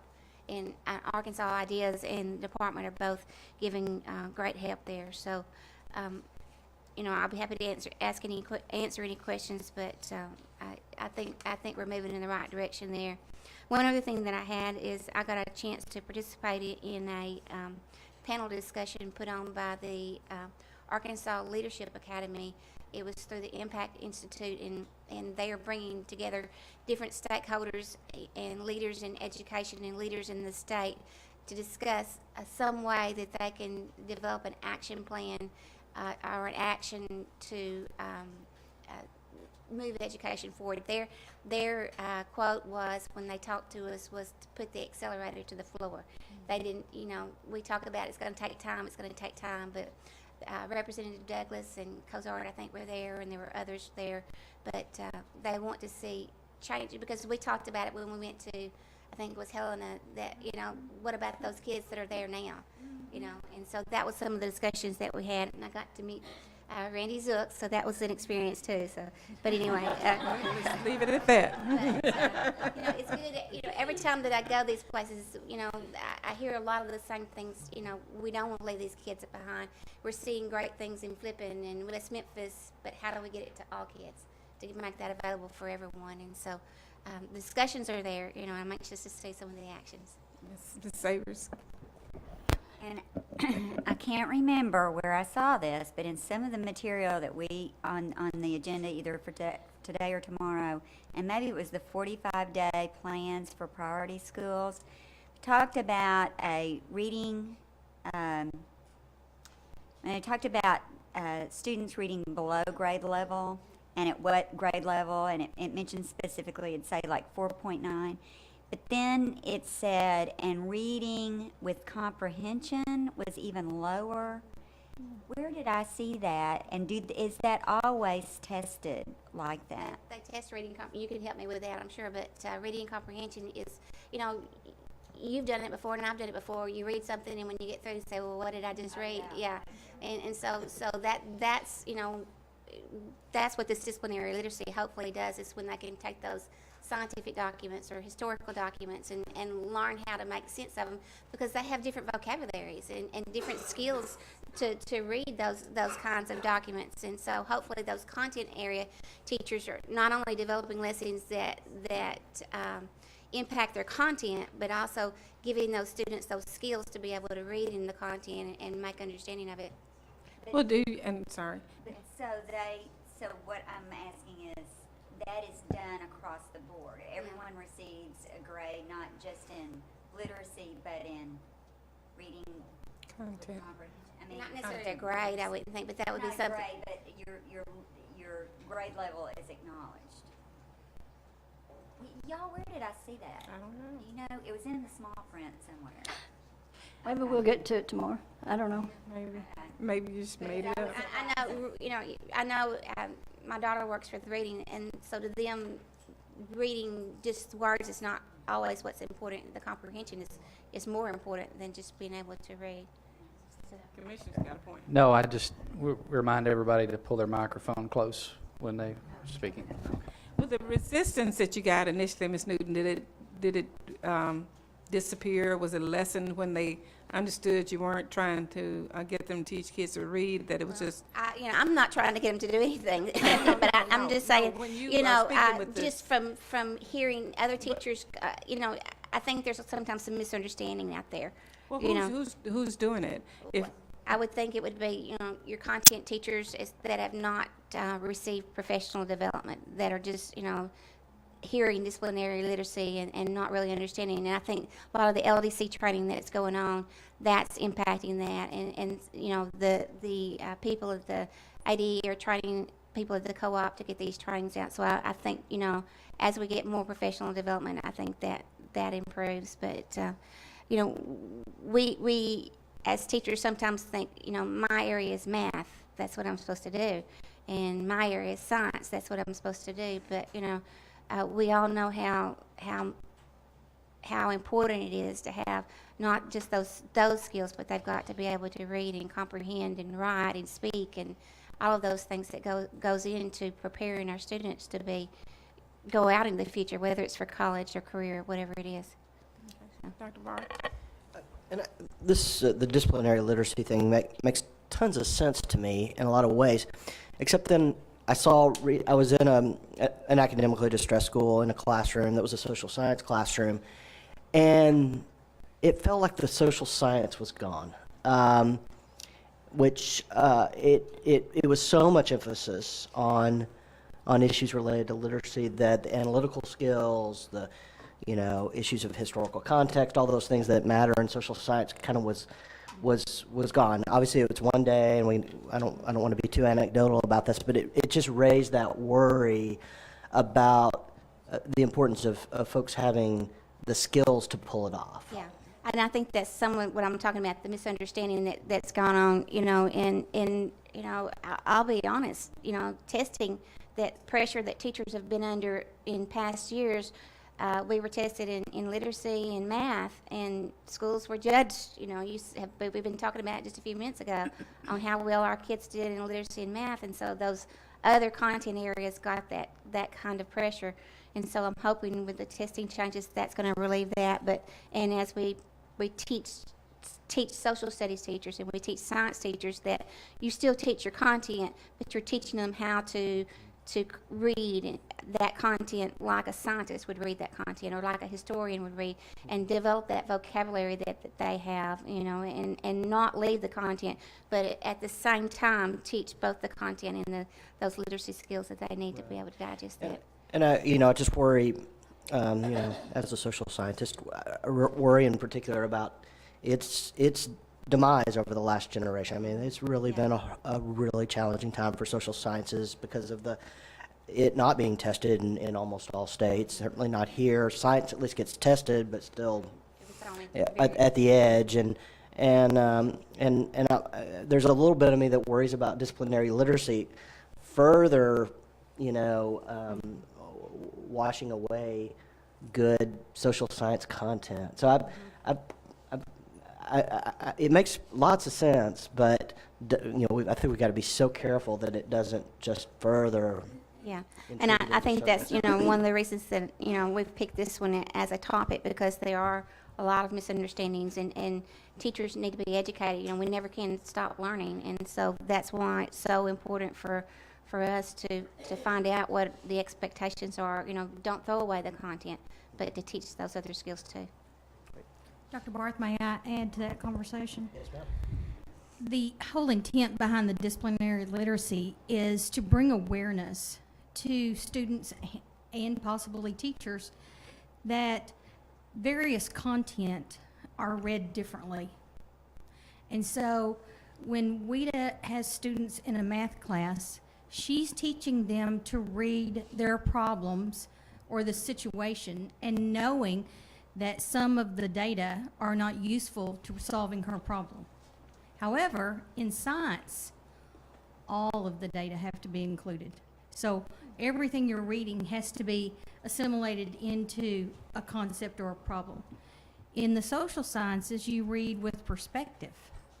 And so what happens to most students that we see struggle in those upper grades that have some fluency in their reading is that they haven't distinguished those characteristics that are different in the different content areas and how that information is read. And so what Weta's trying to do in her blog is to bring attention to that you don't read a science book the same way you might read a text from the social sciences.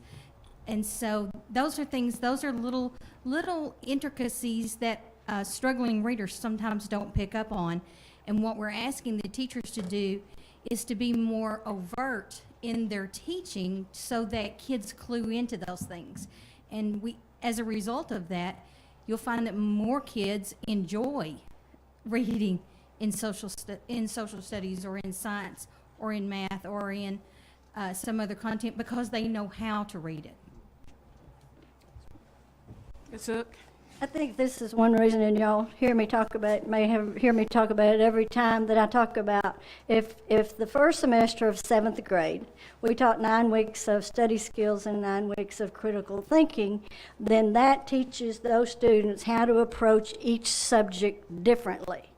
and therefore they go into the upper grades without having to have so much within that. Now, there'll be a gap between those who didn't get it and those who, you know, are on the upper grades now. But those are the kinds of things that a 9-week study school course for a 7th grader that they teach them. When you're in math, you do it this way, and when you're in science and all of that, because even the students who are on level with their word calling and comprehension don't always know how to go about studying a particular subject, you know, as you go along.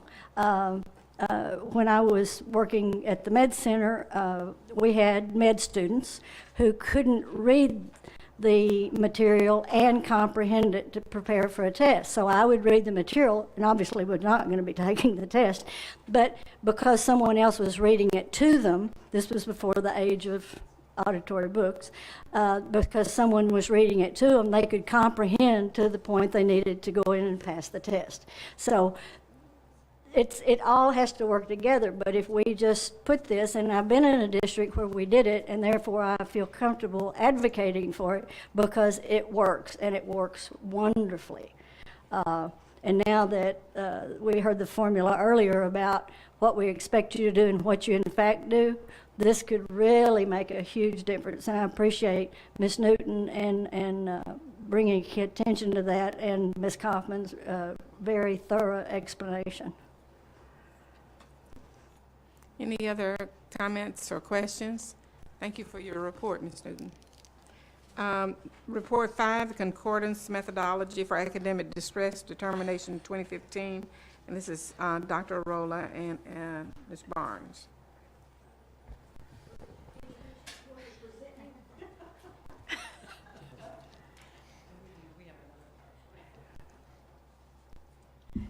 Good afternoon. I was playfully asking if she wanted me to present her because, as you know, I sent an email and Ms. Kaufman forwarded it to you. While we have some reprieve under federal accountability and we received a pause, we did not receive a reprieve from our state accountability. That was one of the rules that you well, 2 of the rules that you gave emergency approval to today were under state accountability. Another designation is academic distress. And we had been working with our Accountability Technical Advisory Committee trying to determine how to best address academic distress this year, since we knew that we would have a transition of assessments that had to be factored in. The Accountability TAC, which Dr. Arola is a member of, well, that TAC has served its tenure, but she was a member of that TAC, and her office has been very diligent in ensuring that what the TAC had recommended was followed up on. Our primary focus was to make sure that we were not putting this board in a position of having to make decisions that have sometimes dire consequences without integrity of process. And so what Dr. Arola is going to be discussing today is a technical document that, with guidance from the TAC and her staff, they were able to come up with a concordant cut score, since we have 2 years from benchmark testing and 1 year from PARC, in order to ensure that we are still able to calculate performance and proficiency to determine whether or not a school should be identified as meeting the criteria for academic distress. And so with that, with that, I am going to present to some and introduce to others Dr. Denise Arola. Okay, and I do have a PowerPoint, and before I start on the PowerPoint, which I do also want to introduce Dr. Feng Zhang, if you will stand up, because Dr. Zhang did a lot of the data analysis. We spent many days going back and forth, getting recommendations from the TAC, discussing what does that mean when you're running the data, getting results and going back and forth in these discussions. And so he was incredibly flexible, and there will be questions that you might ask that he will answer better than I will answer. Before you get started, Ms. Wright has requested to ask you a question. So sorry, Dr. Ariel, I don't want to interrupt your rhythm here, but if you could explain, because I know I'm a little fuzzy on this, and some of our colleagues are new to the board, the TAC again, and who all is part of, it's the Technical Advisory Committee, but who all is part of that as well? Okay. And then what's... No, that's a great... Sorry, I just feel like just to have the context, and even a refresher for myself, please, kind of. Thank you. Oh, I do apologize for that. So the Accountability Technical Advisory Committee was pulled together in 2003, as a matter of fact, because we were in the process of making the transition under No Child Left Behind, and we needed to be sure that we were consulting with professionals who could give us advisement with respect to accountability and statistically sound and reliable, valid data. We already had in Arkansas an assessment technical advisory committee, and so at that time, Dr. Charity Smith was the assistant commissioner. Well, it was assistant director before. Anyway, that's a history lesson, sorry. And so, yeah, I've been here 21 years. So anyway, what we had was a group of instructors, professors. Some of them were professors emeritus, but we had Dr. William Brown, Dr. Win, Dr. Wynn, you'll hear his name quite a bit. His name is well known in assessment. We also had Dr. Trent, Dr. Kennedy, Dr. Charity Smith, Dr. Denise Arola, Mrs. Janine Riggs. I think that's it. Now, the reason I said had is because according to our contractual agreements, some things changed with respect to from 1 year to renewal every 6 months. We are at a critical juncture here in Arkansas. We just transitioned to a new test. When that TAC was formed, we were creating our own. However, since we have made the transition and we are now using ACT Aspire, Ms. Hope Allen and myself, along with previously Dr. Debbie Jones and now Ms. Smith, we have come to the conclusion that it is better to have one TAC, which would work with assessment and accountability. So we have now just recently approved the opportunity to utilize the Center on Assessment for Assessment, and they are going to work with us in organizing a new TAC. So what I'm simply saying to you is the work that Dr. Arola is about to discuss with you, that particular technical advisory committee does not exist to date. But the work is sound, and it still carries the same weight. And at any time, if there were questions that someone really wanted to pursue, those individuals do know that they are available to support the work. So with that, now, and thank you for that, because I just throw acronyms around like everybody knows what I'm talking about. All right.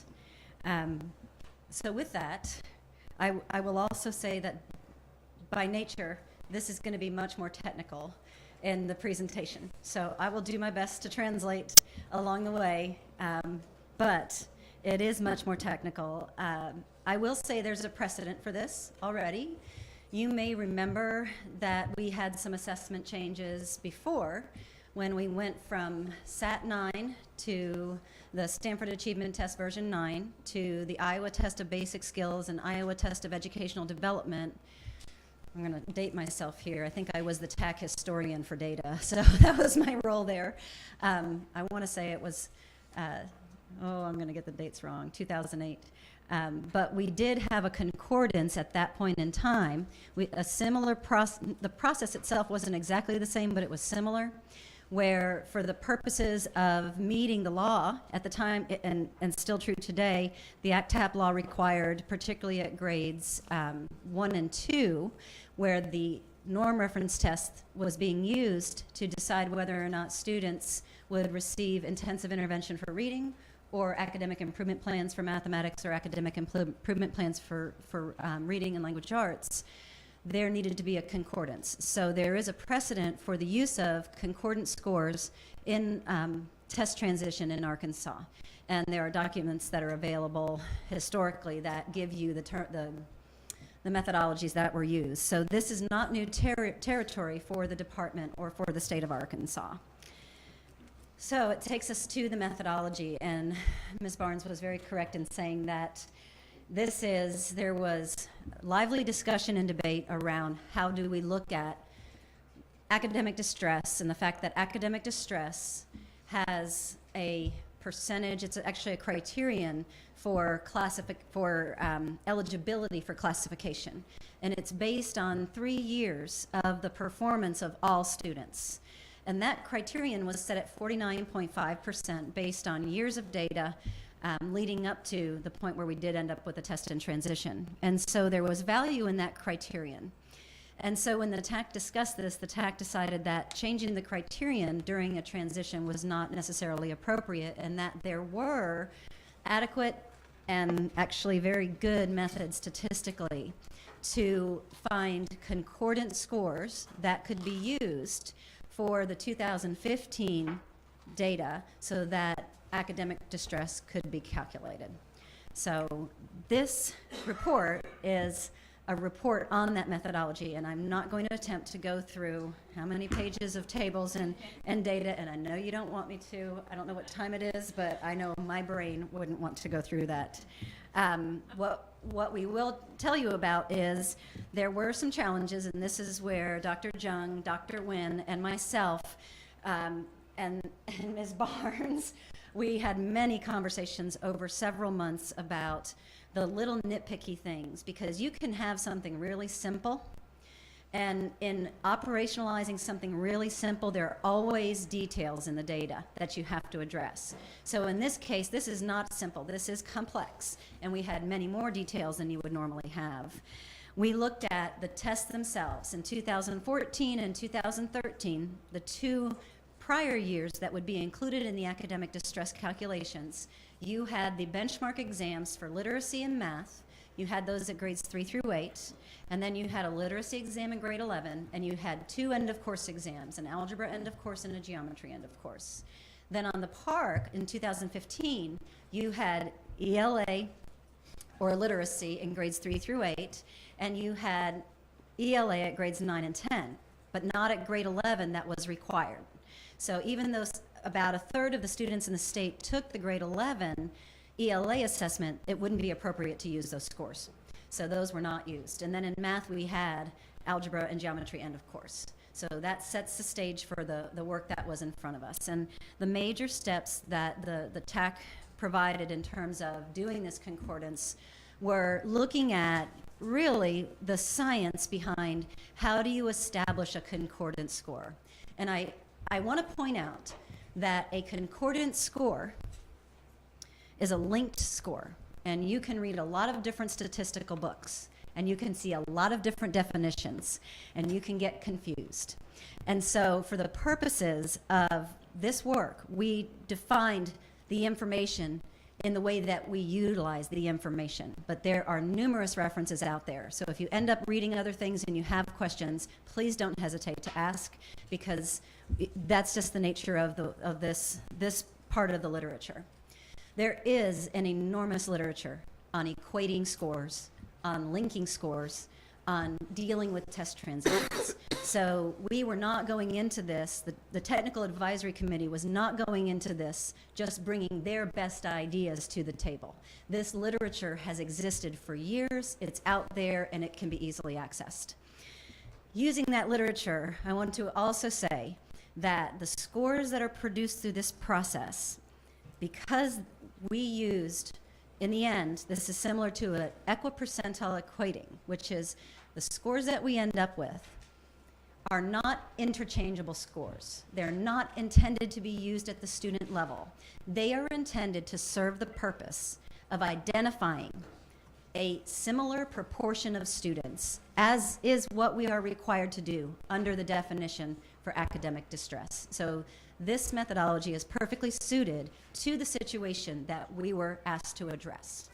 So with those caveats, the other thing that was very important for us to do was we had to make if you're going to do this concording across two different test distributions, you need a sample of stable schools. Schools that, for the most part, did not really change in performance over time. And that's not usually something that most educators are looking for. We want to see an uptick, but for the purpose of establishing this connection and with the weight of what it will lead, what it's going to be used for, we were very careful to do a stable sample of schools. And then making sure that when we had that stable sample of schools, making sure that that stable sample was statistically equivalent in terms of academics and demographics. So that was a lot of the work that went into this. And then once you do that using a technique called propensity score weighting, you're then able to use equal percentile to calculate a score on the PARCC that would identify the same proportion of students on the 2014 benchmark exam. So that's a little nutshell. Then for grades 9 and 10, because we didn't take the test at grades 9 and 10 in 2013 and 2014, and we didn't take grade 11 in 2015, a different method had to be used. Again, there is a research literature that supports the use of vertical moderation, and that is also available to you and referenced in the paper itself. Propensity score weighting, just briefly, is a way to establish statistical equivalence of the two groups that you're looking at. And there are numerous tables, and if you just turn to the back, you will see that for every grade level, so if you turn to I'll start on page 19, we have this, this is EOC algebra, EOC geometry. I'm going to point your attention, you have a copy of this available to you? Okay, there are two columns to pay attention to in these tables. As if you were looking at these tables and nobody told you that, you would wonder what in the world does it mean. On the left-hand side, down the very left, is what we call the covariate. These are the things that we want the two groups to be statistically equivalent on. So academically, are they performing similarly? So we used their prior performance or their current performance in those years. Then we also looked at whether or not these samples had the same representation of free and reduced lunch percentages, limited English speakers, students with special needs, and then we also looked at the major race groups, as you can see. And the column that tells you why we did propensity score weighting, there are two columns that have the title p-value. One is without propensity score weighting and one is with. If the number in that column is equal to or less than 0.05, then those groups are statistically significant. So when you look at without propensity score weighting, you can see that there are some groups in the two samples that were statistically significantly different. So we used propensity score weighting to achieve what you see in the p-value column on the right-hand side. And what you can tell is that they are statistically equivalent because those p-values jump all the way up to the 0.95s and above, or to 1.0. So that's the significant information in all of these tables that are on pages 19 through the end of that appendix. Basically, what we were dealing with was two statistically equivalent samples, 2014 to 2015.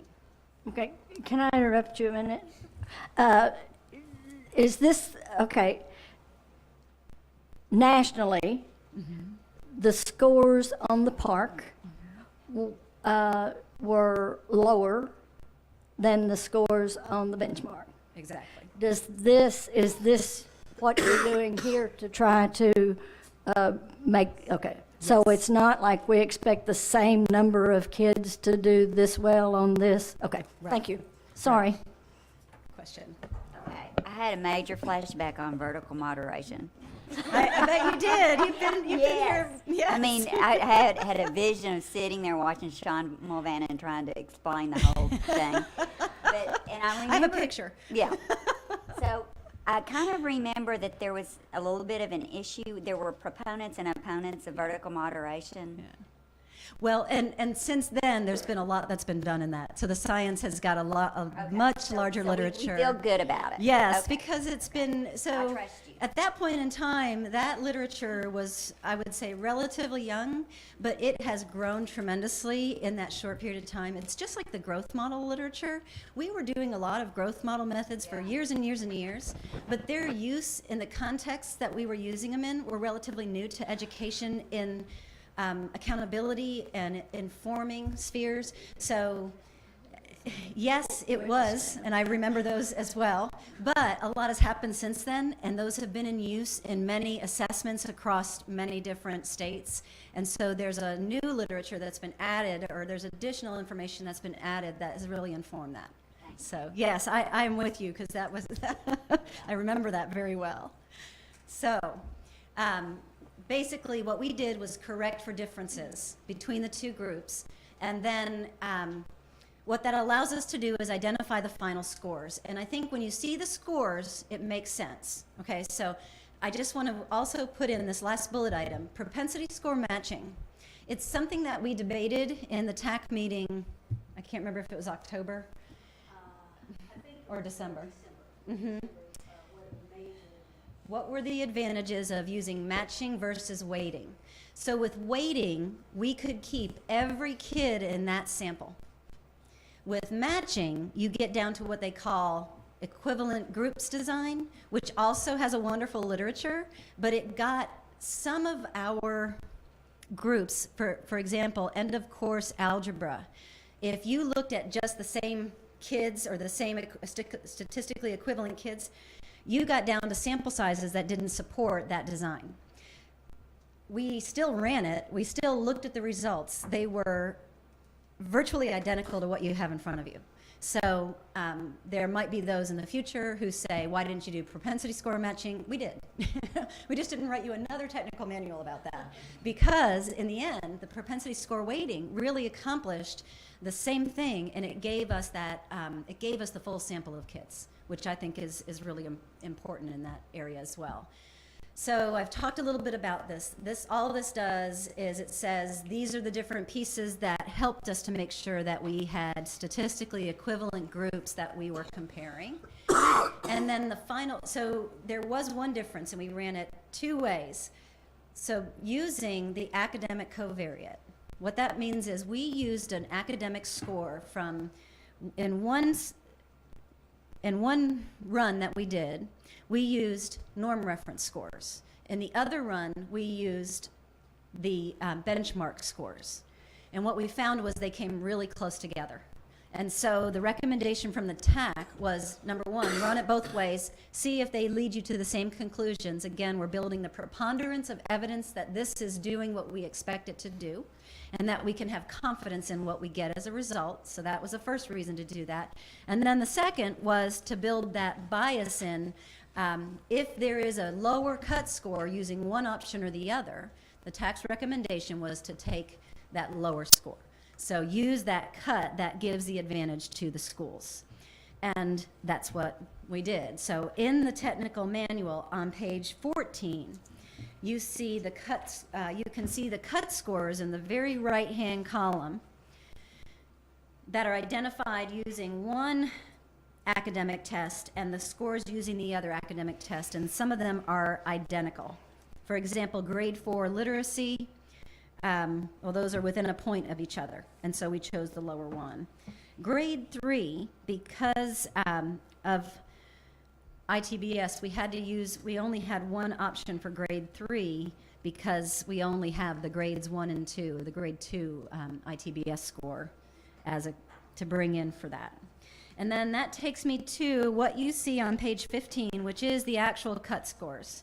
And that has using one academic score, that's type A, using the other is type B, and then the smaller is what will be used to calculate the percent of students meeting that. So that takes me here. Oh, I got to talk about vertical moderation. I skipped ahead. So vertical moderation, very simply, and again, this is a case where it's going to advantage the schools. You see grade 8 here. We have grade 8, grade 9, grade 10, and grade 11. That's on the bottom on the horizontal axis. On the vertical axis is the percent proficient. You have 2 anchor points, 8th grade and 11th grade. And to establish the concordance score for 9th and 10th, you use the anchor point in grade 8, you use the anchor point in grade 11, and you interpolate the point in between by drawing that vertical line. I mean, this is Fung's brilliance of the simplest. So Fung and Sarah get awards for very simple, for being able to do great translation of very complex work. So that is what was done to identify the cut scores that you see for grades 9 and 10 ELA. Now, these are the scores that resulted. These are the final cut scores that were used in were used for 2015, identifying the percentage of students who were below the cut so that you would have comparable information. And you may be familiar with the PARCC cuts. You may not, but you asked a very important question about, we know that the PARCC test was a more rigorous test. We know that the standards it was testing were more rigorous standards. And we also know that students didn't do as well on PARCC as they did on the earlier benchmark. These cut scores all fall within level 2 of the PARCC scale. So these are, when you look at that, what these do is they identify that similar proportion of students if this test, if it were a test that was testing at that same level of rigor. So again, it takes care of a lot of the concerns that we have, that we're using information from a test that's much harder and then holding people accountable to a criterion set on that. What we've done is we've adjusted that cut point to allow you to have comparable scores. Not interchangeable, but comparable for this purpose only. Dr. Barth? But you can go ahead and I'll wait for a second. Well, I think that's it for that. Okay. So, questions? We ready to go? Yeah, I did, but I didn't want to cut her off either. So, okay, so, okay. So what we get when we are trying to determine whether a district or school is in academic distress is that we get a number that is, for those that are in academic distress, less than 49.4, or less than 49.5, so 49. Correct. Okay. Yes. So if we get a score of 49.1, how confident can we be that the actual, with this statistical concordance, how confident can we be that the actual score is actually below 49.5? That's a great question, and it gets to the idea that how are we making sure that there isn't, how are we accounting for the possibility of error, measurement error in there? And in the original, in the rule that has the academic distress being determined by 3 years of data, part of the reason for using 3 years of data was that variability. You're controlling for some of that variability over time. So when you have 3 years that are landing you below that cut point, that's that preponderance of evidence that this is an issue that needs to be addressed, so to speak. Whenever, I can't remember, when was that rule? I can't remember when that rule was set up. Was that 2011 or 2012? Well, we started out with 2012 naming districts. Okay. So that was based on 3 years of data, 2011, 2010, and 2009. And you could, if you wanted to, you could add on things like a standard error of measurement. You could do that if you needed to, because that tends to be a question. By doing 3 years, by including 3 years, you kind of take care of that concern that that's some kind of flexible cut point. You have to have a cut above or below. It's just like with the assessments. We have those cut scores. Those cut scores also have error associated with them when you're looking at a single year. But at some point you have to say, what is the lowest that they can be? Using 3 years of data protects you against some of those concerns. Now, I did look and ran this information. Overall, in 2014, when you looked at 3 years of data, this is our state data, the average, the mean percent of students proficient, this is the average of the school percent of kids proficient on the benchmark in 2014, using 2012, 13, and 14 data, so using 3 years of data, the average was 76.58. And the error, one standard error, was 0.37, so it's very small. Then you'd be concerned about stability, right, when you add in the 2015. And when I like to, I'm like you, these are important things that we're working on. You got to go and do the things that make you feel, like, okay, this is achieving the outcomes we expected it to achieve statistically. So if I look at 2015 and I look at 2015, 3 years of data, includes 13 and 14 on the benchmark, 15 in Park, the average is 75.19. You can see how close those are. It's just a little over 1% lower. And the standard error is 0.37, same variability.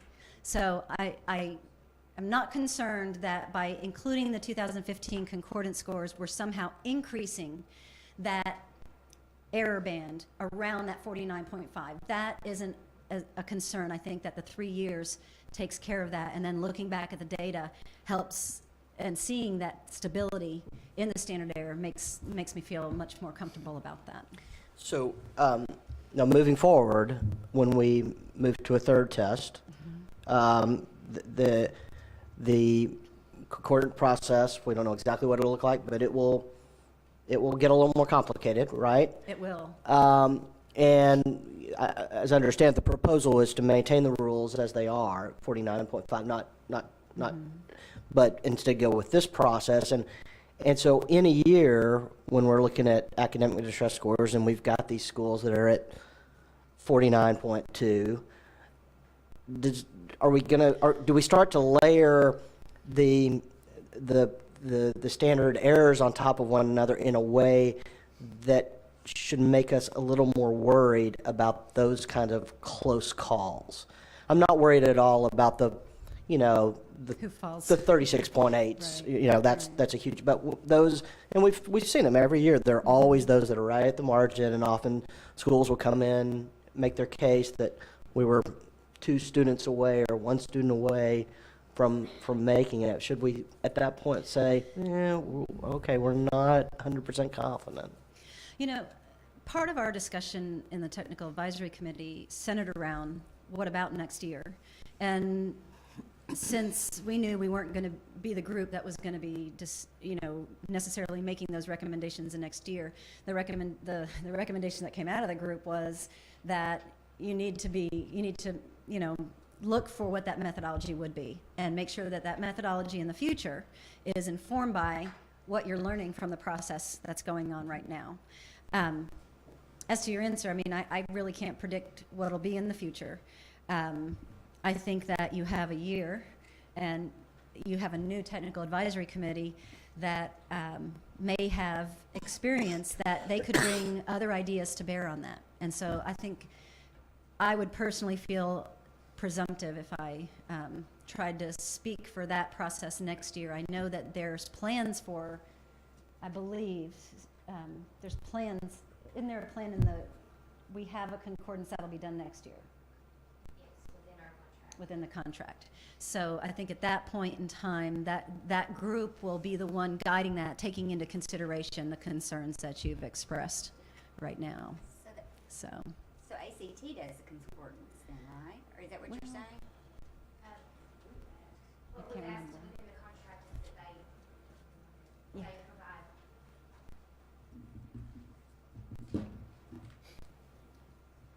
Well, we've asked, it's within the contract that ACT provide the methodology and the research to allow our TAC to verify that their concordance table does align with what we, with what our TAC says. So they're going to provide all of the information and all of the data, and then what they would propose is the concordance table. We'll take that to our TAC, and our TAC will then make a decision about if they think that's psychometrically sound. Thank you. Yep.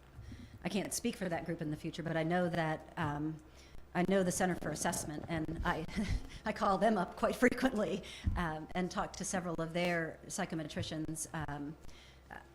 They're wonderfully responsive in answering questions, and so I think we're in good hands in having a technical advisory committee named from that group. So let's fast forward a few months, and we get an appeal, and somebody's at 49. What I'm hearing is that there's always the possibility of a little bit of error. It's flattened out by the 3 years, no matter what, and that we shouldn't be decidedly more concerned about getting it wrong with this process than in the past. Getting it wrong meaning Right. actually penalizing or categorizing a school that really isn't, in actuality, a little bit a nudge above 49.5. Based on the work that's gone into this and what it's been situated in terms of the expertise that's been brought to bear from the Technical Advisory Committee, Dr. Wynn in particular, who has been involved, he has a whole literature of his own on equating, and he actually offers a short course in equating if anybody wants to attend that. I have actually attended that at the American Educational Researchers Association every spring. Yes, what you were just saying, I don't think that this year has any more concern than any other year. If that is something that you have concerns about in general, that that's again where multiple measures are always wonderful, but they can also be very confusing. Sure. Ms. Wright? Well, if you have a follow-up. If you're on this, I do. Well, it's a different topic, so go ahead if you want to. Well, just on this topic, I guess what gives me a certain level of comfort, from what you're saying, is even if there was a little bit of variance and with the 3-year average and such, shouldn't we want to be lifting up schools anyways that are at the 49% mark, right? And I realize the penalization, the categorization, but if any of schools anyways is just hurdling that line, it feels like they should, and all of us, right, should be concerned of wanting to lift them up over. And so it feels good enough to me, I guess, on that end. So I just wanted to add, for a non-statistician kind of perspective, right, of hopes that this gets us to a place where we're still in the same conversation that we've always been, right, which is that let's get as many of our kids achieving as possible. No, and I think I think we all think that. That said, they're going to come to the appeals, and yes, yeah. No, I get it. Commissioner No, I get Key it. just read I the get list it. of things that we can do if Yeah. that so there is it's a weird, this thing is a weird, we have this rigid 49.5 and there are dire consequences on one side, and of course we have consequences, but nothing that is as dire as the possibility of state takeover. That's a pretty important thing to get right. Well, but then that's the whole appeal and how we approach that process. And then I think that lends itself even more to than what we've got into, right, about the whole, let's make this as inclusive and open as a process as possible. So continuing what we've started this year, right, of having these open town hall sessions and conversations so that we really can see the whole picture about what the number is a trigger to the conversation. And then I think anyone that's around that hurdle should be having that conversation anyways. And as long as we keep the protections in place so that it really is a conversation, it's not just about the number, then that's our charge, right, is to make sure that this may be a trigger, right, that we're still looking at all of the different variables But and I think factors. we can't diminish how important that categorization is in terms of activating opportunity school choice, in terms of the possibility of distress, the more symbolic meaning. It's a big deal. We've got to feel really confident that that we really are making the right calls there. And so that's, and I'm persuaded by the conversation that we're not going to be in a decidedly worse situation in terms of getting it right than in the past. And I want to stress that it's important to remember that these scores are for use at a group level, at a school level. They're not for use. You wouldn't go out there and use these cut scores to identify students up or down in any way, because it's going to identify that proportion. And that's the important piece. They're intended for group use. They're not intended to be equivalent in the sense of equated scores that you could use interchangeably. And understanding that limitation, they're perfect for the use that we're talking about. But we wouldn't want to go out there and say, oh, well, let's just use these to figure out X, Y, and Z for this particular student. Okay, I'm not sure if my questions are for you, Ms. Barnes, or Ms. Allen. So whoever feels comfortable asking. On the sample schools, there is some research being done, and anytime there's research, then people jump to conclusions that there may have been differences in scores for students who took it online versus those who took paper pencil. Did you account for those in your sample schools? And when we did the sampling is based on criteria that are expressed in here. They were not intentionally to select from paper versus online. So very briefly, let me address that concern. I know Ms. Allen was sharing with me that 93% of our schools took the test online. When Ms. Allen had asked that I sit in on the research and psychometric group for PARC, and there were studies done on what they call mode comparability, paper versus pencil. Again, it's a big research literature that's out there that you can read. The studies that we vetted, the studies that we were given as state people kind of watching the work of the testing developers, indicated at the time that there were no significant mode differences. Overall, they looked at it from item and task, they looked at it within domain, and then they also looked at it with the summary score. They did acknowledge that within grade levels, there were some items that functioned better online than paper, and some items that functioned better on paper than online. But overall, when you put it together, that study basically showed that there weren't significant enough differences and that you could put both paper and online tests onto the same scale for scaling. So I know that was addressed early on. This was, I think in April of 2015, I was reviewing the results of that. And then I know there's been more recent work with the 2015 results. I don't know that work, what I've seen that's reading through what's in Education Week, you have to, there are things that could be discussed about that article and the way that the information was shared that might make you question those significant differences. I think that you will see that group go and look more deeply at it. In our case, it's something we could do as a follow-up, but because of the way that we sampled, and because of the outcomes of what we've been able to see, I'm not necessarily concerned that we've got an effect there that's impacting Arkansas because our percentages are so high in terms of the kids online. Okay, and the second question, did there seem to be any noticeable difference in the scores of the children who are in the grades and they've consistently been taught with the newer, more rigorous standards than those who may have had early grades with different standards and then I always wonder if they missed out on some of the analysis or some of the skills that later they're responsible for on the test, but in fact didn't have that introduced at maybe third grade level. There's not a way for us to necessarily know that with the information that we have. That's something you would have to tease out with a variety of things that you would collect, knowing that that was the question you wanted to answer. And one of the frustrations expressed to me by parents is that many students take Algebra 1 in 8th grade, and then they're tested at the end of 9th. At the end of 8th, they're being tested on the 8th grade math.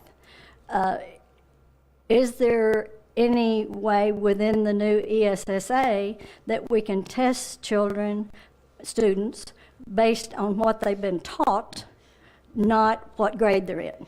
I think you're getting to questions about ACT Aspire that I will, I think, let you address. Right, so under Park and Benchmark, students were always tested on what they were taking. So if they were taking Algebra 1 in the 8th grade, they took the 8th grade assessment. Right.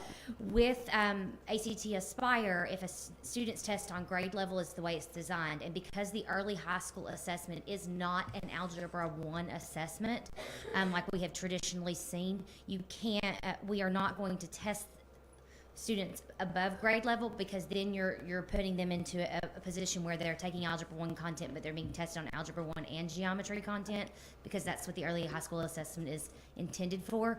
So because it's not a course assessment, we made the determination to test students on their grade level across the state. And the frustration I'm hearing is from 7th grade parents who have children who are going to be 8th graders, that they're in the process of making a decision about the child has been recommended based on their ability to take Algebra 1 in 8th grade. But then they see that they're going to have 8th grade math testing, and their concerns about that because they know their children are capable and bright, but they also like to have concrete data based on the test that they take that demonstrates that. Right. And also they know it reflects on their school. As an 8th grade student, if you're an 8th grader in Algebra 1, the school is still supposed to teach the 8th grade standards to those students, so they're still going to be instructed in the 8th grade standards and in the Algebra 1 standards. Some schools choose to do that across 7th and 8th grade, so they'll get those 8th grade standards in both of those courses. But in any event, if a student is ready to take Algebra 1 in the 8th grade, they should be proficient in those 8th grade skills already, or being taught those coinciding with that Algebra 1 content. So it gets to implementation. Correct. And I'm not concerned, as a previous math teacher, I'm not concerned about the 8th grade group. Okay. And lastly, back in the early days of testing, one of the questions that consistently would come up is, have these tests been measured for socioeconomic and racial bias? Do we know if ACT Aspire, Park is in the past, so do we know if ACT Aspire has accounted for and designed so that they are not biased? I do know the questions undergo a extensive bias review. ACT Aspire's review process is very similar to what we have had in the past, where the questions go through a series of reviews, and one of those is a bias and sensitivity committee. Okay, thank you. Any other questions? Okay, thank you. I don't know what to say. I understood half of what you talked about. Depending on my colleagues to try to understand the rest of it. Wonderful reading to put you to sleep at night. Thank you and your colleague for, Dr. Young, for, that's extensive. And it's certainly for the folks that are, well, people that, you know, you preceded me. So I've been here almost 7 years. And so it's not just a fly-by-night report, for lack of a better word. It's something very comprehensive. And I think it's going to be able to help us, once we understand it, chart the course for how we look at academic distress and many, many other things. But so we can talk to our constituents or our colleagues at home about what's going on in terms of, and maybe invite you to where we don't understand to come and explain it. Okay. Thank you so much. Thank you. Okay. Next, Learning Services Report. Stacey Smith.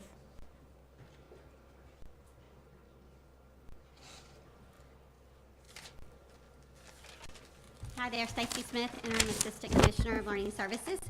This last month I did share an updated Learning Services report, and with that report we also uploaded the very rough drafts of the math standards that were highlighted, so that you could see the changes that the teacher committees made. That was the actual working document that teachers used during the revision process. So do you have any questions?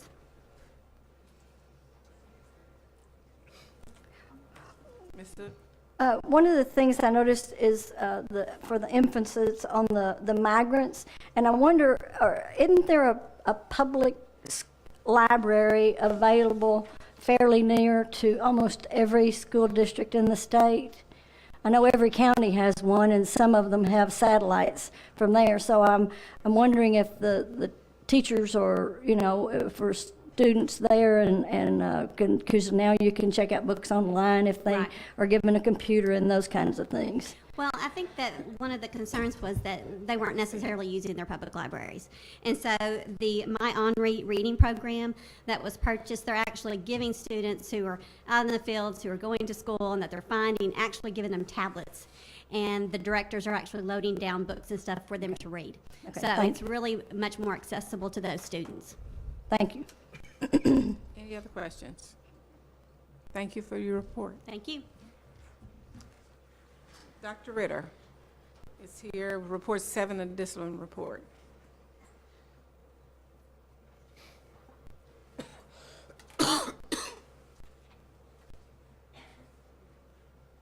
Thank you.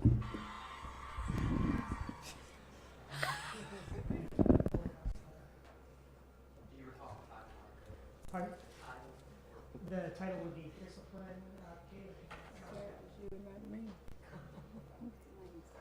So we're what's standing between you and dinner, huh? You are, but at the same time, I want to emphasize how. Well, it would have to be moved around a little bit, but we know we saved the best for last. Yeah. And sincerely, because I think this is something that we've been thinking about and working on and talking about, and you've given us great insight. We've done a work session, and you're here as a result of that. So this is not likely your last time to be able to to give us the data, and we'll determine if we need a deeper dive into it or if this answers our questions. So great. Okay. Well, Well, we thank need you break? very much. Do we need a break before we get started? Okay. All right. Go ahead, Dr. Ritter. Okay. I need an aspirin. Let's see. Can I see the slides? How do we? Okay. Thank you. I'm a professor. I cannot talk without PowerPoint somewhere within the vicinity. It just won't work. So thanks for inviting us to come in and speak to you today. We've enjoyed digging into this discipline data over the past couple of years, thanks to, I think, an ISP many years back where the department was asked to look at it and was kind enough to share the data and allow us to dig into it. I'm presenting work that mostly was done by our excellent graduate student, Caitlin Anderson, who's going to talk partway through the conversation, and you can ask either of us questions. This is OEP, I'm sorry, it's standard. Let you know who we are and to ask questions if you ever have questions on working with data with schools, helping schools with testing. Dr. McKenzie works with us as well. You've heard about her work today. At some time in your gigantic agenda today, you've heard her name as well. So I'll introduce the questions that we're going to run through and the motivation for those questions. We've got some simpler overview questions, then we have some questions that represent deeper dives into the analysis and into the data. And then I'll let you know what we concluded and next steps. The results will take most of the time, and we hope that from these you might have further questions that we could share with you at a future meeting or in a working session or whatever venue you prefer. And it's easiest for us if you interrupt during the presentation, but of course it's your venue, whatever you wish to do. So the motivation was the July 14 and August 2015, and even since that point, we've continued to get into it, looking at the impact of student discipline on student achievement. That was the title of the ISP, looking at the impact, or the ACT, but we didn't only look at the impact of discipline on student achievement. We looked at the incidence of discipline, disproportionalities in discipline in different types of schools, and it ends up there are a lot more questions to ask than just the relationship between discipline and student achievement. And in fact, because of the complicating issues, it's really hard to get at the relationship between discipline and student achievement because it may well be circular, and it's hard to get at the causal relationship. In other words, I might be acting up because I'm disengaged from school, because I'm not understanding what's going on. So it might be my poor student achievement that's leading to discipline instances, or it might be the other way around. I might have engaged in and infracted, been disciplined, and then kept out of school for a while, and suddenly I get behind, and discipline impacts student achievement. It's circular, and it's not clear. So getting at this causally is not anything we can do today, but we can give you lots more interesting descriptive stuff, and you can ask further questions then. So in addition to annual reporting on the rates, we look at some questions that we define as critical questions because the board has put them together and sent them to us, the questions that you've asked us to dig into. Here are the questions that we have put together today, and they've been built off correspondence back and forth between the board and our research team. And you may have asked a couple other questions. There were some we just couldn't answer because the data don't allow it. These are the ones we have been able to answer. We'll begin by giving you, again, an overview of disciplinary rates.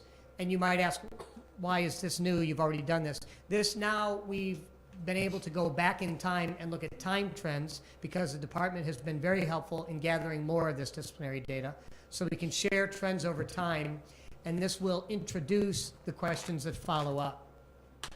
We then follow up by asking, are there certain students who attend high discipline schools? In other words, we do find some disproportionalities in the types of students who are disciplined more often. So is it that these students are disciplined more often because they attend schools in which there is more frequent discipline?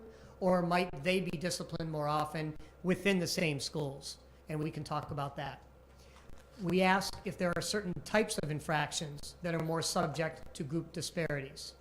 In other words, for example, if poor students are disciplined more often overall, it may be the case that poor students are being treated unfairly by teachers, or it may be the case that poor students are more disruptive overall. But if we begin to break it down infraction by infraction, and we say, of all the students who were cited, for example, for fighting, are there disparities in how these students are disciplined? Then suddenly you can begin to say, well, this is a bit of a group disparity. This is not group A is acting up more than group B. Everyone in the group has been disciplined for the same stated infraction, and now we look to see if there are differences in the severity of discipline. So we begin to get at relationships that might be more telling of possible disproportionate treatment. And then finally, a question from the board, I believe from the chair, was what can we learn about the population of students that were expelled?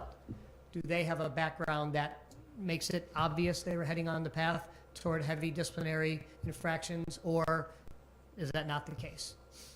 And then finally, we look a little bit at the relationship between student achievement and disciplinary outcomes, but we talk mostly about why there's a strong relationship.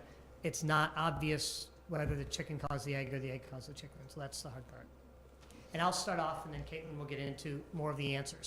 So first of all, just an overview of the in-school suspension rates for various subgroups of students. And we show you by race here. The story is the same by poverty level, but not nearly as drastic. Is that fair, Caitlin? So there's a similar pattern by poverty level, but we're only focusing for the sake of time on racial disparities here. So we find, for example, that African American students from 12-13 all the way through 14-15 are more likely than other groups of students to be given in-school suspension. And the numbers there, so you can have a sense of what the bars represent, are the number of suspensions per 100 students. That's in-school suspension. The story is the same, but more disparate, more disproportionate for out-of-school suspension. So African American students, they're in terms of out-of-school suspensions per 100 students, as of 2014-15, there are 29 suspensions, out-of-school suspensions for African American students per every 100 African American students across Arkansas. Now sometimes these might be the same students disciplined multiple times in a year. There are other ways you can look at these data. You might say the fraction of students who have ever been suspended. There are different ways to look at it. The pattern doesn't change, so the pattern is noteworthy. The rates have gone up over the past few years overall across all groups, but the disproportion is quite clear. With frequency of expulsion, there's a similar disproportion. actually not as strong as we saw with out-of-school suspension, for example. But the numbers with expulsion, if you look on the left, instance per 100 students, these are very small numbers. It's fewer than 1 out of 100 students. It's 1/10 of 1 student out of 100. So it's roughly 1 out of 1,000 African American students were expelled in the year with the most expulsion activity, 2012-13, or pardon me, 2013-14, the red bar. These are relatively small numbers, but the pattern, the disturbing pattern remains the same. Corporal punishment is the same.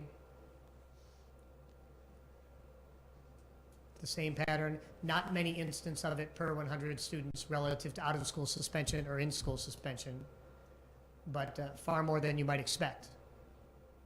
Gary, Yes. refresh me on the corporal punishment. That's not across the board? Oh, sorry. That's not in all school districts. No, I don't remember the fraction. Maybe Caitlin remembers the fraction, but it's roughly small. half. Roughly half of the districts still allow it. Really? And doesn't mean they do it. So we can, for example, just by your facial expressions, and when we give papers like this at conferences, people really focus on the corporal punishment. There is corporal punishment activity in fewer than half of the districts, but So by corporal punishment, you mean what? I believe we mean a spanking with a paddle. Okay. Can I ask a question now, or should I wait? No, he wants you to ask him as you think. It's clear the sources of data that you access is very important with this type of study. Did you utilize Pine Bluff, Delaware, and Little Rock School District? This is statewide data from the ADE data services that each of the individual districts roll up to the state and report to the state on an annual basis. Is Pine Bluff and Little Rock part of that report? Sure. Okay. Sure, yeah. Sure. Yes, sir. All right. Are you going to get to the slide, or is there a slide that shows if these students are being sent to the office, asked to be suspended, asked to be punished, whatever, out of school, if it's more frequently African-American teachers send, okay. Oh, no, I'm sorry. Sending African-American students, African-American teachers sending white students, and the white teachers sending African-American, and the white teachers sending white students. So we do not have good data on the racial makeup of the teaching force. Those data might exist, and it would be very helpful to get that. Even if we got, there are a couple of ways we could do it. If we got school-wide data, that would be kind of helpful, but it would still be an approximation. It would be better yet to get grade level data and start talking about, there is a good research literature and a growing research literature on the race match of students and teachers and how that might impact student achievement. So certainly with discipline, we might imagine a similar, I won't say there's research because I can't classify it. My reading is reading research necessarily, but there are growing publications around punishment in pre-K. So does this look at, looks at expulsions and the disproportionate involvement of African-American students, even attitudes toward punishing behaviors that is different between race, even in pre-K. So that's what I'm reading, having some experience in reading that now. I'm not familiar with pre-K, and these data only are K-12. I see. Will there be a later report today where you can distinguish unique individuals from incidents? Or you said right now you can't tell the difference between the two? No, we certainly can. We have done these analysis at an incident-by-incident basis or a kid-by-kid basis where a kid might have been punished 2, 3, or 4 times during the year. The patterns are no different. We chose to do it incidences overall.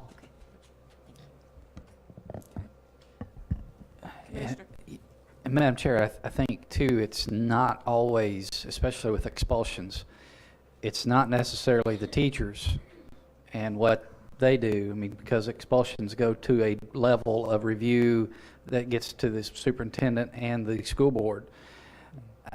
But it follows that it'd be very interesting to see some of an analysis of the patterns on expulsions that go all the way through that level. And I know I've said this, one of the, probably the worst part of my job is having to sign expulsions as acting in the stead of a board for those districts that are in state takeover. So, looking at the documents that we look at, we don't know the race of the teachers or the school personnel involved.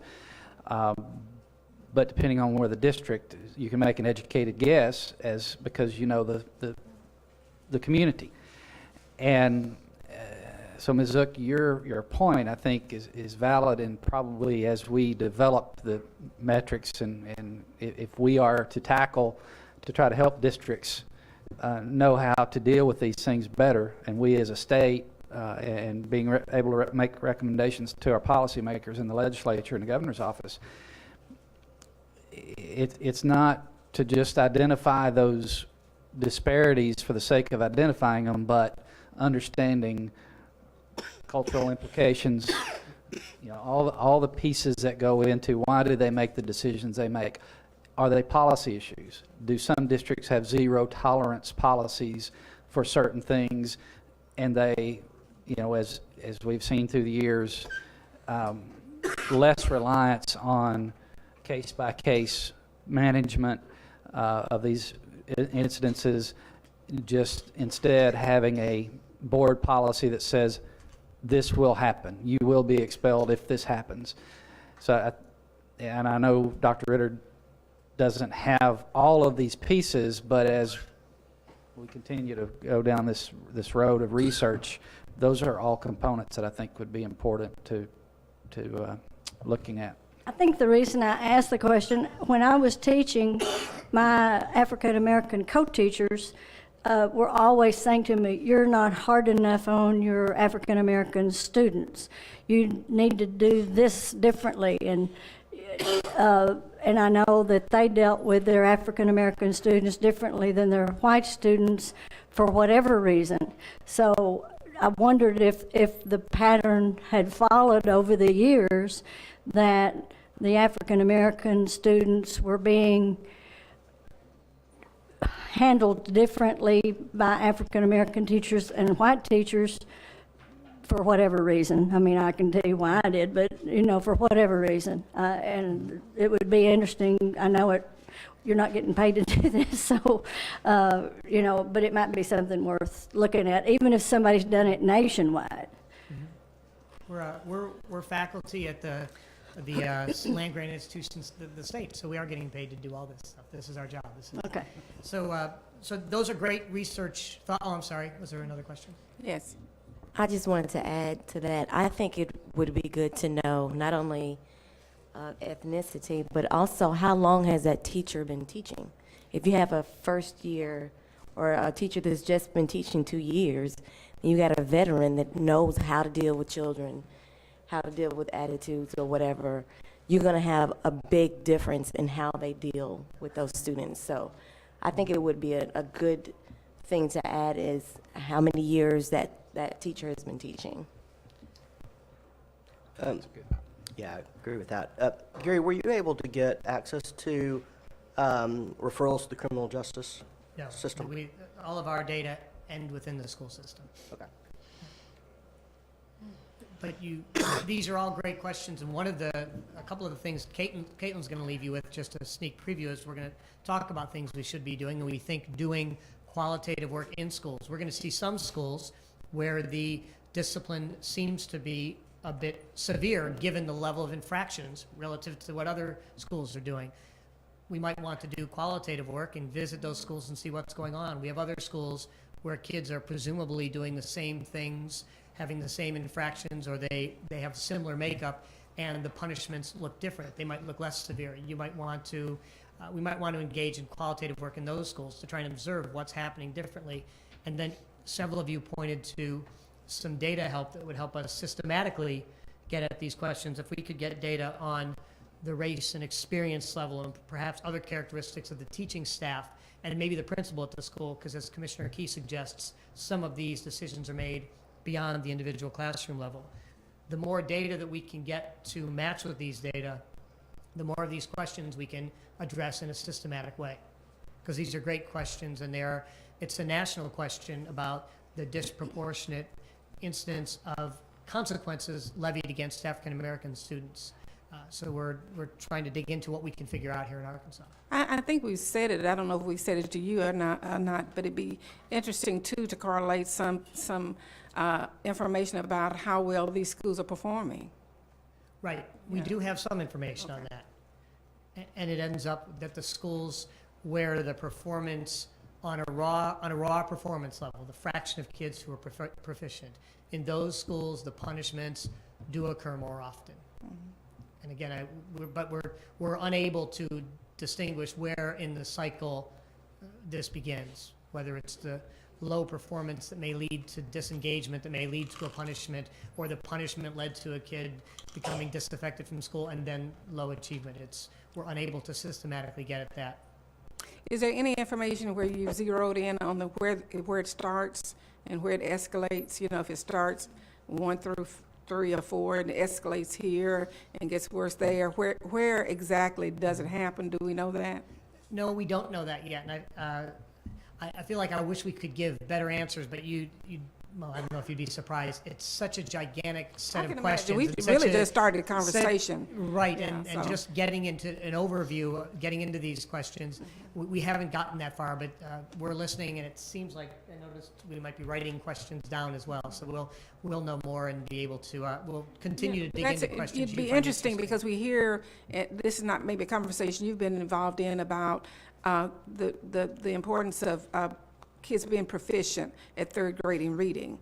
So it'd be interesting if you draw a correlation between that's when the problem starts, because if I can't read and I'm asked to stand up and read, then the next thing is a problem, and so forth and so on. So it'd be interesting to find out where the problems are, and we could draw some conclusions based on that for interventions. That's an excellent point. Ms. Wright. Thank you. Thank you, Dr. Ritter. Just to clarify, this is maybe the 3rd time that because this is an annual report, right? How many times have you been before us now? This is the 3rd time. It is the 3rd time, okay. And so I guess I'm just trying to get a sense with the trajectory here, because I know in each year we've identified some additional questions and some research points. So I guess I have 2 questions. 1, how does this compare to previous years?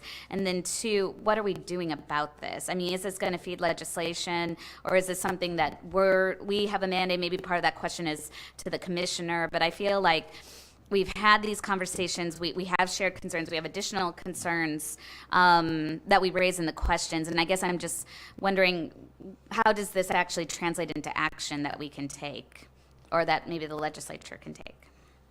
Well, right now we're sort of so buried by trying to figure out how to ask and answer the questions that we certainly haven't played any role. We did do one thing, actually, was suggested by you in an earlier meeting, that you were surprised about this and you should share, you thought we should share this with the school boards. So we went to the Arkansas School Boards Association and Caitlin did present on these numbers. We heard, I believe, lots of pushback from people in the audience on exactly why corporal punishment was needed and why these were good things they were doing.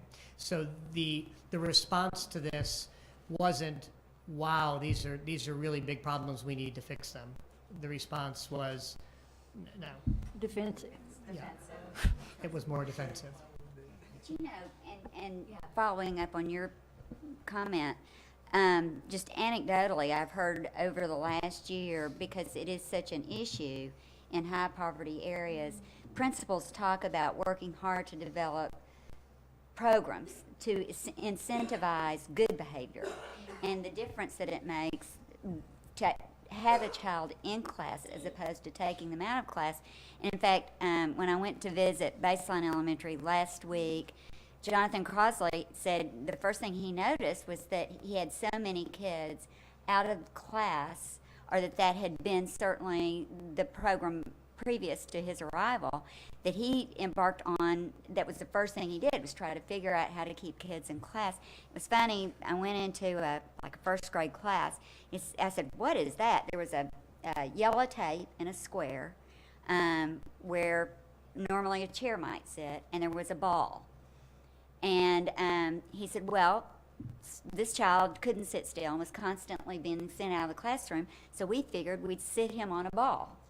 And as long as he keeps the ball in the square, he can sit there and he's able to pay such better attention. But the point is, there are people out there working hard to create options to keep kids in class. So I guess the next step is, let's identify what those are, those models, and try to hold those up so that more folks will want to do that. Because I think the whole point is, how do we keep kids in class? There is a strategy nationwide that lots of schools are adopting called positive behavior supports or positive behavioral systems, which they're implementing to deal with this. And there's, I don't believe, conclusive evidence yet, but some suggestive evidence that this is leading to lesser exclusionary discipline in these schools. Mm-hmm. I mean, it's intentionally using lesser exclusionary discipline to try and keep kids in rooms. And I would just go a step further from my colleague and say, even beyond schools, it's also about the culture of the schools, right, and the relationship, especially, talking about the reality of our African American community, right, in the cradle to prison pipeline that Dr. Barth is alluding to in the conversation around the criminal justice. If we see African American and Latino young men being punished at higher rates than their Caucasian cohorts, and it's not, and that even is separate from whether it's justified or not justified, right? The numbers indicate that is what's happening. Then it starts creating this culture of questioning, right, about whether then that's they're part of their reality, what they can aspire to, what they can think about in terms of their own achievements and things like this. And so there's also the culture and turnaround of the school, and that does have a direct, hence the whole cradle to prison pipeline, right? That has a trajectory that we've seen into the numbers and percentages of what we see of individuals in our criminal justice system. And so I think this is it's so important, and that's why I bring it up, Dr. Ritter, because I do believe what you all are doing is so important with this research, and not just wanting it to stay at the level of conversation or in this report items, because every year you come and it's a report. And at some point I wanted to see this as an action item, that there's something, or that I feel like there's something that we can do out of this. I think also for you all to know that what you're doing, and with policy being one of your objectives, right, good policy, I know in the work that you all do, seeing some outcomes from it. I think the challenge we have is, and that was why, thank you for letting me know you did go to the school boards, right? We know that a lot of these decisions are local, but I whether it's the commissioner or otherwise, if there's something else that we can do with this information. I just hate the thought that we can see this, right? And then when we think of districts like Little Rock School District that we're in right now, and know that these are conversations, and we have our own, superintendent here talking about he has to speak with the police chief, and they know they're going to have to work together, and things are emerging that they're going to even have to work closer together, right? This comes at the heart of a lot of that. So how do we get this and use this in a way that can be meaningful? So. And one thing we can provide with response to that exact question is we can provide district data, district by district, that suggests districts that are overly severe in reaction to the infraction cited relative to other districts, and say these are the sort of data we can provide to the board or to the ADE, and we surely don't know what the appropriate response would be, but these are the data we can help provide. Oh, sorry. I just had one thing that just popped up in my mind. Looking at it from a family perspective, I would be interested in knowing, especially from the African American, the amount of African Americans that have gotten more disciplined. How many of these children come from? I'd like to know the demographic as far as single-parent homes, two-parent homes, because there's a trend in single-parent homes. Just in society in America, period. There's a trend there. So we can't ignore the change in the family perspective, the family demographic, and how that affects children. Because if we can get that information, maybe there's something like Ms. Wright said, there's something that we can do to help in that situation, whether it's offering some sort of help with single parents about how to work with your ex-husband or your ex-wife as far as how to help children in these situations, because coming from a single parent home, being a single parent, it's really important when it comes to that child's education, how you work with your significant other or your ex-significant other. And there's evidence that shows that the children do better when they're in two-parent homes. So if we can get some information on that, then that would lead us down the road to help and develop something that would help those children in those situations. Because I'm sure that correlates with the discipline. If you've only got one mom and there's not a dad in the home, I'm sure that correlates with how often that child is being disciplined. I think that might be most useful at the school level where they have that sort of information. From a data perspective, that's not the sort of data that we can analyze. We can tell you whether students in different racial groups are more or less likely to be cited for infractions, or students who are free and reduced lunch or not are more or less likely, or males as compared to females. But those are the only data that we have at a micro level to really analyze all those questions. But I think the point you raised might be very useful for school folks doing interventions. Okay. Another thing that we know in the juvenile courts is that if a child or children from a family are assigned a CASA, then the CASA works with the school to help them realize there's a lot of stuff going on at home. Then the school becomes more aware and then more understanding and the kind of discipline and what might be normal for a child to act out, because at home they're so abused and neglected. I think So from I Dr. think Ritter's standpoint, his information will help us be able to give the schools the numbers and the racial impact and the disproportionate nature, so they can go to that next step of interacting with service providers. But I think the first thing that I see the charge from us as the state board is to get this data together and present it, understand it first ourselves, and be able to present it to the schools, so we can say, look at this. How is this going to impact your academic situation? How is this going to impact your fiscal? How is it going to impact just your education through school, getting them out of school and getting them educated, and the community as a whole? So I think we first got to understand that and have, for us to understand it and present it to the school districts. I think that's right. Yeah. So I could move to the next slide. Go ahead. Well, I'm sorry, Dr. Ritter, let me just, so we don't leave it hanging, Ms. Wright, several of the other comments that were mentioned. What is the actionable thing that comes out of this? And it's something that happens on a regular basis. Our groups here at ADE, as we are working with districts to implement RTI, that's not just the curricular side of things. It's multi-component. So you have the curriculum, that's the core of the instruction, but you also have the positive behavior support systems. And there are districts who you can't really have one that works effectively without the other. And the districts that have that in place, I think you see better results across the board. So a question that, as we add things to the list to look at in the future, is what, if we can do school by school or district by district comparisons, what does a district with a positive behavior support system, what do those numbers look like as opposed to those districts that do not? That would be that, and all we would need was data on who's adopting that, and that would be a great question to ask. And quite, again, if we get the list of who's doing it, that's a question we could address quite easily. And in fact, addressing changes over.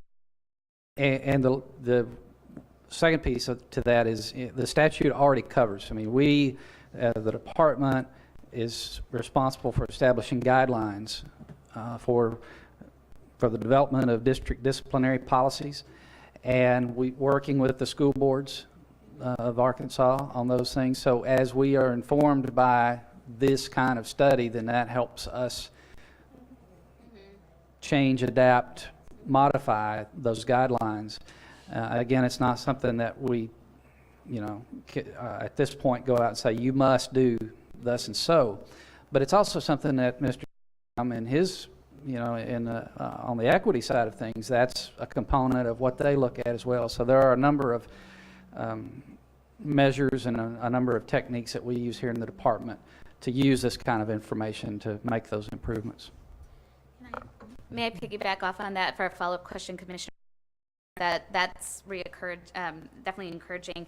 What about the school improvement group? Do they use this kind of data? And I ask it because of just the correlation, right? I mean, I don't know, and again, I think we've mentioned, right, it would be helpful to see, are these the districts that are most in distress, right, where we see the highest levels of discipline? I'll kind of assume, and that's where we have in some ways the greatest directive, right, where we can kind of influence this. So I'm just wondering, and I know that today even hearing, and so encouraged to hear, resonations around this whole child, right? To me, this feels like part of that whole child cultural approach, and maybe if we can at least build or do something out of the districts that are underneath our charge, right, or the academically distressed districts. I think there's going to be a pretty strong correlation within the districts where we're seeing these largest numbers. I was looking to see if Mr. Harvey was out there, or Dr. Wild, but Ms. Barnes can. I was listening to the question, and actually I can't emphatically say yay or nay. What I can say is that they do review a number of resources, and they work with the schools to look at what their school culture is about. Part of the elements in InduStar will allow them to look at climate, instructional practices. Discipline would be something that would stand out as a need, and it's part of the risk assessments that we're working on. We try to assess those that have the greatest risk, and then assess what skill sets are available, what resources are available. So I can't say, emphatically, yes, they do, or no, they don't. But I believe that some probably do. I know that some districts are going to spend an inordinate amount of time reviewing these resources in order to see what they can do to address those needs. And I agree that we are in an era where it is the perfect time to begin to embrace the whole child and to look at what student needs and their individual them to be successful in the classroom. And if I could say then, and where maybe it's not really our place to necessarily do so, I would like to see maybe some more intentionality of looking at that, if I could offer that, so that, and to make sure that what Dr. Ritter's offered here, has been shared with Dr. Harvey and his team, that possibility of doing that, then I desirable to see something done. So thank you. Go ahead. Let's see what's about to pop up. I want to remember where I am. Oh, yeah. On page 1. Page 1.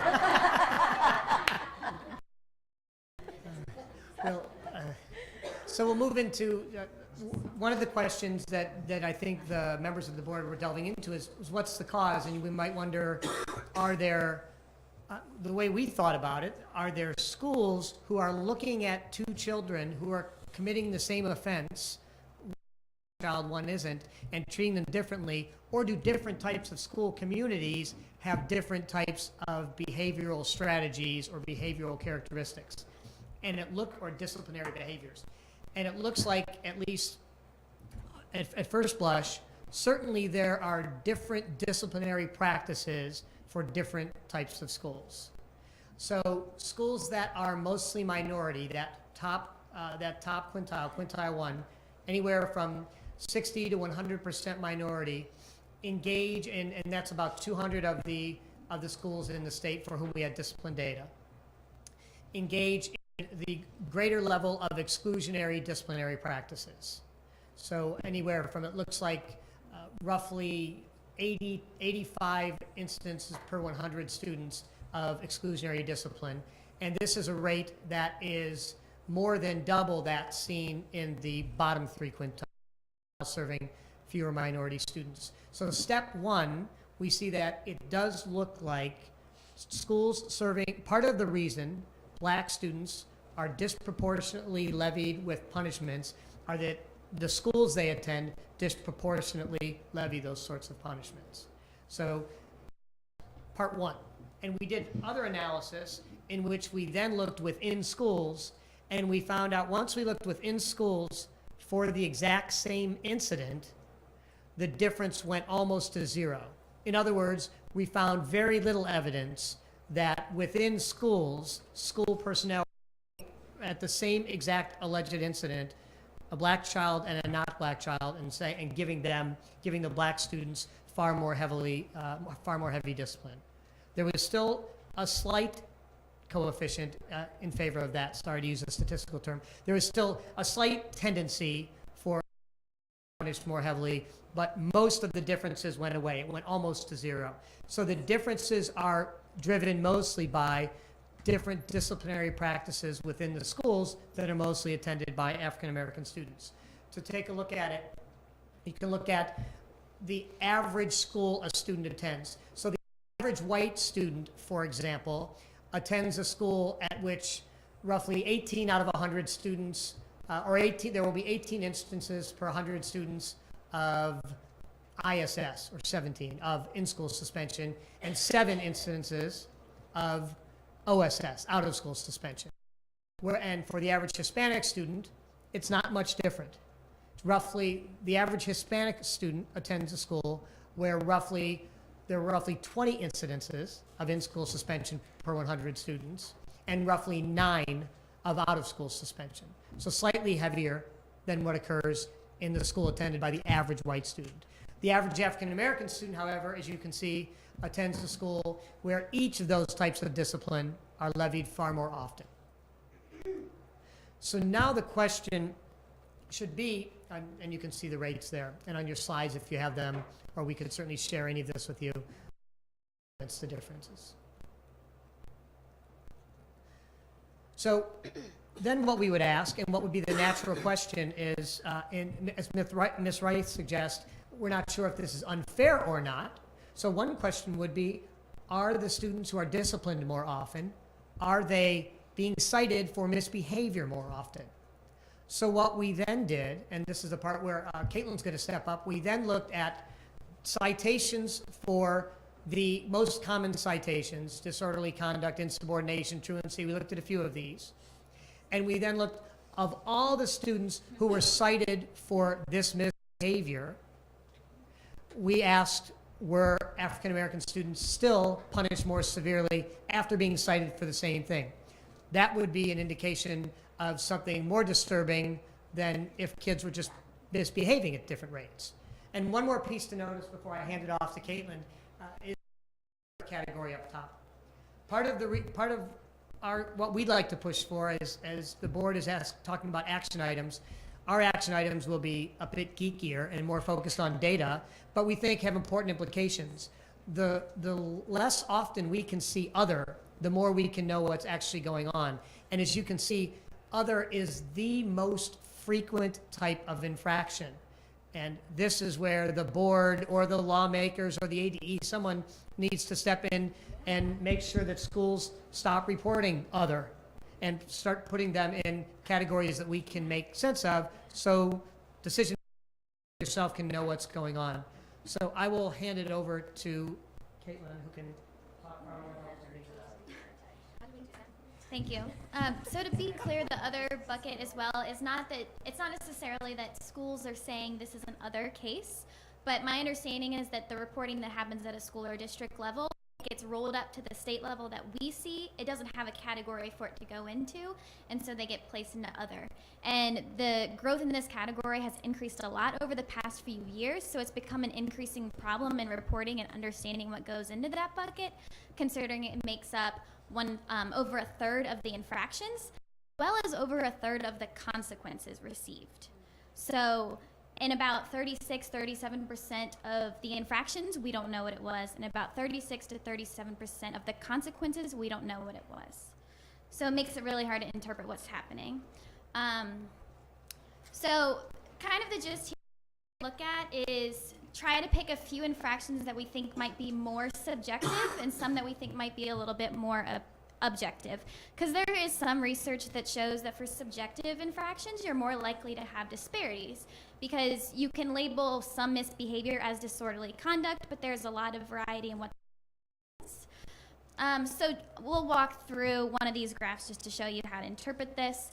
So that dark black circle in the middle represents the entire student population, and the size of the bubbles represents how many incidences per 100 students there were of disorderly conduct. So if you compare the circle, say, to the size of the circle for black students, you can see that black students are disproportionately being written up for disorderly conduct.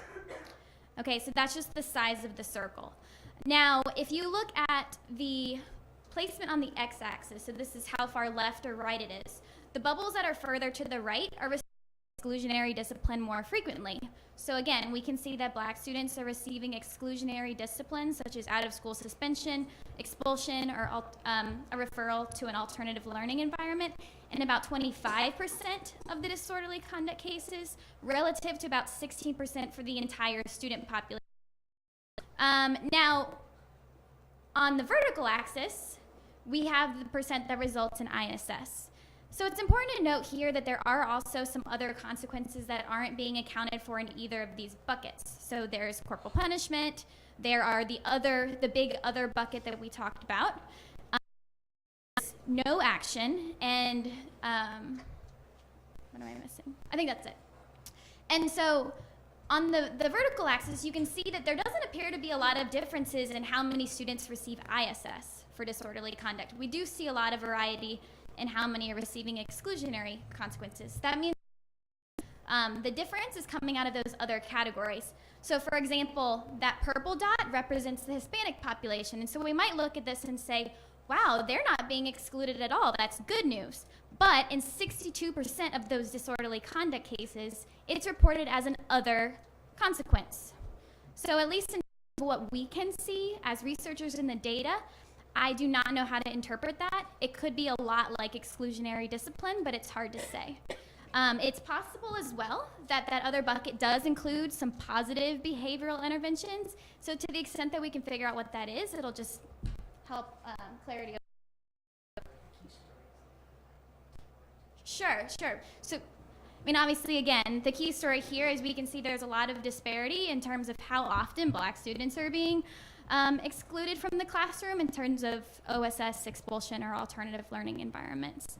So that was just to walk through one of these, do the same thing with a few other items, but we didn't pick all of the different infractions, just a few that we thought would be interesting. Ms. Wright has a question. Just one quick clarifying. Yes. So it's so the first issue of other that you all presented was about the cause, right? Like what they did, and then this is the consequence. So it's on both ends. Yes. We're having ambiguity. Okay, that's what I just want to Yes, clarify. and it's about a third of the cases on both ends we're uncertain Both of. what the infraction was as well as the consequence. Correct. That's not being defined. Okay. Correct. Okay, so here's another offense that, again, we think might be a little subjective. What is insubordination? The disparities here are pretty blatant, at least in size of the number of write-ups. You can see that the size of the bubble for black students, that kind of yellowish one, is really large. And also because it's farther to the right, you can see that they're more likely to be excluded from the classroom as a result as well. They're receiving exclusionary discipline 19% of the time relative to a state average of about 15%. So here's a case that we picked because we thought it would be more objective and less subjective, because you should be able to see if a student had tobacco on them at school. So the really shocking thing about this is that the black bubble is not only tiny but really far to the right. So this means black students aren't getting in trouble for this, but when they do, they're punished very severely compared to the rest of their peers in the state. So I think this is one of the most surprising graphs that we found. So that small yellow dot indicates that relative to the rest of the state, black students aren't doing this as often, but when they do, almost 60% of the time they're receiving out-of-school suspension, expulsion, or ALE for it.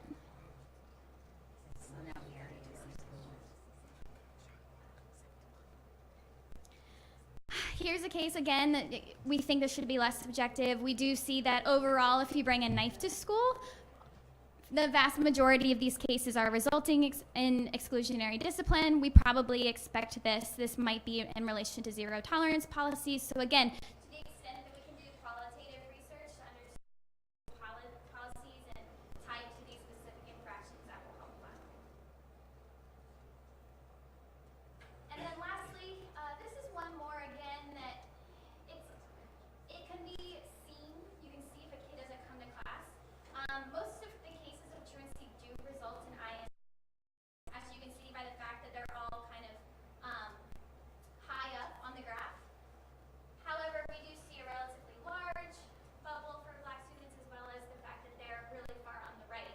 And the most troubling thing about this bubble being far on the right is that we're actually seeing that we're still using out-of-school suspension as a remedy for truancy.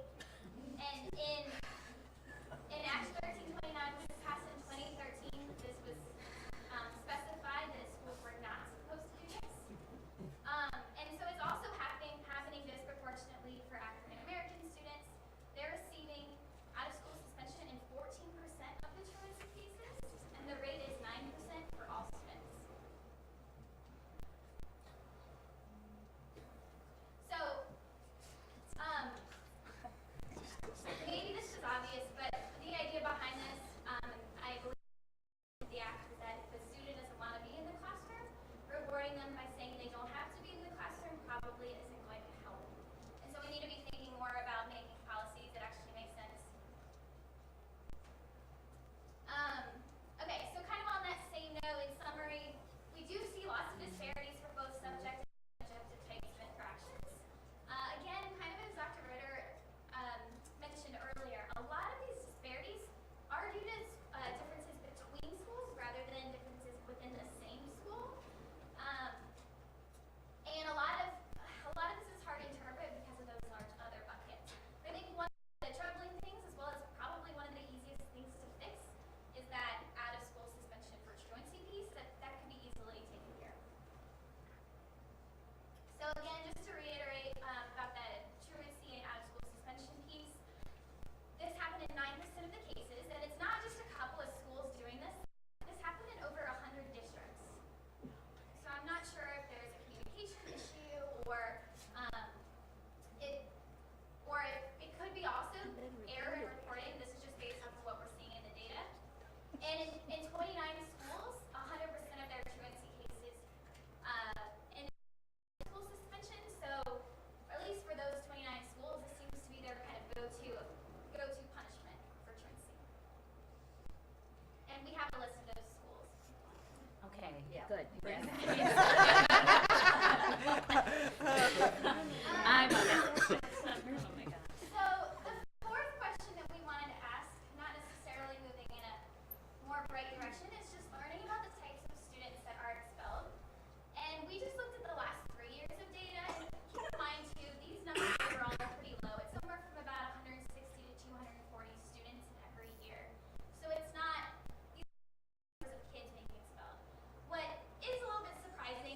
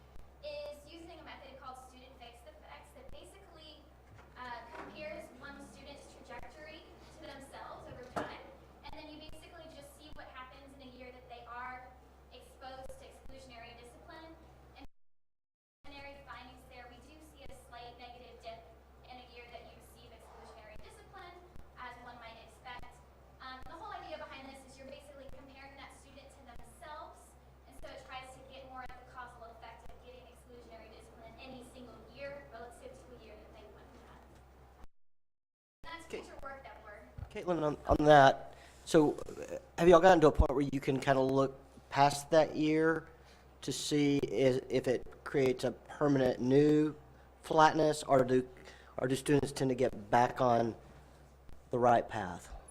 That's something that we could look at if we kind of playing with the data. Yeah. That seems like something that we could do. Great, thanks.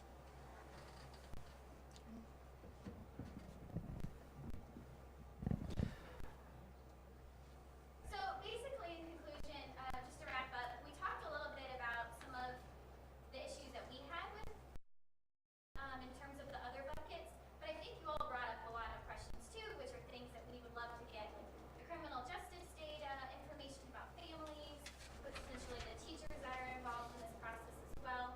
And I think one of the areas that we need to go forward to is moving into more of a qualitative look at this, because there's only so much that we can do with the data, and we really need to understand what's happening within schools. So the good news is we can use the data to identify either schools or districts that appear to be doing this well or appear to be doing this poorly, and potentially go and talk to certain schools on, again, what kind of direction you all or the APE want to go in. Clearly we see some disparities. There's a lot of future work that could be done here, and there's also some things that I think could be easily fixed, like making sure that we're not seeing truancy grads or attention for truancy. That seems like an easily fixable thing. But really what we wanted to come away with today is, like you all have already said, what's the next step? How do we use this data to actually change something and not just talk about it? So thank you so much for your time. When you presented to the Sports Association, was there a response around the truancy for out of school for truancy issue? So I presented to the school boards it might have been 2 years ago, and it might have been really recent after that act was passed. Mm-hmm. And at the time, I think the data that I had wouldn't have even been in the period after the act Gotcha. 29. So only now am I able to say, okay, 14, 15, you've had a chance to change since 2013 when the law was passed. By 2014, 15, we're still seeing it as an issue. So could a commissioner's meeting go out on Yeah. on that point? It can, and we can go and review our prior commissioners' memos and communications to see when that was, if that was sent, when it was sent, and repeat that as a reminder. And I think. Well, and beyond that, what accountability, again, if they're under our charge, right, like we can do more. So if we have that list, right, and Dr. Harvey has it, and his specialists are out there, they can do something more. But what more beyond just a commissioner's memo? I mean, in terms of accountability here. It's I think the first step would be to consult with our partners over at AAEA and approach it from a carrot rather than a stick, or at least just a nice asking nicely before we try a stick. That would be the approach I would prefer. And it may just be an awareness issue. I can't imagine that superintendents would, had they known this, would deliberately defy this law. So we can certainly check in and see what the backstory is. If there is one, it may just be oversight. I know Dr. Gocher is more recent, has been in the field and dealing. He's also dealt with the other category, and if you want to hear kind of his take on some of those issues, I know he'd be willing to come up and briefly address that. You heard a superintendent earlier today, Ms. Warren. She talked about the positive behavioral she's looking to put in. So a number of these things are in the mind of superintendents out there. It's just making sure that we get everyone on board. Dr. Ritter, early in your presentation, you mentioned that poverty, did you say that if you looked at poverty, the patterns would be similar, but you focused on race? So, okay. Okay.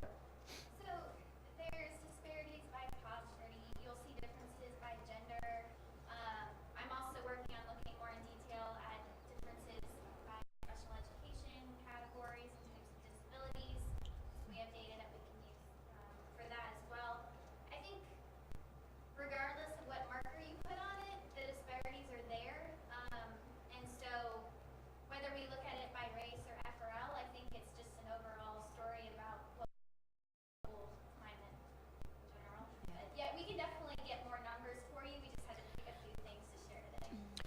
Could your memo address the other category that's so vague and could include a number of things?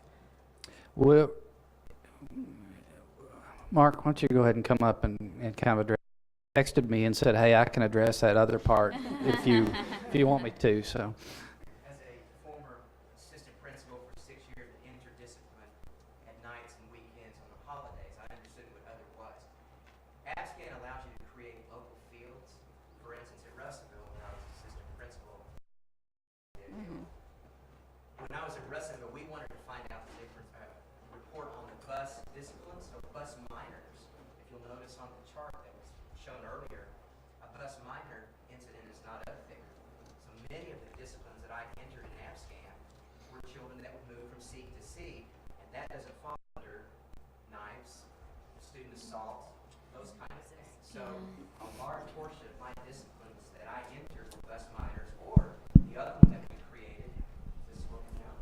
The other one that we created was classroom infractions. So if there was a classroom rule that was broken that didn't rise to of a assault of any of those other indicators on those fields, a classroom rule infraction could be indicated as an other. Now we entered it as a classroom infraction, but it connected to the field of other.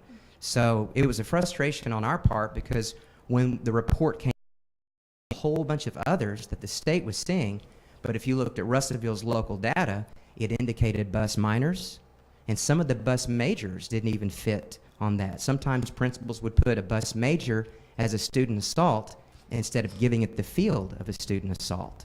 So that was one of the reasons that we had such disparity with others. I hope that answered a little bit So of the I think reasons. that points to more or less of the schools just doing it in another category and more to us looking at our system and AppScan to see, Right. do we need to create additional fields that would help refine this information? And that's my question then. So what could be, so then what could be a possible timeline for something like that?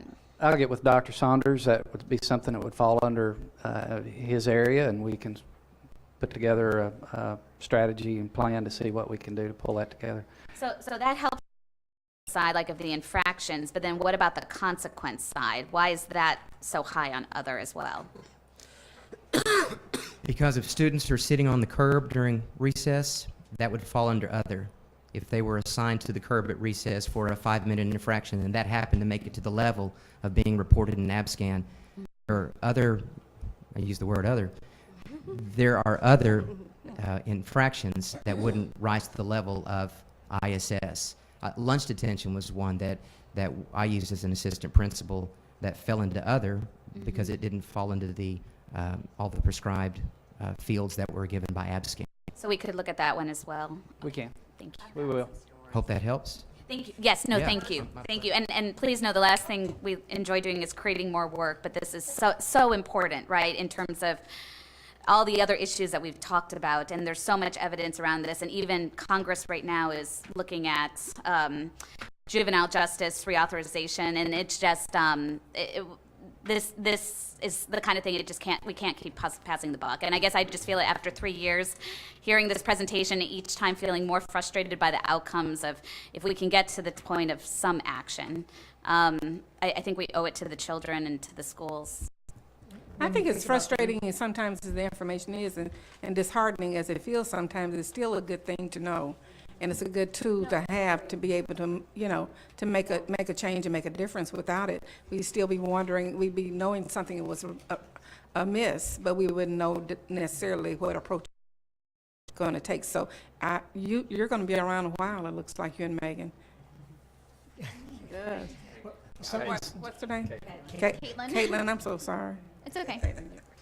When we think of recategorizing or how to deal with the categories, one thing we've seen in other analyses in other states that might be helpful is the categories to be in an increasing or decreasing level of severity, even though there are different judgments about whether a lunch detention is, and I don't know where you're going to put corporal punishment on there, but trying to make some value judgments about increasing or decreasing, because then we can draw cutoffs and talk about increased based on whether or not you were a poor student or an African American student and those sorts of things.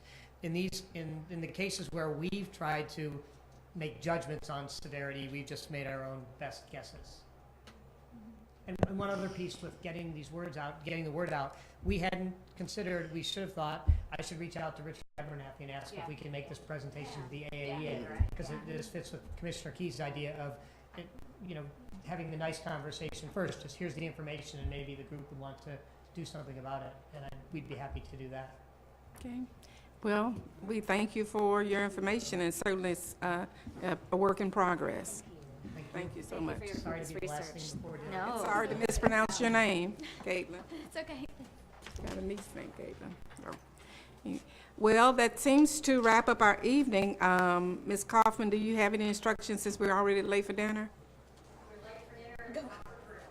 Okay, so grill right now. Can we get a motion to adjourn? So moved by Dr. Barr, second. Yes.